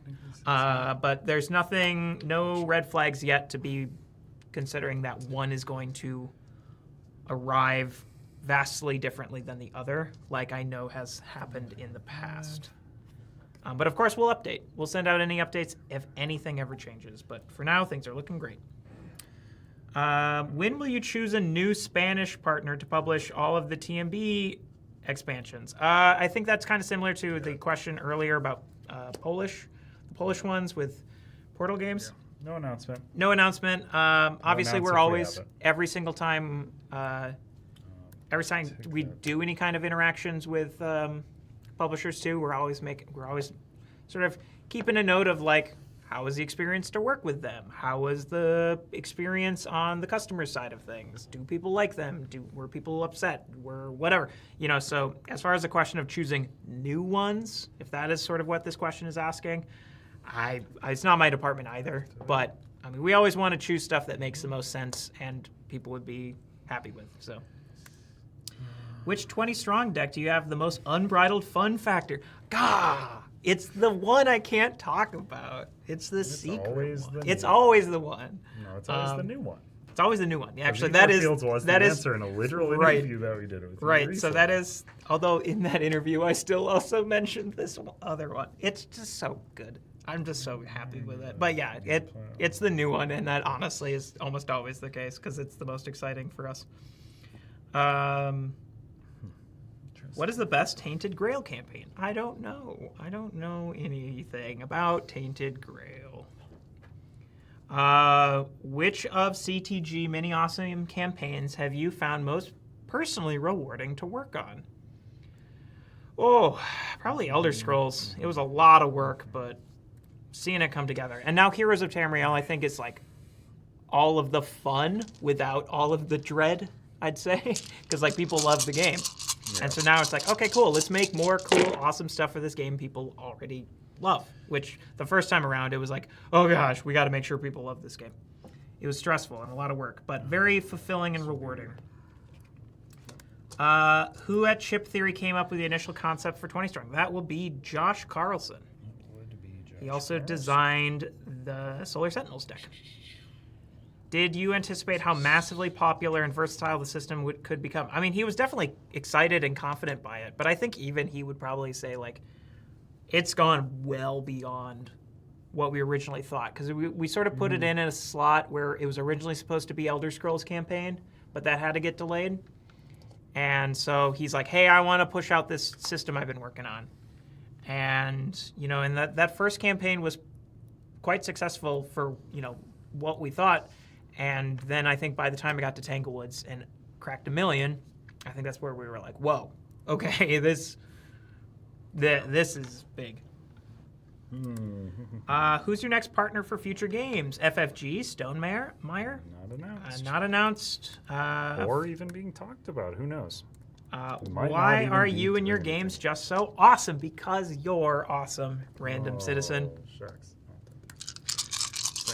Why is 20 Strong so good? Because you're so good. That one makes less sense. Why is it so difficult to get a strategist pledge? Because you're so. There you go. Yeah, strategist pledges. Very few of them. Yes, we only sell 10 of them, unless, like, I mean, with Hoplo Victorum, where we ended up having 300, which was a lot. Yeah, strategist pledges go back to our original early days of crowdfunding when it was just Adam and Josh Carlson operating out of like basement kind of stuff, like pure passion project. Incredible DIY levels of commitment. And what better way to get a good surge of initial capital than selling high-level pledges with near infinite return on investments? Namely, like they were only like $250 or something in that original campaign. But that money was vital to getting the thing up and going. And then, you know, promising perpetual games by us. We probably absolutely could justify not doing them anymore because, like, we don't need that like little extra burst of that in the same way that we did when we originally started. To maintain. They're really difficult to maintain. All of that. However, it has sort of become an interesting bit of identity for us. And I know some people love the whole hunt for strategist things. I totally get the people who are very frustrated by it because if it's something you want and you just can't ever quite get, that is, you know, yeah, it's frustrating. But like I think it's something that's just become like a unique aspect of us that is drastically different than anything else anybody else in the industry is doing. And we think that's kind of cool. Why is Minnesota nice meaner than Wisconsin nice? I don't know what you're talking about. Excuse you. Get those words out of your mouth. Wisconsin nice isn't a thing. Wisconsin nice. As somebody from Wisconsin, that's not a phrase that is used at all. I am just joking. I'm joking. Time of living there. Let's see here. I'm hopping back over to YouTube. Taking lots and lots. I thought you would ship everything in a campaign fulfillment at the same time. Why would the chest arrive earlier or later? Again, everything's expected to. It's just a question. We have to ship the one might be manufactured quicker, and we would ship it because it takes up a lot of space. Right. One might not. Like it changes. Yes. There's a lot that rides. Also, on it. We can't stay just to clarify, in case this is maybe where some of the question is coming from. they cannot ship in the same package. No. Absolutely not. absolutely. The Trove, the They ship Guild Vault separately has to anyways. ship separately already on its own because it comes in its own package from the get-go. So it's just a question of like, yeah, if we get, if the Guild Vault, for example, is heavily delayed, again, it's not currently or anything like that, but if, we wouldn't want the rest of your pledge to just be sitting there, taking up space in the warehouse, and then you can't play it. Same with the other thing. If we get the Guild Vaults early, it's just taking up all of that warehouse space, and we can't afford to just keep it there. Of course, there's always more nuance to that, and that's why, like, anytime there's anything like this, we will always put out updates letting you know, but I'm just explaining why that could potentially happen with different things, and I know it's happened with I think it happened with the Trove chest at one point in one of the campaigns. So, yeah, so that's why, just because they have to be separate. There would not be a case of, like, for example, if your chef class reprint or whatever was slightly delayed, we would probably be like, okay, it doesn't make sense for us we would want to have a little bit of a different discussion with something like that. But since they already have to ship separately. Chip Theory box built to hold Botsy, Cloudspire, Too Many Bones, Trove Chest, and the 20 Stronghold win. I think that's just called a Calyx. Mm-hmm. Yeah, it's probably counts. It's by the default. Why thing. is Burncycle deck the best 20 strong deck? Because it's Burncycle. It's because it's new and you don't Because know what it's it new. is. Will there Every be deck is another the 20 best strong deck. campaign next year? I don't know if we've mentioned anything about it. Yes or no? Possibly. Possibly not. Who knows? Who knows? Will there be any more actually, co-op, zero semi-co-op of these. versions? Possibly. But just to say what I've said before, we are not interested in 20 strong becoming a Flip Genie. like a multiplayer series, though it might have individually multiplayer decks. If we want to make a 20 strong multiplayer line, we will probably call it something new. Possibly even just 20 strong together or something. But we're testing the waters with Nemesis. Okay, you go to A. Will there ever be opportunity for external playtesting in future 20 strong projects? Yeah, I'd say so. It really depends on the project and what are we viable to outsource and like run, because it's a lot of work to run external playtesting. It's helpful. It's good work. We get a lot of stuff from, but it is a lot of work to do. So I can't quite read the rest of this. You just double-click it. Oh my gosh. Very- Whoa. As a side note, just wanted to give a shout out for the amazing team you have. Oh, thank you. I'm glad I opened this more.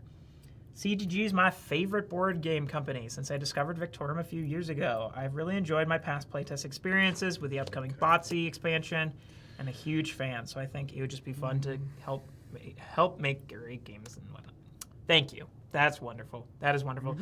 If you are interested in playtesting, the best way to get notified if and when we do that is hop on our Discord and assign the interested in playtesting role. I think that's what it's called. And we will ping that role on the channel when we have a form to fill out for a new project.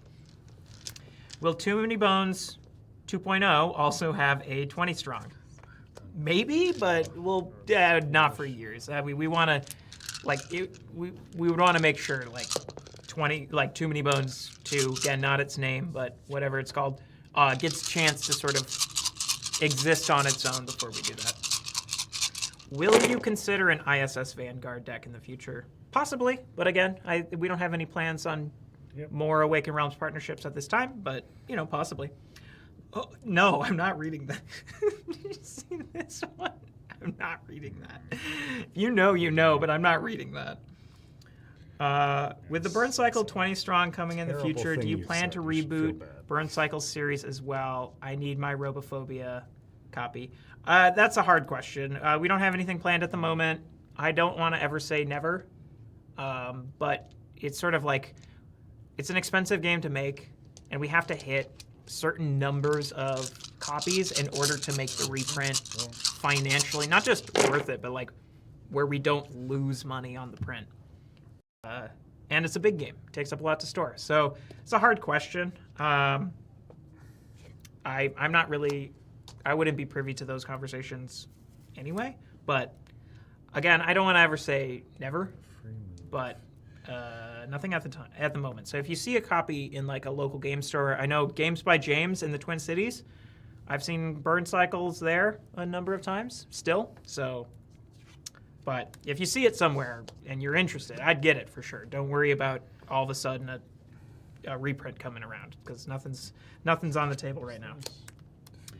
With the reveal of 20 Strong Burncycle, can you give any info on unique designs that set it apart from other 20 Strong games? We'll actually be showing it off here after this. So I don't want to spoil anything. We're going to just let that come up. Would 20 Strong, Tamashii, or Stalker be possible? Or maybe TMB 20 Strong characters? We sort of answered the 20 Strong characters thing. We're not really interested in doing expansions for individual decks, though we could always do another Too Many Bones deck with some degree of cross-compatibility. As far as Tamashii, that's like the same question of ISS Vanguard. Though I think that might be a trickier question. I don't know. For different reasons. I don't want to get too in detail to that. I think Stalker is an IP, though, isn't it? Stalker is an IP. So that probably we would work not. with the IP holders of Stalker, which Yep. again is multiple people Yep. because it's people think of the video game, but Stalker is a book. No, we're doing the and a movie. and Yeah. Stalker is lots of things. Would Arkham Horror theme work with 20 Strong? Absolutely. If we were to ever do a Fantasy Flight partnership, I would be absolutely down for an Arkham consideration. Vampire themed 20 Strong deck? I know Josh has his Halls of the Dead one. I don't know if it's vampires, though. I don't think so. But obviously, possibly. Would you consider adding a Burncycle Universal Hero that's already made and play-tested as a promo pack in this campaign? Due to the incredibly fast turnaround we are trying to do with this campaign, we are unable to do that. I've seen that pop up a number of times. Part of me would loved to be able to do that. But just because, like, as Ghillie said in today's Q&A or intro this morning, we are planning on essentially hitting print like this weekend, the moment things are done. So sadly, 2 items. not possible, but yeah. Would you consider creating a dual deck for 20 Strong? You can play both separately, but by kind of combining them together, you get a brand new version of the game. We've got some ideas for something like this for sure, but again, all early concept stuff. Consider expansions or upgrades for previous decks. We've already mentioned that. No, just because it's a very weird, confusing product, both to sell, like market, and to buy. And also, we don't think it's really needed. Like, we would rather make a new deck far more than anything else. But with that new deck, possibly maybe allow for some cross-compatibility. Would you consider making playmats for 20 Strong? No, they're too different. Like, look at this. Look versus like Etherfields or Victorum or something. They would all require drastically different stuff. So highly recommend, if you have a big table, checking out our playmats on our web store. And you can use the generic backside of them as just a big neoprene playmat. That's what I do at home, and I love it. Would you consider using the Elder Scrolls as a future 20 Strong deck? Huh? Which playmat do you use? Oh, which playmat do I use? I use the Burncycle one myself, but I don't know if we have that anymore. The Elder Scrolls and the Too Many Bones ones would be my other picks. You get Chad Salem Why? for choosing the Burncycle. I love it. It's great. Yeah, it's the only one I have. Chip Theory box. Oh, yeah, that one. 20 Stronger. I saw a copy of Burncycle in River City Hobbies in La Crosse, Wisconsin. If you're in La Crosse, Wisconsin, you want Burncycle, go to River City Hobbies right now. They've got one. Salem taking the Y'all just doing a ad money surprise from- Q&A 4 hours into the stream?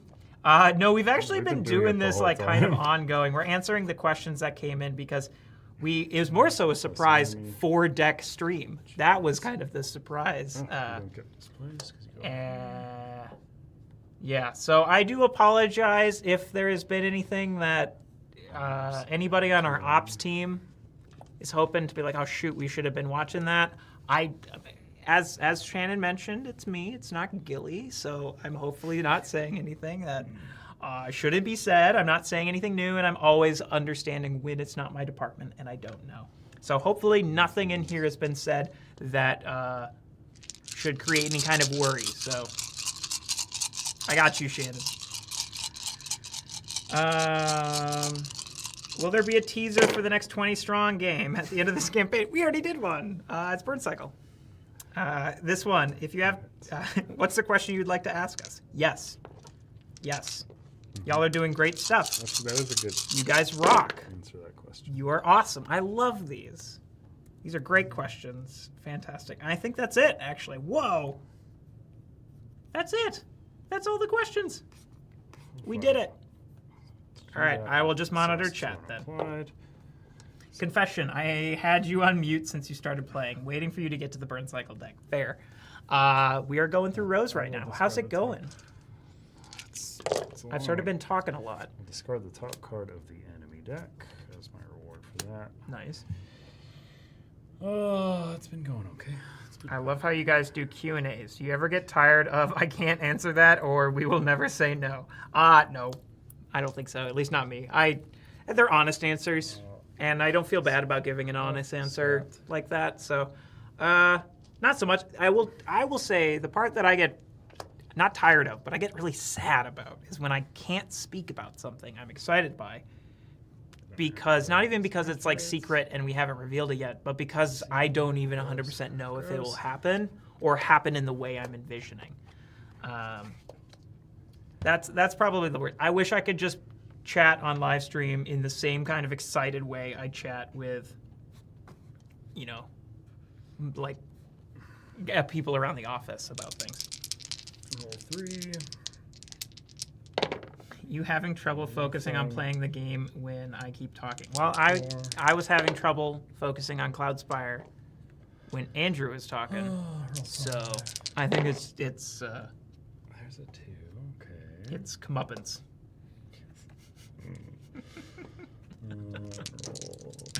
We are done with the main Q&A though, so I will just be checking in on chat. So bye-bye. So if Andrew wants to narrate the game more, I am boy. talking less. Yeah. How are things going? Badly. Oh no. I mean, they were going fine. I have made some misplays, certainly, because I have been trying to be present for the questions. Did a winner get drawn yet? No, not yet. When do we want to do that? Before or after Burncycle? That's a great question.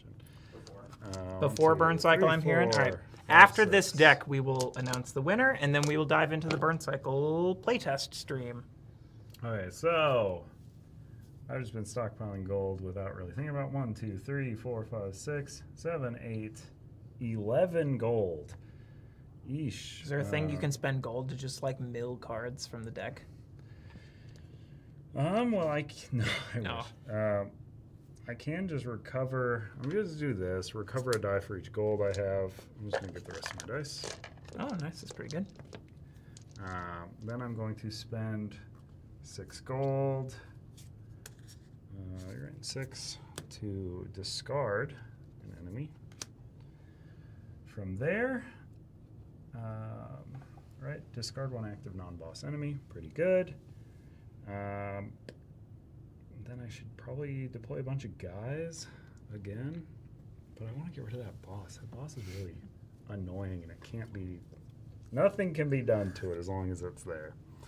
Or as long as there's other enemies. But this ticks down to 5. I'm on a 5-turn clock, so I'm just going to activate a bunch of enemies again. Goblin, which is going to activate another enemy. Midnight, which is going to zip down to the front. Ooh. Just want to say big thanks for Trover. He was a super fun surprise and is one of my favorites now to play. Oh, So nice shucks. job. Yeah, Nice job to you and Ryan, and I to thought it was a good idea too. everyone else who helped in other ways, like Bree with the graphics on him. He looks amazing. Anthony with the art. Eat All good that stuff. Bean with bacon to add a day to the day counter. Can you unflip the path cards? Yes. How do you unflip the path cards? As a reward, which I probably should do, honestly. So that's a reward for activating an enemy? Yeah, I forgot it. That was a good reminder. So this guy plus is an enemy. It's a boss. Oh no. Each time another enemy is defeated, -1 health. Oh boy. That's no good. No good at all. I'll get an item. Let's get an item. Choose any active enemy. Roll any yellow until you get a crit. Deal the chosen enemy damage equal to the number of times you roll the die. Oh, wow. If the damage should defeat the enemy. Oh, yeah, of course. Hum. Somebody's saying, what's your favorite 20-strong deck? Top 3. I'm considering adding a couple more decks to my pledge, and this would be helpful. Well, if you are already getting the trilogy, the new trilogy, Etherfields, again, I'm biased because I made that one, but Etherfields is one of truly my favorites. Same with the Victorum deck, also biased, but definitely one of my favorites. And then beyond that, I'd say red or Too Many Bones would be my pick. That's something. One of those two. I love those both. But red or Too Many Bones. Too Many Bones is a lot of fun. I love the backup land use in that one. But yeah, so that's Defeated 2 or more bosses. Gaming may recover 1 getting the Awakened Realms trilogy and considering adding one more. Considering Sentinels is the honestly incredible deck to learn on. It is so easy to pick up and do, and it is also very crunchy to play again and again. Mainly, I love the missions part of it. It really keeps each playthrough drastically different. So yeah, honestly, if you've been eyeing Sentinels, highly recommend it. It is an incredible deck to play. It should be in everyone's collection, in my opinion. 2, 4, 6. Boink, boink, boink. 7.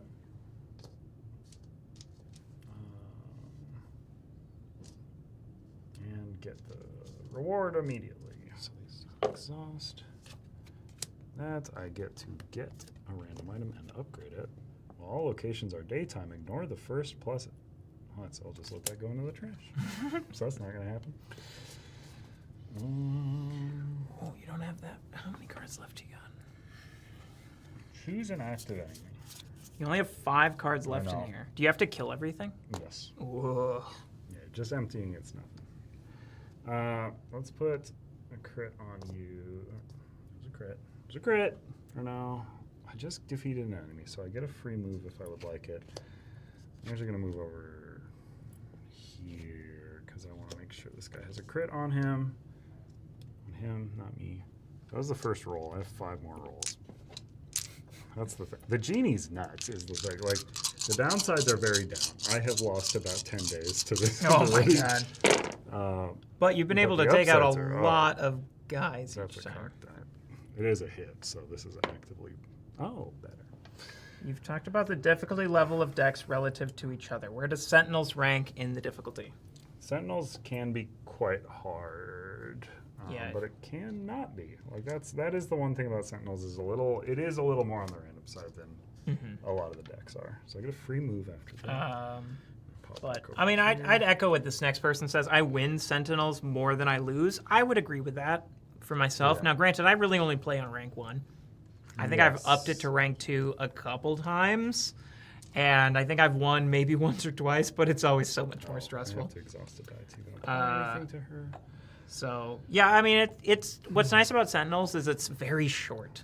It is. It's very easy to reset as well. So yeah, it's very not easy as to reset. bad Yeah, to so lose. it's kind of one of those like a good roguelike. You know, sometimes you just get a real bad start to a game, but you're like, cool, GG, go next kind of thing. 5. No, you are sitting over here.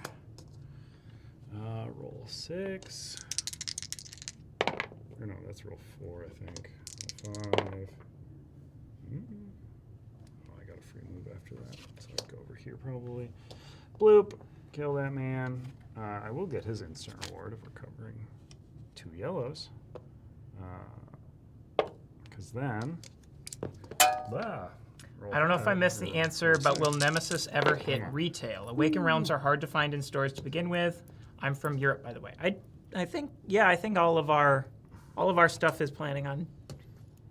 Well, I want to say yes, but again, I don't want to make any promises because I'm not in that department. I think all I can say is, to my knowledge, there's nothing that is restricting us from doing it in the same way we have done other titles.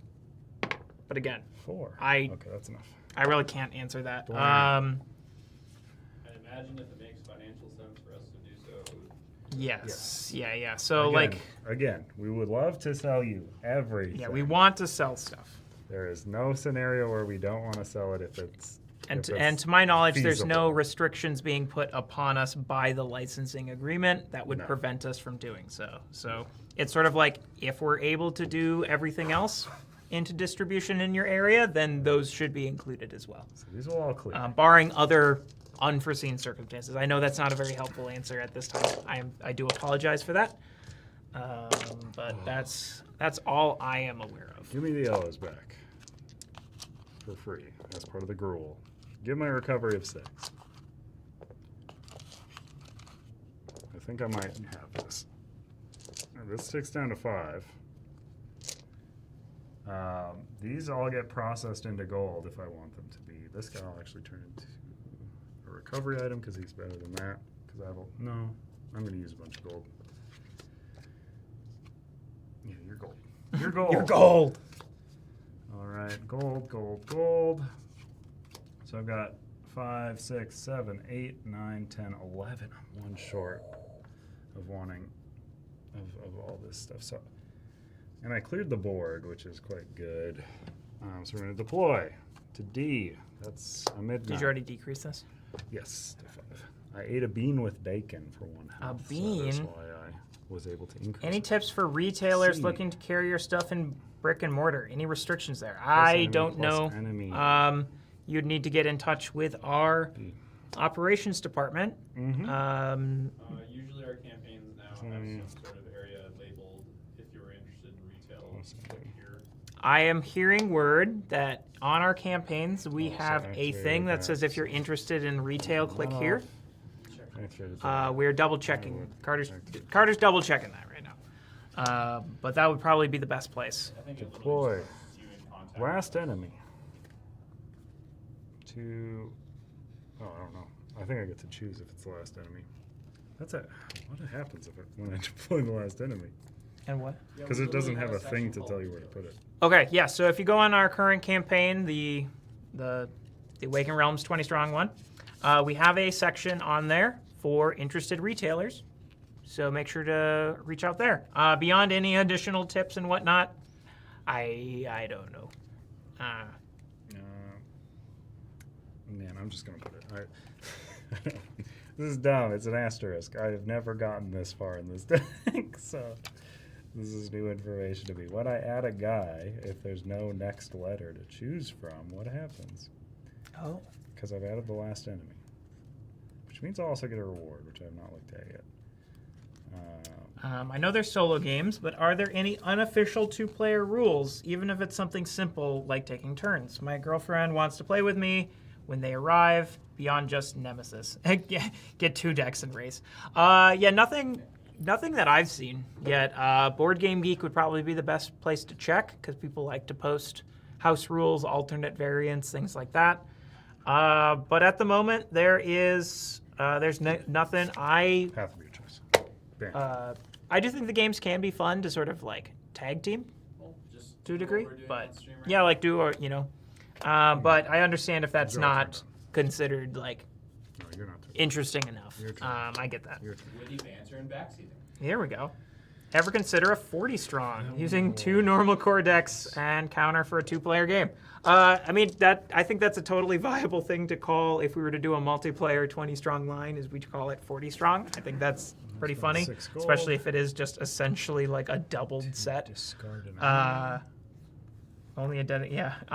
Discard. Yeah, like we kind of like that idea. I can't speak to it. Nothing's been 5. developed yet. The only thing that has even like a degree of a concept was like somebody was mentioning like a dual kind of system, but even then that is like, when I say kind of an idea, it's like a fragment of an idea on a notepad kind of level. Crits can all be critical. So All right, I think I got this. This is I the think it's last. just meant to prove there's so many possibilities for this series. Crit. Crit. Oh my gosh, are you gonna get this? 9 health. My goodness, maybe I should have discarded him. Yes, somebody's recommending Sky Team. Jenny and I just finished all of that. like So, last week. Let me So go. good. Sky Team, Discard 1, fun game. 2, 3, 4. Discard Sky 4 Team 20 items, strong. Deal 5 damage each to this fellow. Nice. When I defeat an enemy, I can move paths if I choose. Go over here, because then I'll apply a crit. Hit, hit, hit. Defeat this guy. Move back to here. As part of that. And then that was strategy phase 1. Oh, this is a lot of hits, actually. But they're purples. I know, but this guy can't have crits put on him. Oh. That's the exact same result, honestly. Actually, it's worse. So that was 2. Come on. Did you ever flip your hero? I flipped it once, and then didn't realize that the activation to flip it back was activating. Oh, so you I immediately did flipped it A. because I was so scared of the. So I got it for the bad thing, which is the rewards being turned off. Put a I crit hope there. this series stays focused on single player mode, in my opinion. It will. It will. 20 strong will. So, Again, I will say there are currently so many solo decks. Like it is. Yeah. Like if we make one every now and then, that isn't. It's yeah, not that's a big deal. right. That's It it's really just like isn't. Nemesis. Oh, So again, to like elaborate on that further, it was always imperative that Nemesis had solo, and that the solo didn't feel like it was just less exciting Nemesis, and that 2 to 3 players is truly the way to play. We always had to make sure, no, this has to be a solo game. It has to be a good solo game. But we also felt that Nemesis sort of kind of needed that co-op 7. to as a mode, because that's such a big feature of Nemesis. And it would feel weird if that deck was just solo. But it had to be solo. That was a non-negotiable. And 20 strong will always be solo. Yes. If we make something that doesn't have the thing. solo, and it isn't primarily, like solo isn't incredibly intentionally designed, Look at we this. would call it something different. Here's the thing. Look at this. Look at this. These turn into gold. This guy moves forward. And then I spend 6 gold and discard him. Wow. And this ticks down. to And 4. you win. I did it with 4 turns left. Oh my gosh, what a trip. You did it. I did it. Well done. Wow. I did it. This We is were the ki- first we were- time I've ever beaten this deck. We were kind of like expecting, like, oh, Rose won't take as long because we'll just lose. We should have chosen a worse hero. I thought he was. I thought his stuff would be scary, and it was scary. It definitely. Yeah.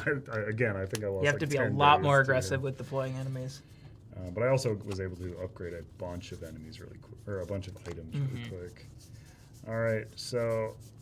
So that's Rose. that is If you have any Rose. questions on Rose, That was good. drop them right now. That was I'm I into do this. apologize that like we're sort of trying to tackle both the Q&A and gameplay at the same time, because it kind of makes talking about the spices gameplay a bit it up. harder. But at the very least, hopefully you were able to sort of see kind of what it looks like in You can action see a person winning Rose. and how it's sizably different from even Cloudspire, which is the closest probably analogy. Yeah.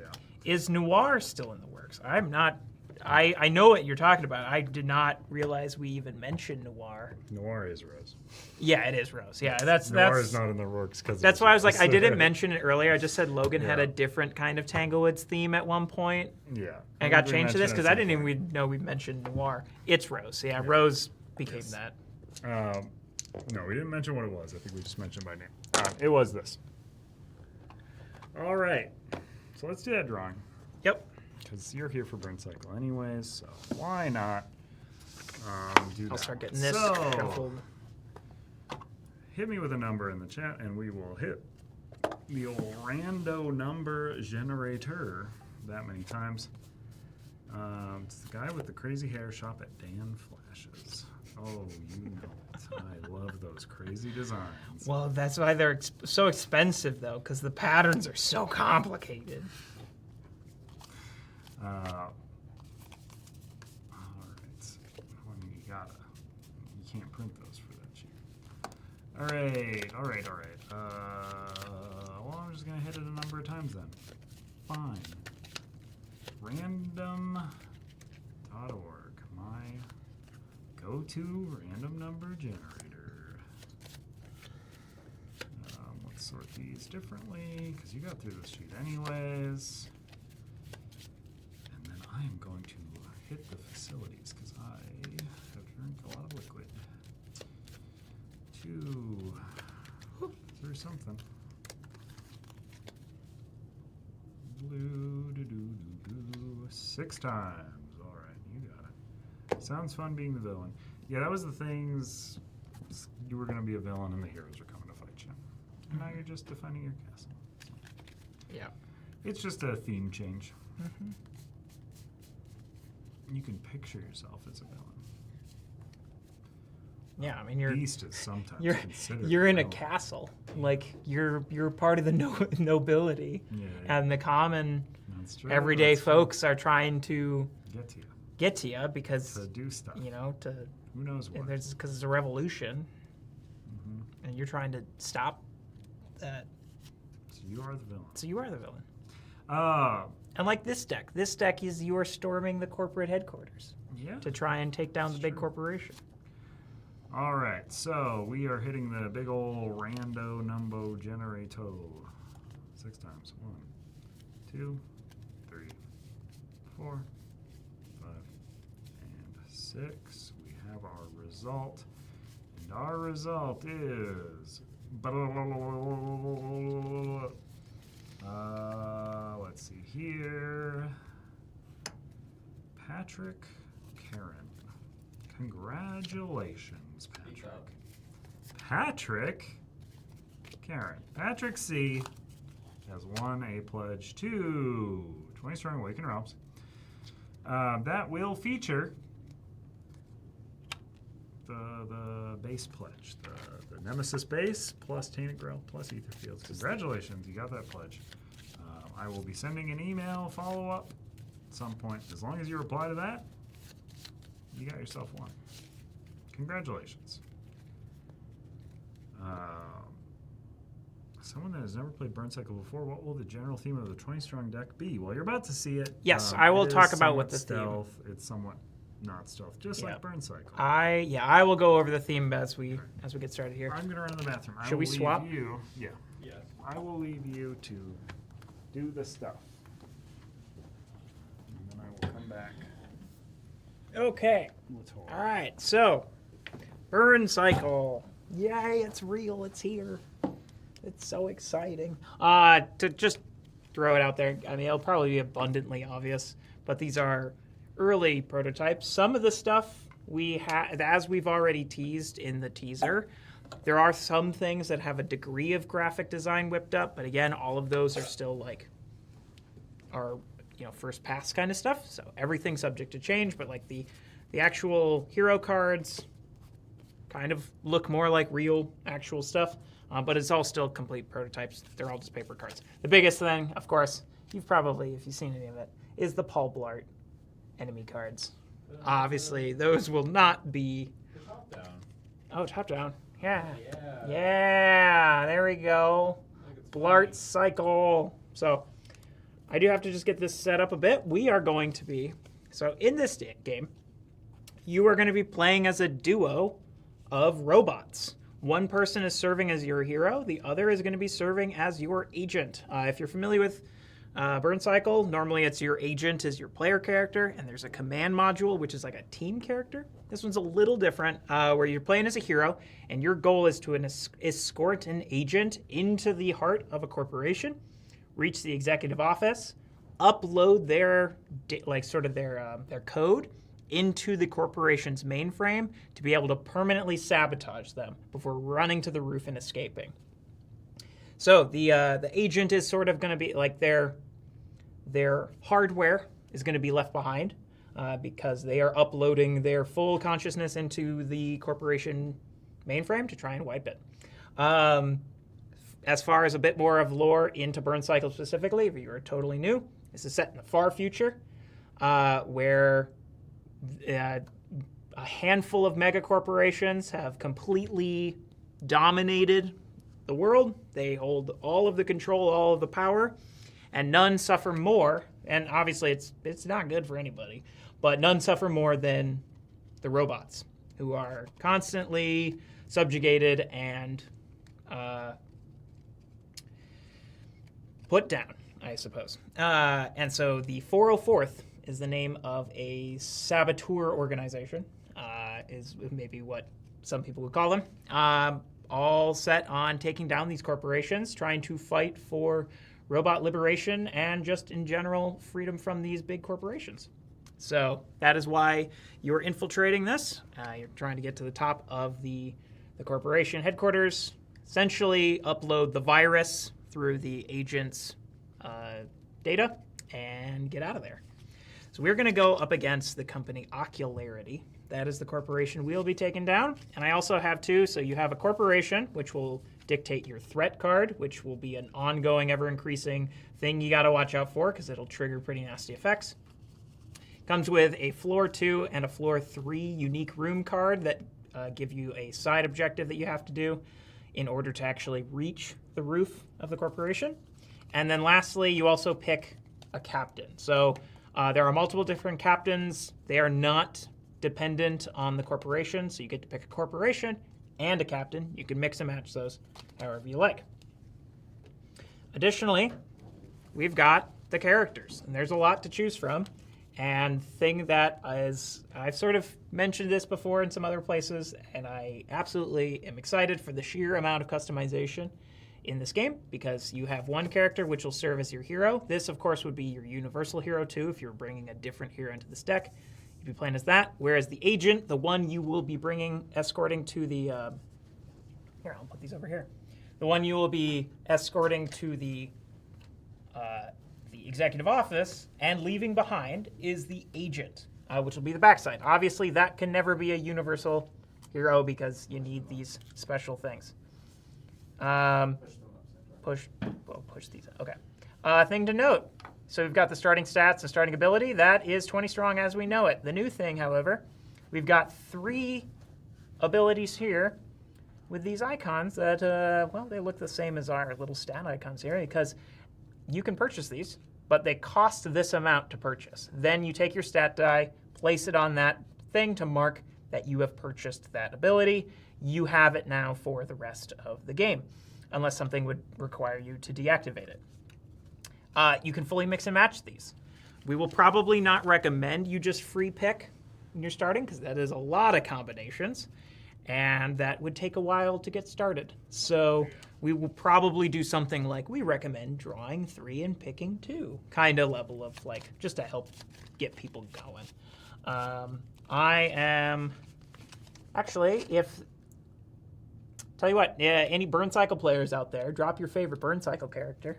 Mm-hmm. And if they are in this deck, I will play as them. But I'm only going to give like a handful. I'm going to get the time it takes to get everything set up.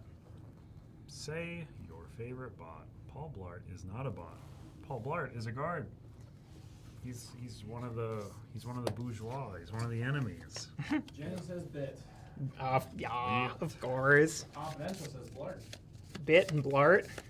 All right, so I'll do Bit for one of them. Bit and bite. Bit and Bite. What a duo. Mm-hmm. What a combo. I love it. It'd be really good if they were really bad together. I don't think. It'd be I think very they are funny. pretty good. I think they are pretty good together. Yeah, it would be worth it. All right. Where's Paul Blart's cyberpunk themed segue? That's a good. Just get at those CD Projekt Red fellers and ask them that question. Okay, so the roof access doesn't start shuffled into floor 3. You have to unlock it through the corporation specific room. So just a real quick look, just so you know, because you're allowed to know this ahead of time. The corporation will have different objectives that get the roof access added.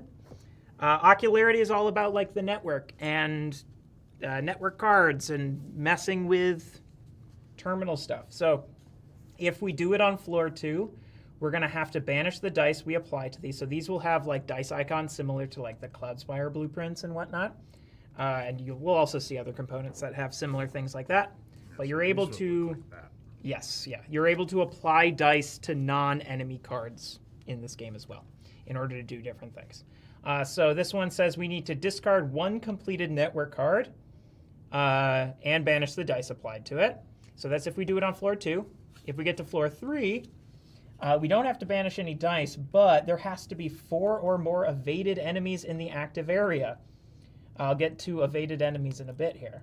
Reduce the number of required enemies by 1 for each completed network card in your inventory. So both kind of have some degree of requiring us to do it. So floor 2 is typically going to be a lot easier of an objective, but you have to banish dice to do it. Whereas floor 3 is harder, but you don't have to banish dice. So there's a little bit of decision there. The real question, though, is if you leave floor 2 and you haven't done it, then it's like you have to do it on floor 3. Where? Oh, there it is. And at the bottom of floor 1 and 2, every single time, is going to be the card that lets you advance to the next floor. So it'll be like the stairwell or the service elevator. So that's why I'm like setting this card right here and then shuffling the rest to just make sure that bottom card there. I'm just cheating. You don't know how it works. I could tell you anything, and you couldn't contradict me. You play as Paul Blart. You Getting the IP. All right. Here we go. Kevin James is And on then board. threat at the starting difficulty, threat will start at 0, and that'll be tracked just like this. So as threat increases, I will do this, and then that goes like 1, 2, 3, 4. So threat can only go up to 4. Okay. Nasty. So we're playing as Bit and Bite, both universal heroes. But obviously one of them will be our agent. So they both have the same stats because they are twins. That is a little bit of a lore thing. Bit and Bite are robot twins. They have So the same DNA. yeah, yep, same Which is DNA the digital network algorithm. algorithm. Yeah, that's what. There we Yeah. So Bite As here. opposed to RNA, Here, we'll put- which is put 'em here. So- robot. And of course, these, deck is still in playtest, so this I would consider this to be both a sneak peek and a playtest stream. So if we come across anything that is busted, doesn't work, weird questions, anything like that, we will make a note of it because we'll change it. Because this is all still in development. Everything, all the cards exist for the most part, but things will change. So we've got Bite. When you would discard an item, you may banish 1 yellow instead. Now that's really good because we saw things that say. Close-up cam, Carter. Oh right, yeah. I'm pointing over here. We need to Someone discard. silently I'm put just like stuff over yeah, here. just I was just like, yeah, out of of the course. way. We need to discard completed network cards. How network cards work in this game is they will be like this, and they have to have dice applied to them. Once they have all the dice applied to them, they are then treated like items. So it's kind of similar to the opportunities in the Hoplo deck where it's not an item when you first get it, though it takes up an inventory slot, has like a kind of a side thing. Or the Trove Loot, actually, is probably a better example Yeah. in Too Many Bones. Though, unlike the Trove Loot, you don't get the dice back and you flip it. You have to keep the dice there, and then it's an item while the dice are there. So if the dice get removed, it's no longer an item anymore. But that's really good because, if we're forced to discard something, we can just maybe banish a yellow instead. That includes completed network cards. Bit over here, after each roll dice step, any crits on green may be changed to misses. To recover up to 2 dice for each changed die. Now that might not sound very good on the surface, but misses are really good in this game because misses allow you to evade enemies. There's a new stat called Evade. It allows you to apply misses to that enemy. If the number of misses exceeds it or meets or exceeds its evade stat, they won't deal any damage to you, and you can turn off their after effects for that round. They don't discard, though. They'll stick around, so it is just kicking the can down the road a little bit, but sometimes that's huge. The other thing is there is the Burncycle, which is tracked by the color chip. This will let you optimize the dice of that color. What optimization lets you do is it lets you essentially improve your non-combat actions. Specifically, what that means, if you are applying a die to an enemy and it's optimized, you can always change it to a miss. So if you don't have enough damage, oh my God, you really had to get an apple, didn't you? Yep. I brought those in, and this is how you repay me. By eating them. Yeah, thank you. Actually, I'm glad you are. So optimizing a thing in the burn cycle, you can change it to a miss to apply to an enemy, so it can help more guarantee evading an enemy. Perhaps you didn't roll enough damage, but you have enough to evade it. Or if you're applying it to a non-enemy, such as a room card or a network card, you can always change it to a hit. So it guarantees you to interact with the non-enemy components. So that's what I mean by when I say optimization helps you with non-combat abilities. So what's really good about Bit is you can change a crit to a miss to get the recovery, and then if it's optimized, you could change it back to a hit and apply it to a room card.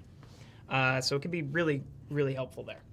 I think I actually am going to go with Bit as my agent, or sorry, my hero, and then I'm going to take Bite as my command module, which we can take a quick look here. Are we still on the close-up cam?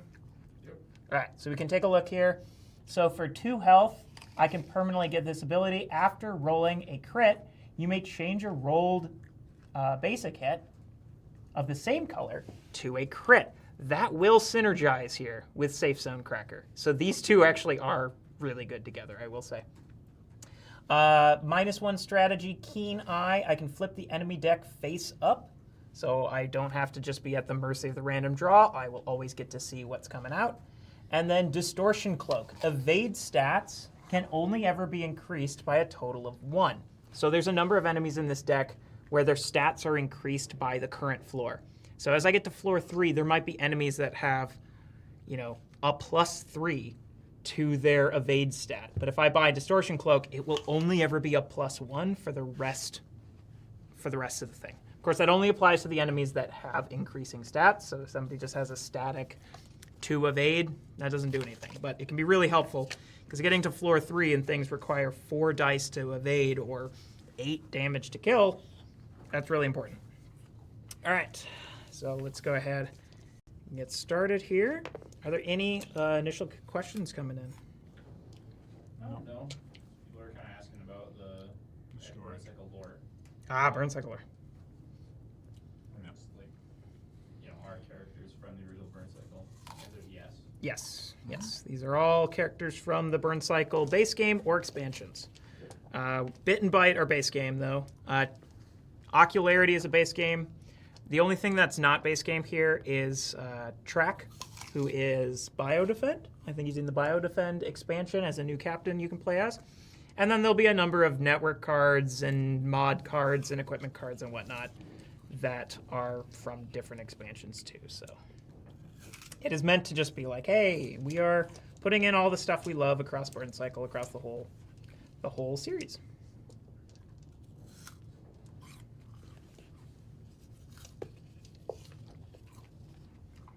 Okay.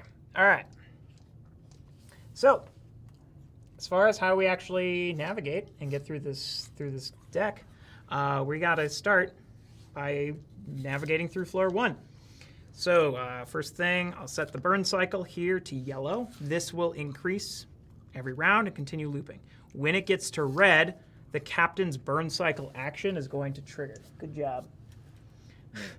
That will always increase threat regardless of the captain, and then it'll do something unique to that captain. So what this guy will do is increase threat by 1, and then shuffle the bottom 3 cards of the surveilled deck into the floor deck face down. So as you surveil rooms and leave rooms, they're going to go up here. It's kind of like scouting in the Too Many Bones deck, except for you can always, like when you would activate a room, you can always activate any card from that surveilled area.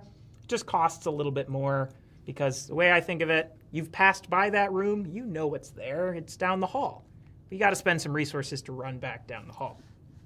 But what this guy does is he removes those from there, shuffles them back into this deck.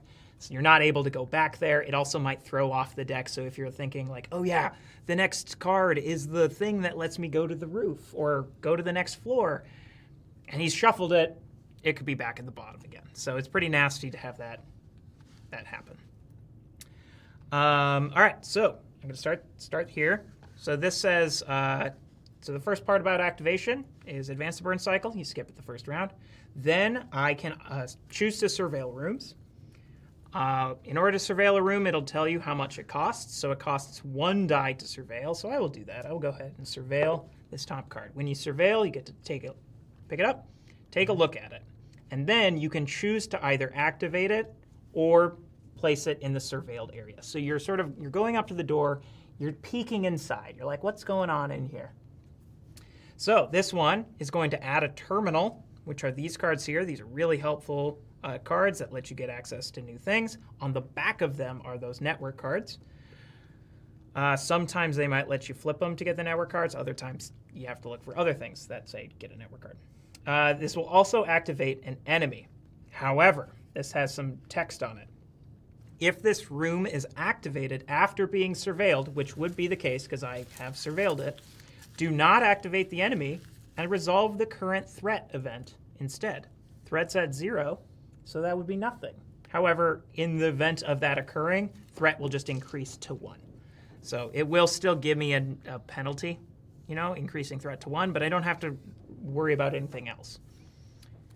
And honestly, I think I'm going to do that. So I'm going to activate that. Once you activate a room, you then proceed to activation. There is one exception to that, but I'll get into that later. So we don't activate the enemy because it was surveilled. We do activate a terminal, though. All right, so I can... Oh, yeah, and then resolve the current threat event. So, whoop. All right, so threat is now at 1. Good news is, though, decrease threat by 1, then discard this card. That said, though, I will have accomplished nothing.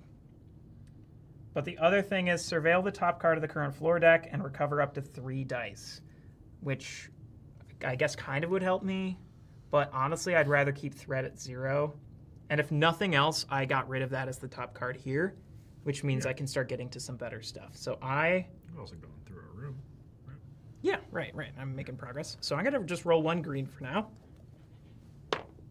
Oh! And I could... Oh, no, wait. Oh my god, I picked the wrong... Ugh. Oh my god. Wow. I said I was playing as Bit because we were going to... Yeah. Well, I literally went through what these did. All right. Well, because I was like, I could change that to a miss to recover. I don't think I want to, though, because I'm going to get those both back anyway. So... Yeah, you should make sure to activate Tumbler Magnet right now. No, that would defeat me. And also, too, you can route power at any Can you time. choose to do that if it would defeat you? Probably not. No, I think it says if it can't be reduced or whatever. Yeah, you just be like, all right, I'm done. I'm ending the game. Bye. All right, so decrease threat by 1. So threat's now back to 0. Awesome. And discard this card. What? Can you say how many other decks are in the works? No. More of them. Here, I'll put these over here. Quite a few. I'll need to probably shuffle these back again, but I'll just put them over there for now. Okay. So then recover. The dice tray we're using is from the 3 deck, the 20 strong box. The 1 deck solution does not come with a dice tray. The 3 and the 20 do. All right, so advance the burn cycle. So now... Is this cheese or something else? This is cheese. So the other thing you can do, so I could surveil again. And again, you only advance to engagement when you activate a room. So you can surveil multiple times so long as you keep putting stuff up here. The one exception is called blindly activating, and that is where you are just charging through rooms. Yeah. That's And how I you can, usually play. you can keep doing that. So I am actually going to go ahead and try that here. I'm going to just blindly activate. So this usually costs 1 fewer die than surveilling. So it's cheaper, but it's riskier. So I'm going to just do it. So when that happens, I already have a card here, so I'm going to activate this one. Boom. This gets a terminal. When this room is activated, roll any green. If you roll a hit, +1 enemy. If you roll a miss, resolve the current threat event.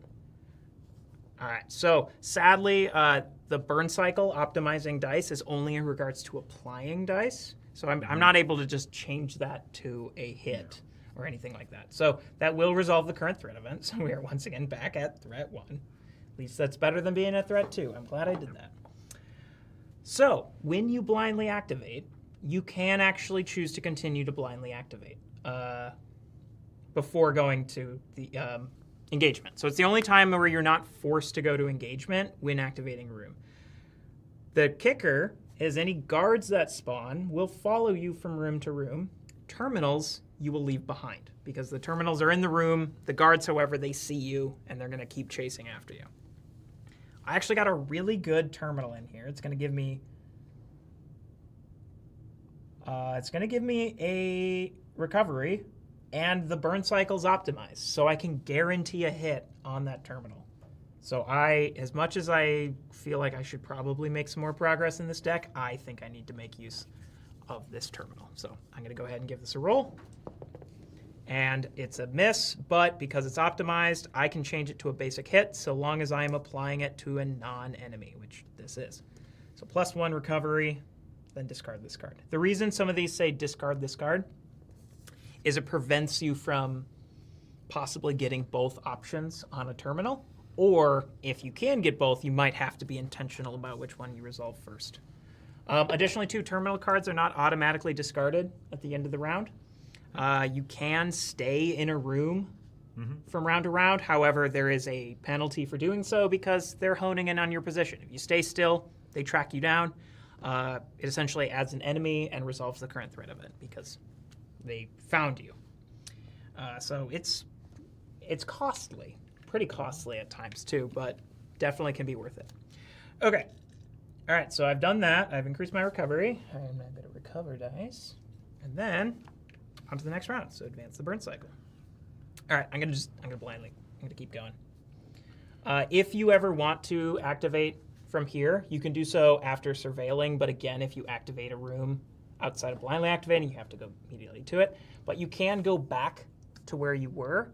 It just costs dice equal to the number of cards in the deck it is. So if I ever wanted to go back to the lobby, I could. I don't want to, though, because this would trigger, and I don't necessarily need that card right now. But it would cost me a die to go back to the lobby. If this is a bigger stack, it would cost you more to get back to where you originally were. So I'm gonna blindly activate, because again, it's free. Ooh. When activated, roll any yellow. If you roll a hit, do not activate either the terminal nor the enemy. Okay, so we get both a terminal and an enemy. I read the opposite. All right, and then this also has its own unique room action. So this means if I apply a die of any color, I'll get to do what's in bold. So currently the text italics as if it's an effect, bold as if it's an action. I know these are probably hard to read in this camera, so I'll try and narrate what they are. But I'll get a network card, which is important because I know I need that for this corporation. As far as the terminal goes, I could apply 2 blues to discard a non-boss enemy in the active area. Or if I do a green, I could defeat a non-boss enemy in the active area, then discard this card. So the kicker there, though, is it doesn't discard it. So if he's got an after effect, that'll still trigger. Thing to note, though, after effects are turned off if you evade them. Enemies can be defeated and evaded at the same time. So you could evade an enemy and then defeat it, and then you also still get to ignore its after effect. Yeah. But this one is just exhaust dice equal to the current threat level. Threat level's at 1. I'm not really too worried about doing that. So, all right, burn cycle is blue. I really do want to hit on that defeat a boss, or not defeat a non-boss enemy. So I definitely want a green. I can guarantee this with either the red or a blue. It doesn't really matter. So we're going to just do these 2 dice for now. All right, so I'm going to gain a network card. So when you gain a network card, you draw from the bottom. And then when you gain, so this deck here is this equipment and mod cards. Equipment are single use, mods are ongoing. Same principle. You draw from the top if it's an equipment. They're usually not as good as the mods, but you get to always know what they are. Mods are a bit better, but they're random, and you draw from the bottom. Ooh, okay, so this one is 3 greens to do, and then it's a single use. Banish 1 die from this card to recover all dice of 1 color and +1 to any stat. That's quite good. I really do need to hit this guy, though. I'm going to try one more, just a single green. We can Actually, put some more cards on the Zoom camera. If there's anything specific you want to see, just let me know. Yeah. Actually, I'll I'm put going to it go over ahead there. and roll 4 greens here because I really want this to trigger, and any others that I get this round, I'll put on this my network card. So I will go ahead and roll all of these for my second strategy phase. All right, we'll do this one. Just defeat this guy. So I can either get +1 health or +1 mod. You have 2 health. I know. I'm going to take the health. I'm going to take the health. Very, very greedy to go elsewhere. All right, so that's discarded. So that means that's immediately exhausted. I'm going to apply one of these to my network card. And I've got one more strategy phase. Oops. So I'm going to give these another roll. Dang it. Oh, that's a bummer. All right, so suffer damage. She's defeated. After effects. Exhaust dice equal to the current threat. Threat's at 1. There we go. Not too bad. And then exhaust the remaining dice. Recover dice. I've got 3. I do want some greens here because I want to get that work orders folder going. Honestly, I'm going to take all 3 greens. I'm going to do it. Okay. Then this guy is discarded. And we are now on purple. So next round, this is going to trigger, which means this is going to get all shuffled. So I've got, oh gosh, oh, I've been going so slow. You gotta blindly dash through a bunch of I rooms. think I do, yeah. All right, I'm going to do it. Blind. Okay, no enemy. That's fine. I can't. I don't think I can Blind. afford to stay here. Blind. Yes. Blind. Plus enemy. So this one does have a... There's a hamster in the bathroom. There's a hamster in the bathroom. This one does have an effect where I can apply any dice here, but then I have to banish the die to either +2 health or discard an enemy from the active area, which is pretty good. That's pretty good. You gotta get But blind, though. Gotta get blind. Because, yeah, that would get... Yeah, I'm going to just go for it. Because another thing to note, when you transfer floors, you get increases to all your stats, which is huge. Yes. But Yes. so do a lot of the enemies.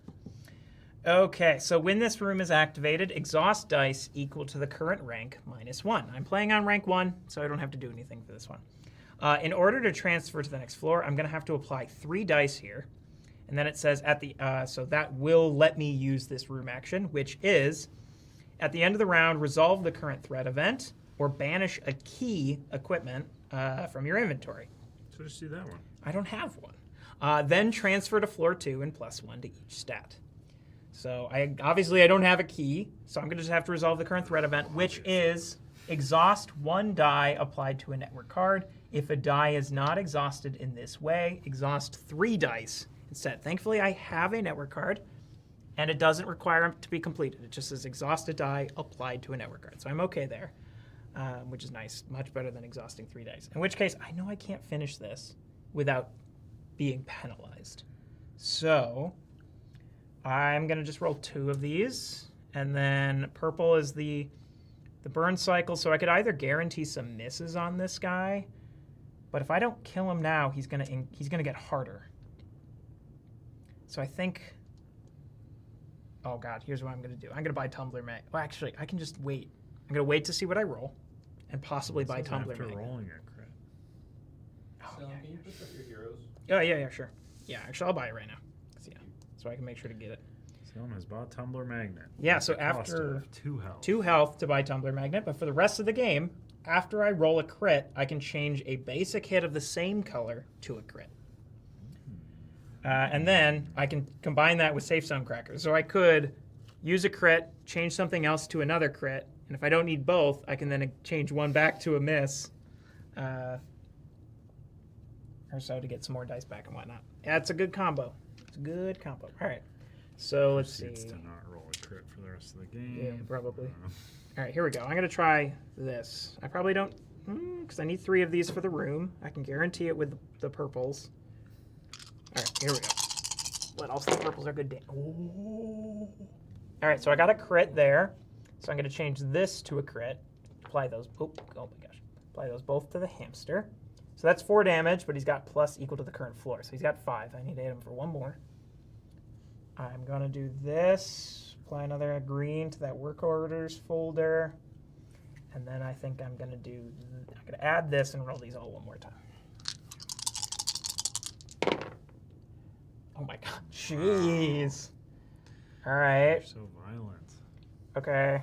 Well, I still have one more strategy phase. Change that red to a crit. I don't know. No, it's not the same color. Oh, Oh gosh.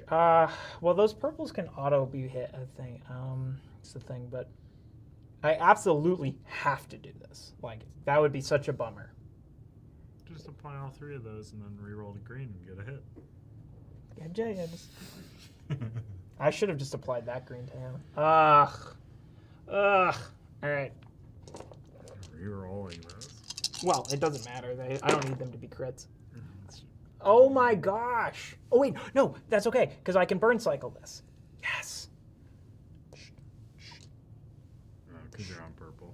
Yeah. So all right, so that guy's dead. makes sense. +1 health to recover up to 6 dice. Sadly, that isn't exhausted yet. None of these are exhausted yet. So I would those just get two? those 2. No, You're at 1 health. I'm at 1 health. I'll take the health. All right, so he's defeated. So I still have to go through the rest of the process here. So suffer damage, none after none. I'm going to use this as a reference. Exhaust dice. So dice applied to network cards, I should clarify, do not exhaust. So these will stay. So this, but I have done that.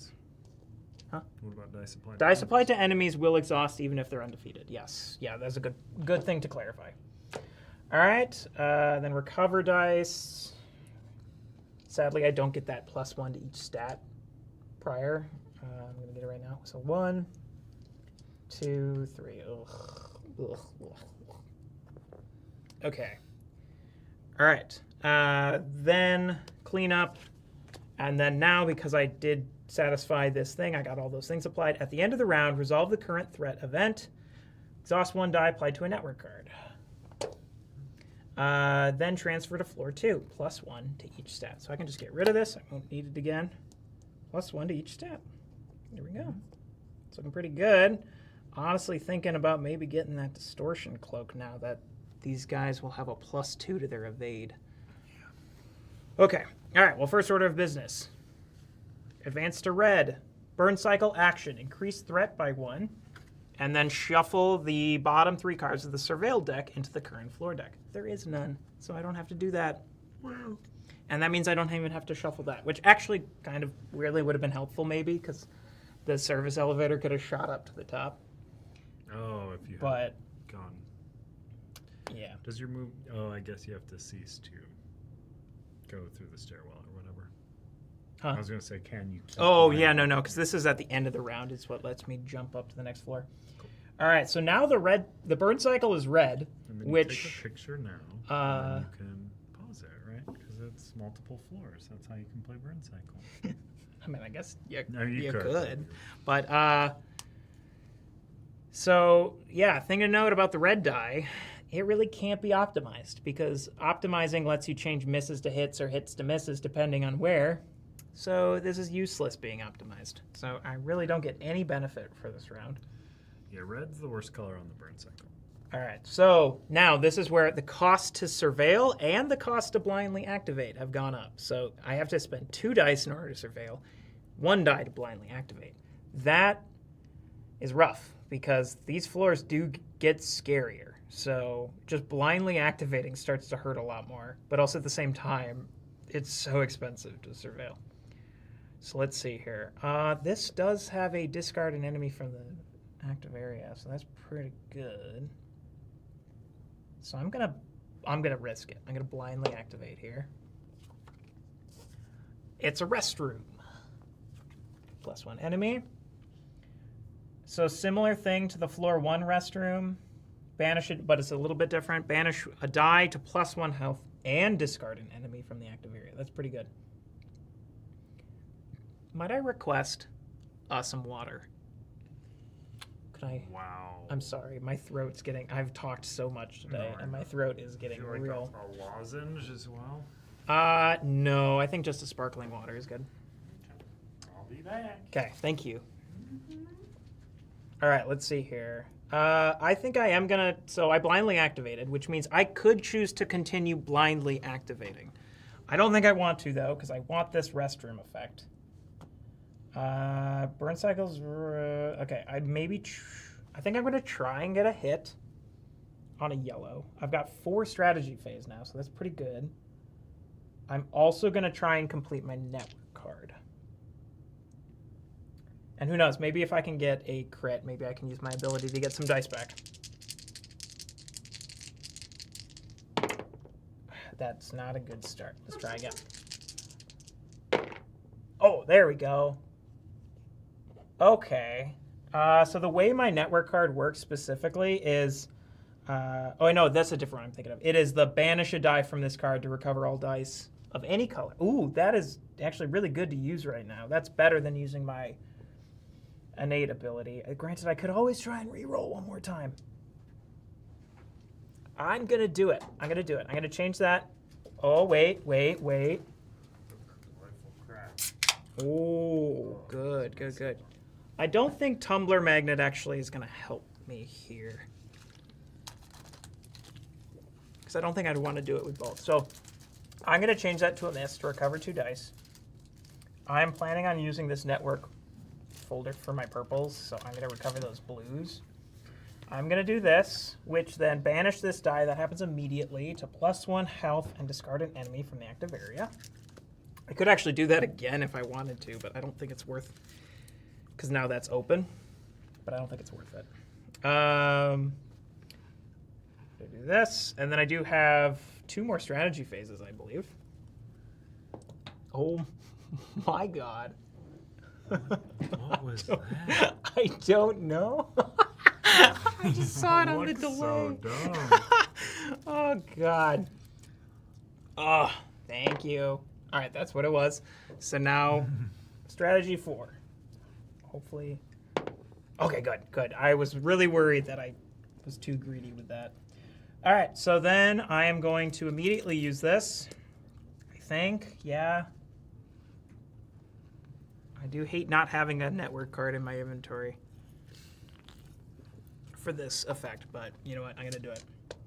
All right, banish 1 die from this card. The rest are exhausted when you use a network card. Recover all dice of 1 color and +1 to any stat. Now, so technically the timing is you use the item, and then when the item is discarded, those things are moved. So I wouldn't really get much benefit using it on purple. So I'm going to get it on all, or sorry, use it on green. I'm going to use it on purple instead. Okay, that's discarded. Carry out through the rest of the round. Resolve phase. Exhaust dice. Everything has already ended up there. Or banished. So then recover dice. I get a recovery of 4. Well, I don't need greens as much. And yellow is going to be the Burncycle next. So I'm going to do green and yellow. Like that. Okay. So now we're on to yellow. I swear, I'm going to get the room that is like, discard a completed network card to do the thing. Mm-hmm. And I just got rid of it. Well, get more. All right. Just play a packet. You can grab them at will. Okay. So I'm going to surveil. Mm-hmm. Correct. Oh, I'm glad I did. Resolve the current threat event. Gain any 1 mod from the mod discard. There isn't. I haven't gotten any equipment yet. Thing to note, some of these cards have a thing like a die icon in the corner. Underneath it is probably hard to see, but it says cache. Essentially what those are reliable, consistent room actions where if you apply a yellow hit to it, you get the top card of the equipment deck. So I have notably have not pursued those rooms. All right, so I've surveilled, but I didn't activate it, so I can keep surveilling or choosing to activate something different. Oh gosh, Blind. What? Blind. Okay, I'm doing it. Blind. I don't want to get rid of all these yellows though, because they are very helpful for me right now. Blind. When this card is activated, roll 1 ready die. If it hits, you must exhaust it. If it misses, resolve the current threat event. Well, the threat event's worse than exhausting a die, so I kind of want to guarantee Throw this. that red. Yeah. Woo. Whoa. All right. So we've got Oh gosh, this got up, didn't it? It's 2 now. Discard 1 completed network card. If you have none, banish 1 die instead. Oh, I do not want that to trigger. I might stay in here, so I could get a utility, or in the utility. I could use the yellow to get a pretty nice helmet. There's a pretty nice helmet you got there. I could also use this room effect, which is during the exhaust die step, roll the die, applied to that card. If it hits, banish it, and reduce threat by 1. I don't like banishing dice, but kind of want to keep threat in check. So, all right, I'm going to do 1 yellow, because that's all I need. But this I'll have to roll again, which again won't be applying. So I don't want to risk a yellow. Yeah, let us know if there's specific cards you'd like to see. We don't have the time to put every card that gets revealed on the close-up. Gosh, I could be really greedy and roll those 2 greens just to try and use Tumbler Magnet, and Safe Zone Cracker together to get more dice back. Yeah. It could backfire tremendously. All right, I'm going to do a purple. All right, well, I can just whoop, whoop, whoop. Second roll. There it is. All right, that's all I'm going to do. You're going to banish that purple. Yep. Well, if it hits. Oh, All right, you're so almost all right, certainly during gonna the banish that exhaust purple. die step. So that exhausts, this gets rolled for the thing. Yes, it hits, so it's banished, but I reduce threat by 1. I really wanted to guarantee that threat reduction. That might bite me in the butt later, but that's a future problem. All right, so then, yeah, and then recover dice. 1, 2. We're going to be in green next. 3, 4. I'm going to do this. Get that nice spread. Okay. All right, advance to green. Okay, well, I still... Oh, gosh, it was probably a mistake to get rid of that network card, because now I'm kind of at the mercy of something else telling me to get a network card. Or I should have stayed on floor 1 a little bit longer and gone back to that room to get a second network card before I moved up to the next floor. That was a mistake. Blind? Ugh. Blind.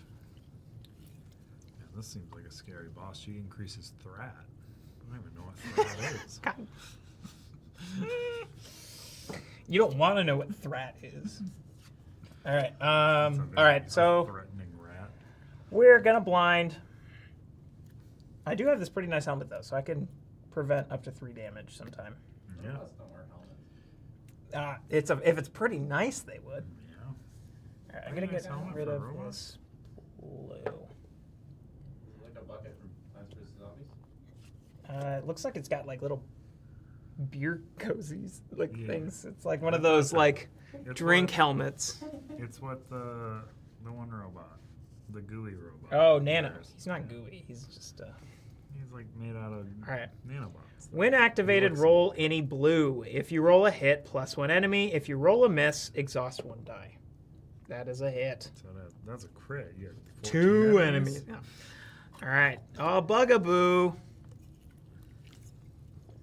All right.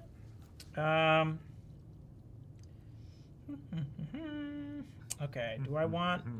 Oh, and a terminal. Which, so thing to note, the terminals will always get drawn, even if you continue activating and leave it behind. Oh my gosh. Let's see. +1 strat. Discard an enemy. Come on down to the Price is Right. Oh, I need to get to there because that'll give me another network card. So I think I will stay here for now. And I am going, Burncycle is green. I'm going to take these. And I'm going to take...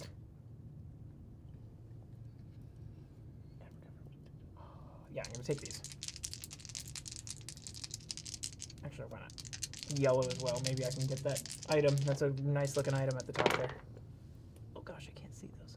Okay, so that's this. I don't want to apply that green just yet because it will discard the terminal card. I don't want that to happen. So roll number 2. Okay, there we go. So this, discard a non-boss enemy. Get out of here. Do this, increase my strategy by 1. Discard this card so they'll get exhausted because that's gotten removed. Roll number 3. Roll number 4. Roll number 5. Now that I upped my strategy. Oh my god. Okay. Get better. Get better, indeed. All right. Okay. So I have, once again, narrowly avoided damage. On the dice tray.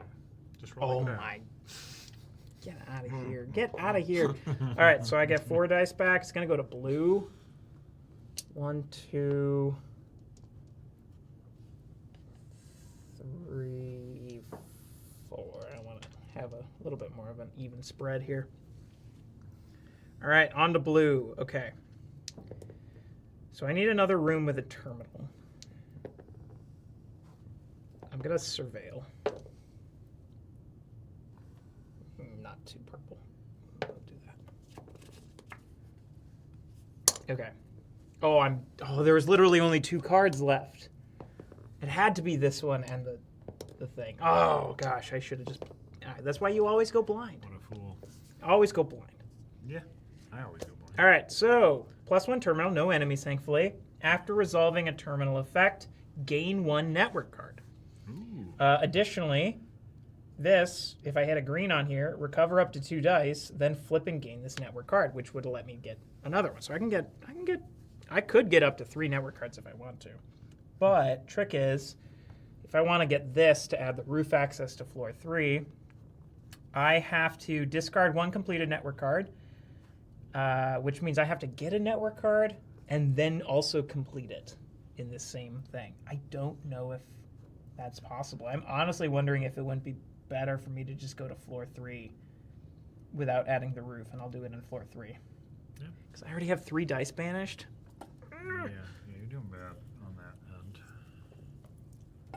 Okay, well, I still want to get these network cards because that's very important. And that's going to be purple next time, so I don't have to worry about the thing getting shuffled. So I'll do a green. You know what? I'm gonna roll both of these because maybe I can use my safe zone cracker. Gonna do that. Recover 2 dice. What? What? About this. Okay. Roll number 2. Okay. I'm gonna count that. So boom. Recover up to 2 dice, then flip and gain its network card. So boop boop. Okay. Flip and gain its network card. Dark Web Access Hub. And driver update. All right. How many rolls was that? That was roll number 2 or 3? It might have been 3. It's let's say it's 3. So I have 2 more rolls here. I could get a red just right applied to this and start getting this benefit. That would be cool. I agree. What is it? So it'd be cool to see a mechanic along the lines of rock, paper, scissors, or Pokemon, where the different colored dice are weak or strong against different colored enemies. I agree. All right. I'm going to do strategy number 4 so I can I've get had thoughts along stuff those going on this lines. driver update. Okay, so those just because it's optimized. Boop, boop. I'm not going to use it that though because this deck, this corporation cares about. All right, number 5. Get a crit. Do you not want to complete your red one? No, I don't need it yet. So the red one is ongoing, which means I have to essentially sacrifice my red die for as long as I want to keep using it. But it's after the burn cycle advances, recover 1 die matching the burn cycle, which is pretty good, but I don't have any purples, so I might as well use my red die next time. You've got 3 purples right there. You know what I mean. All right, I do get all those back, though, which is nice. Oof, excuse me, I'm burping now. All right. Okay, on to purple. We are going to blindly activate because I know exactly what it is. It's the thing. When this room's activated. You should roll it like you just rolled that one. Yeah, that was a good roll. Exhaust dice equal to the current ranks. So I am on rank 1. So I will Strategy exhaust. value does influence the number of network cards you can hold. Yes, because network And cards take items. up inventory slots. So they're not considered items unless they are completed, which this one now is. But they still always take up a slot. Yeah. Okay, so I'm exhausting that because I have to when this room's activated. So they're very similar to the Trove And loot then in TMB. I will do these 3 because they are optimized, so they are going to be guaranteed hits. So boop, boop. Would Easy enough. CTG ever work with, say, the creators of South Park on a 20 strong game or something else? I mean, never say never, but all our stuff is fairly tame. It doesn't. We don't run blue and like as in like raunchy humor stuff. So South Park probably would be an issue, like one I would not anticipate. An extremely far reach. Yes. Okay. Far reach. All right, I am Talking now for a long time, so moving on words to are bad. floor 3. So advanced red, I once again got it timed right so that the deck thing doesn't shuffle. This is going to increase. But like, I would say, as unlikely as any property seems, in general, like All right, I am stuff buying. like South Park, pretty low. I am on buying the Keen possibilities. Eye, so I'm able to see what guards were coming next. Okay. Now we are on floor 3, where these guys have +3 to their stats. Well, you can give them. I can could do a reduce it. distortion cloak. Yeah, I am truly thinking about that. You also got 1 in the exhaust bin right now. It doesn't seem like a bad time to do it. Distortion cloak would make it so that they're only getting a buff of 1 instead of 3. But now I have to exhaust either 3 dice to surveil, or 2 to activate blindly. Mm-hmm. Blind. Yeah, a 3 is just too expensive. I can't justify that. Yeah, it's always blind. It's always blind. Okay, I'm gonna do it. I'm gonna do funny green because, and Early on, like first floor, I think you always I would always go blind because it's 0 dice. Second floor, you think about it. Third floor, you're desperate and you just want to get out. So again, blind. feels good. okay. So a terminal and an enemy. We know who it is. When it's activated, roll any green. If you roll a hit, +1 enemy. If you roll a miss, resolve the current threat event. No, I wanted the enemy. Discard 1 completed network card if you have none. Banish 1 instead, or banish a die instead. Oh, I was thinking 20 strong God. chin Pokemon. It's very funny that you would think we would get around Pokemon copyrights by working with South Park. Why would we would make our own knockoff thing. All right. We would go 'Kay, like I'm gonna- Pal World. I and have make, to do like, this. a bunch of really I have to do the like, screen to try and defeat him. Pikachu and that sort of stuff. We would not bring in doing another IP to surpass the rights on one IP. All right, I did safe zone cracker to get some more dice. All right, so roll number 2. Oh gosh, roll number 3. Yes, okay, got a hit.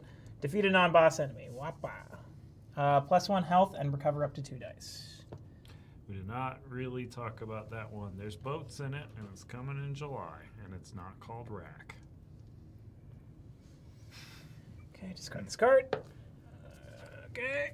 All right, and I do have another. Still got another roll. We'll talk Oh, it more doesn't about matter. I'll just do it. that one There when we go. there's like a follow page for it or something. Okay. Is Because that I one? played it yesterday. Where'd and you it get was that fun. die? Oh, it's from over From there. over there. I was just like, I was trying to test if, because we've been talking about the sharper edges, and these original dice do have sharper edges. So I was seeing if the odds felt better. okay. All right. If I'm not mistaken, the thing that requires me to add the roof access, it's like 4 guards -1 for each completed network card. So I'm not. I do not have enough go in here. You're doing pretty bad. Yeah, I need more If net. that I is need the this thing. network card. All right. Well, we're gonna blind. Blind. Okay, so now yellow is the burn cycle. Mm-hmm. We'll do a yellow and a blue.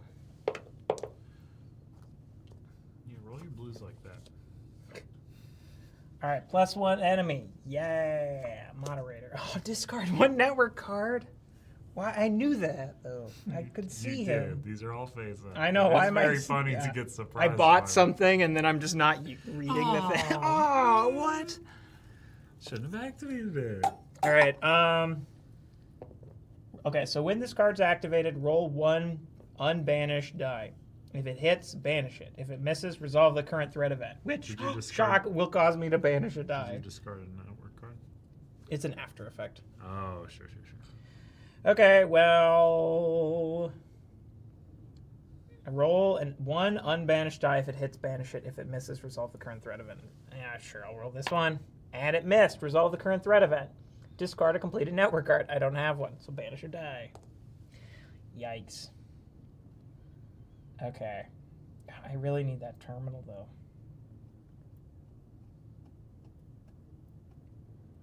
This would let me reduce threat again, but I don't... Ugh, gosh, I only have... I'm running out of dice, though. I've got 4 banished. I've got so many ready to go, but... Oh, this guy gives me a network card. But I also have to evade him, otherwise he'll just have me discard it again. I'm going to... Oh, I'm going to regret this. I'm going to blindly activate. I need to get to... Oh, God, no. No. Executive office. Add a terminal. That's good, at least. And then add an enemy. And then when this card is activated, if the captain hasn't activated this game, activate it. Oh, boy. Okay, so this one, I need to... banish the dice applied to this card and remove your agent. For each upgrade you had purchased, return one of the dice from this card instead of banishing it. So this is where I have gotten the agent to, the executive office, and I need to essentially get them to upload their consciousness, their data into the company mainframe to forever sabotage it. But I do have to leave them behind, though, which means I'm going to lose these abilities. That's so sad. That is so sad. I still don't have the roof access in there yet, so I can't even escape yet. The twins can't make it out together? I can use this. Increase threat by 1 and move up to 4 banished dice to your dice pool, which will be very helpful. Okay. You know what? Let's see. Oh, gosh. I'm going to roll everything. We're going big.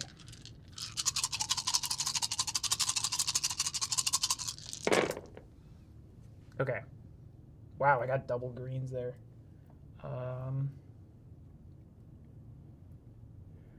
As the crits, too. Oh,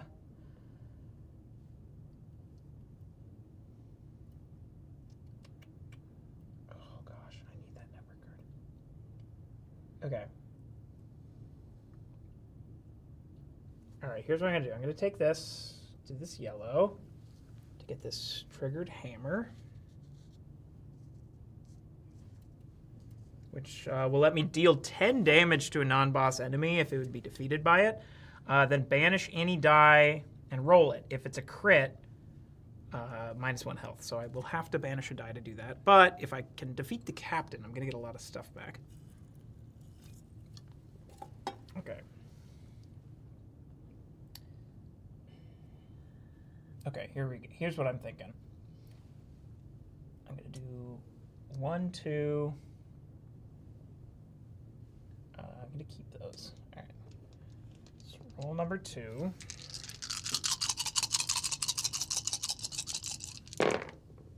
All right, I'm going to use Tumble Magnet on this to do crit and crit. No worries. It's not a full miss here. The working title is Wreck. 1, 2, Just not 3, right. 4, 5, 6, 7, 8. So 1 more damage to defeat the captain. So put that yellow crit on there. All right, so captain's defeated. Increased threat by 1, but I get to recover 4 banished dice. Okay. That was the plan all along, right? I honestly think I'm just going to use this hammer to defeat this moderator, which will +1 health, which I'm at 6. So honestly, I should just take a hit one of these times. +1 health and gain a network card, which frustratingly, this guy will cause me to discard when I'm done. You do the other part of the hammer? Not yet, no. Yeah, I have to banish a die and roll it. If it's a crit, -1 health. So let's just get rid of this green. Okay, we're good. All right. So these are the dice I've still applied, right? Okay, I have to apply 3 here to do this thing.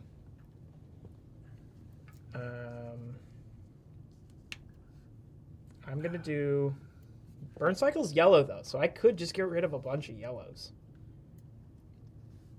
All right, so we're gonna do this. I'm gonna add these 2, and I'm gonna add this green. So what is this? Roll number 3? That's a great question. It's a great question. All right, so I can just auto hit these. That's the burn cycle. Burncycle. I can do this, recover up to 2 dice, and flip and gain this network card. I am also going to do both of these. Yeah, this. Oh no, the source code is good except for now because it allows me get an agent upgrade essentially, treated as free. But I'm getting rid of my agent here, so I should do this right now. So banish the dice applied to this card, and remove your agent. For each upgrade I purchase, though, return 1. So I'm gonna get rid of 2 of those upgrades, remove my agent. Only banish 1 of these, return the other 2. Okay, and then I think the last, I do have 1 more roll, maybe even 2 more rolls, but I don't think I need both. I'm gonna just roll these last ones 1 more time because I now got these yellows back, and perfect. I am going to evade the defeated moderator so he doesn't force me to discard 1 of these network cards. Wow. And then Radiohead's going to hit me. Okay, so first of all, I suffer damage, 2 damage. I'm not going to block it just yet. I mean, they're all hits from Radiohead. Yeah, right. Moonshaped Pool. After, flip the top card of the surveilled area face down and shuffle it into the floor deck. I don't love that at all. So when you have 20 different decks, you're going to do a 20-hour, 20-strong, 20-deck playthrough marathon. Yeah, we were kind of talking about something like that. We're talking about that. It is also would not take 20 decks to make 20 hours. I will say that one. If we played through 20 decks, it would take longer than 20 hours.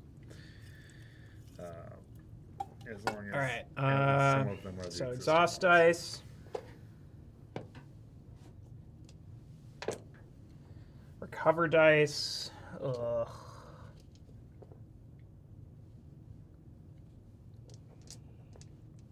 Oh, it's gonna be green, so I'm gonna do that one. So 1, 2, 3, 4, 5. We're gonna. Oh no, but the yellow.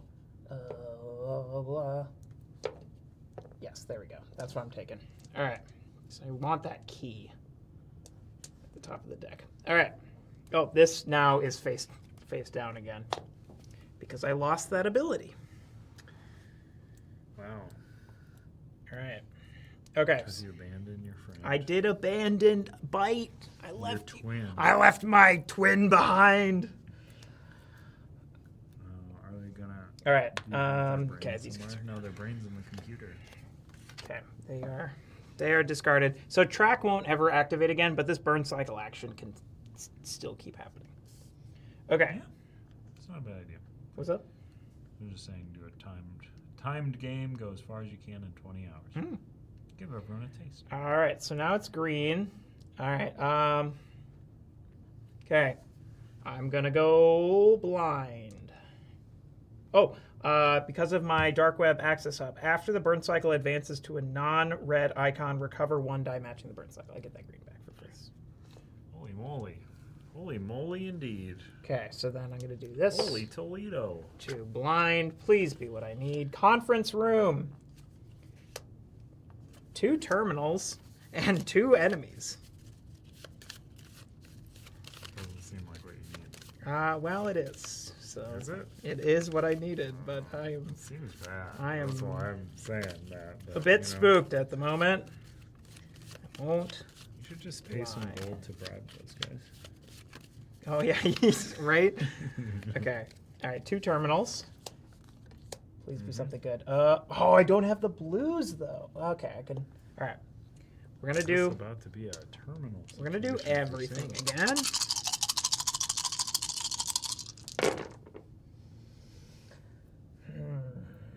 That's a good pillow. That's a good Kirby. All right.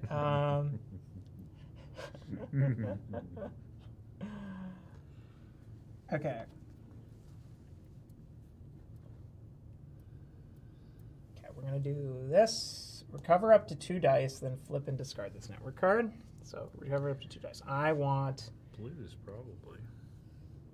because I have to evade. I need to have 4 or more enemies in the evaded active area, but I can reduce the number of needed by completed network cards. So I currently need 2 of these guys to be evaded or defeated. Are you getting blues back? Why do I want? Because Oh, to do for these your things. cards. I don't know if I want those necessarily. Cannot bribe the cards. So old. Because I think I probably what I'm thinking I want to do is evade the Radiohead and the How can you? They're Ghost. They're always playing on the radio. and then use the helmet to Hectic. block the hamster damage. That's what I'm thinking. In which case, I think I want yellows because I want to evade. All right. Sure. Because yeah, I do not want this after effect to trigger on that Radiohead. That would be catastrophic. I do get this network card. Maybe it's something good. It's pretty good, but I lost the 3rd green die I needed to do it. Okay, so the rest of this stuff. I can just do these. Block the. Oh, but no, I Burncycle's green. I should keep rolling those to try and get free dice back with my ability. That is 100% what I should be trying to do. Got a yellow crit. I know. Oh, I you just need don't. green. Yeah. I see. I just don't think it's worth.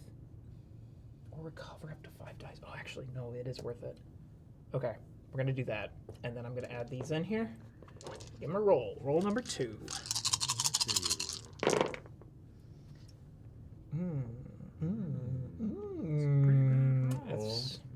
That's not very roll spicy number meatball. roll number 3. There you go. That's your recovery All right. ability. I don't have Tumbler Magnet anymore, sadly. But I will do. So that was roll number 3, right?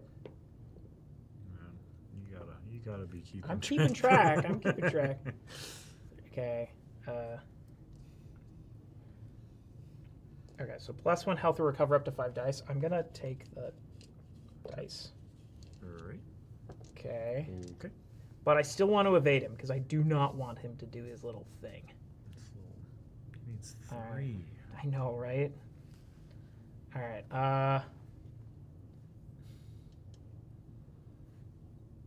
Okay, he's evaded. Okay, roll 4. I don't need more than this. Yep. Oh, jeez. Okay.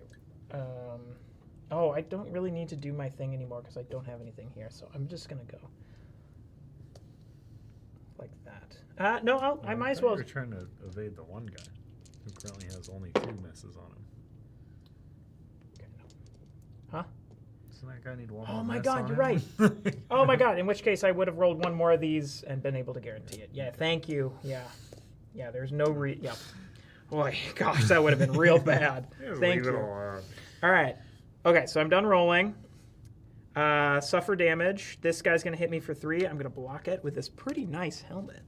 No, not pretty nice anymore. Okay. Oh, yeah. At the start of the resolve phase, if there are 4 or more enemies...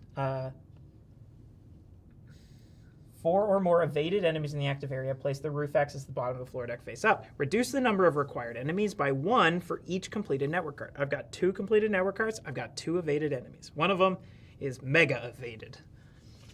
Place this face up. So that's what's nice. So when it comes to the top of the deck, it will just automatically get surveilled. So I don't have to worry about blindly running into it and spending even more dice. Someone's idea for an endgame item, a second tracker chip to keep tabs on rolls. And that's what you should just buy the alloy one. That's the endgame item Ghillie was special. Yeah. Buy this cool alloy. I mean, it's cool. All right, so these are all This does feel exhausted. nice. I'm just picking it up and realizing now. Okay. It does feel nice. Ooh, that's All right. good. So it's going to That's advance to blue. hefty. So I'm going to get that for Pick this guy free. I'm going to take these because I have a plan here. I'm going to take 1, 2, 3, 4, 5 is what I'm taking.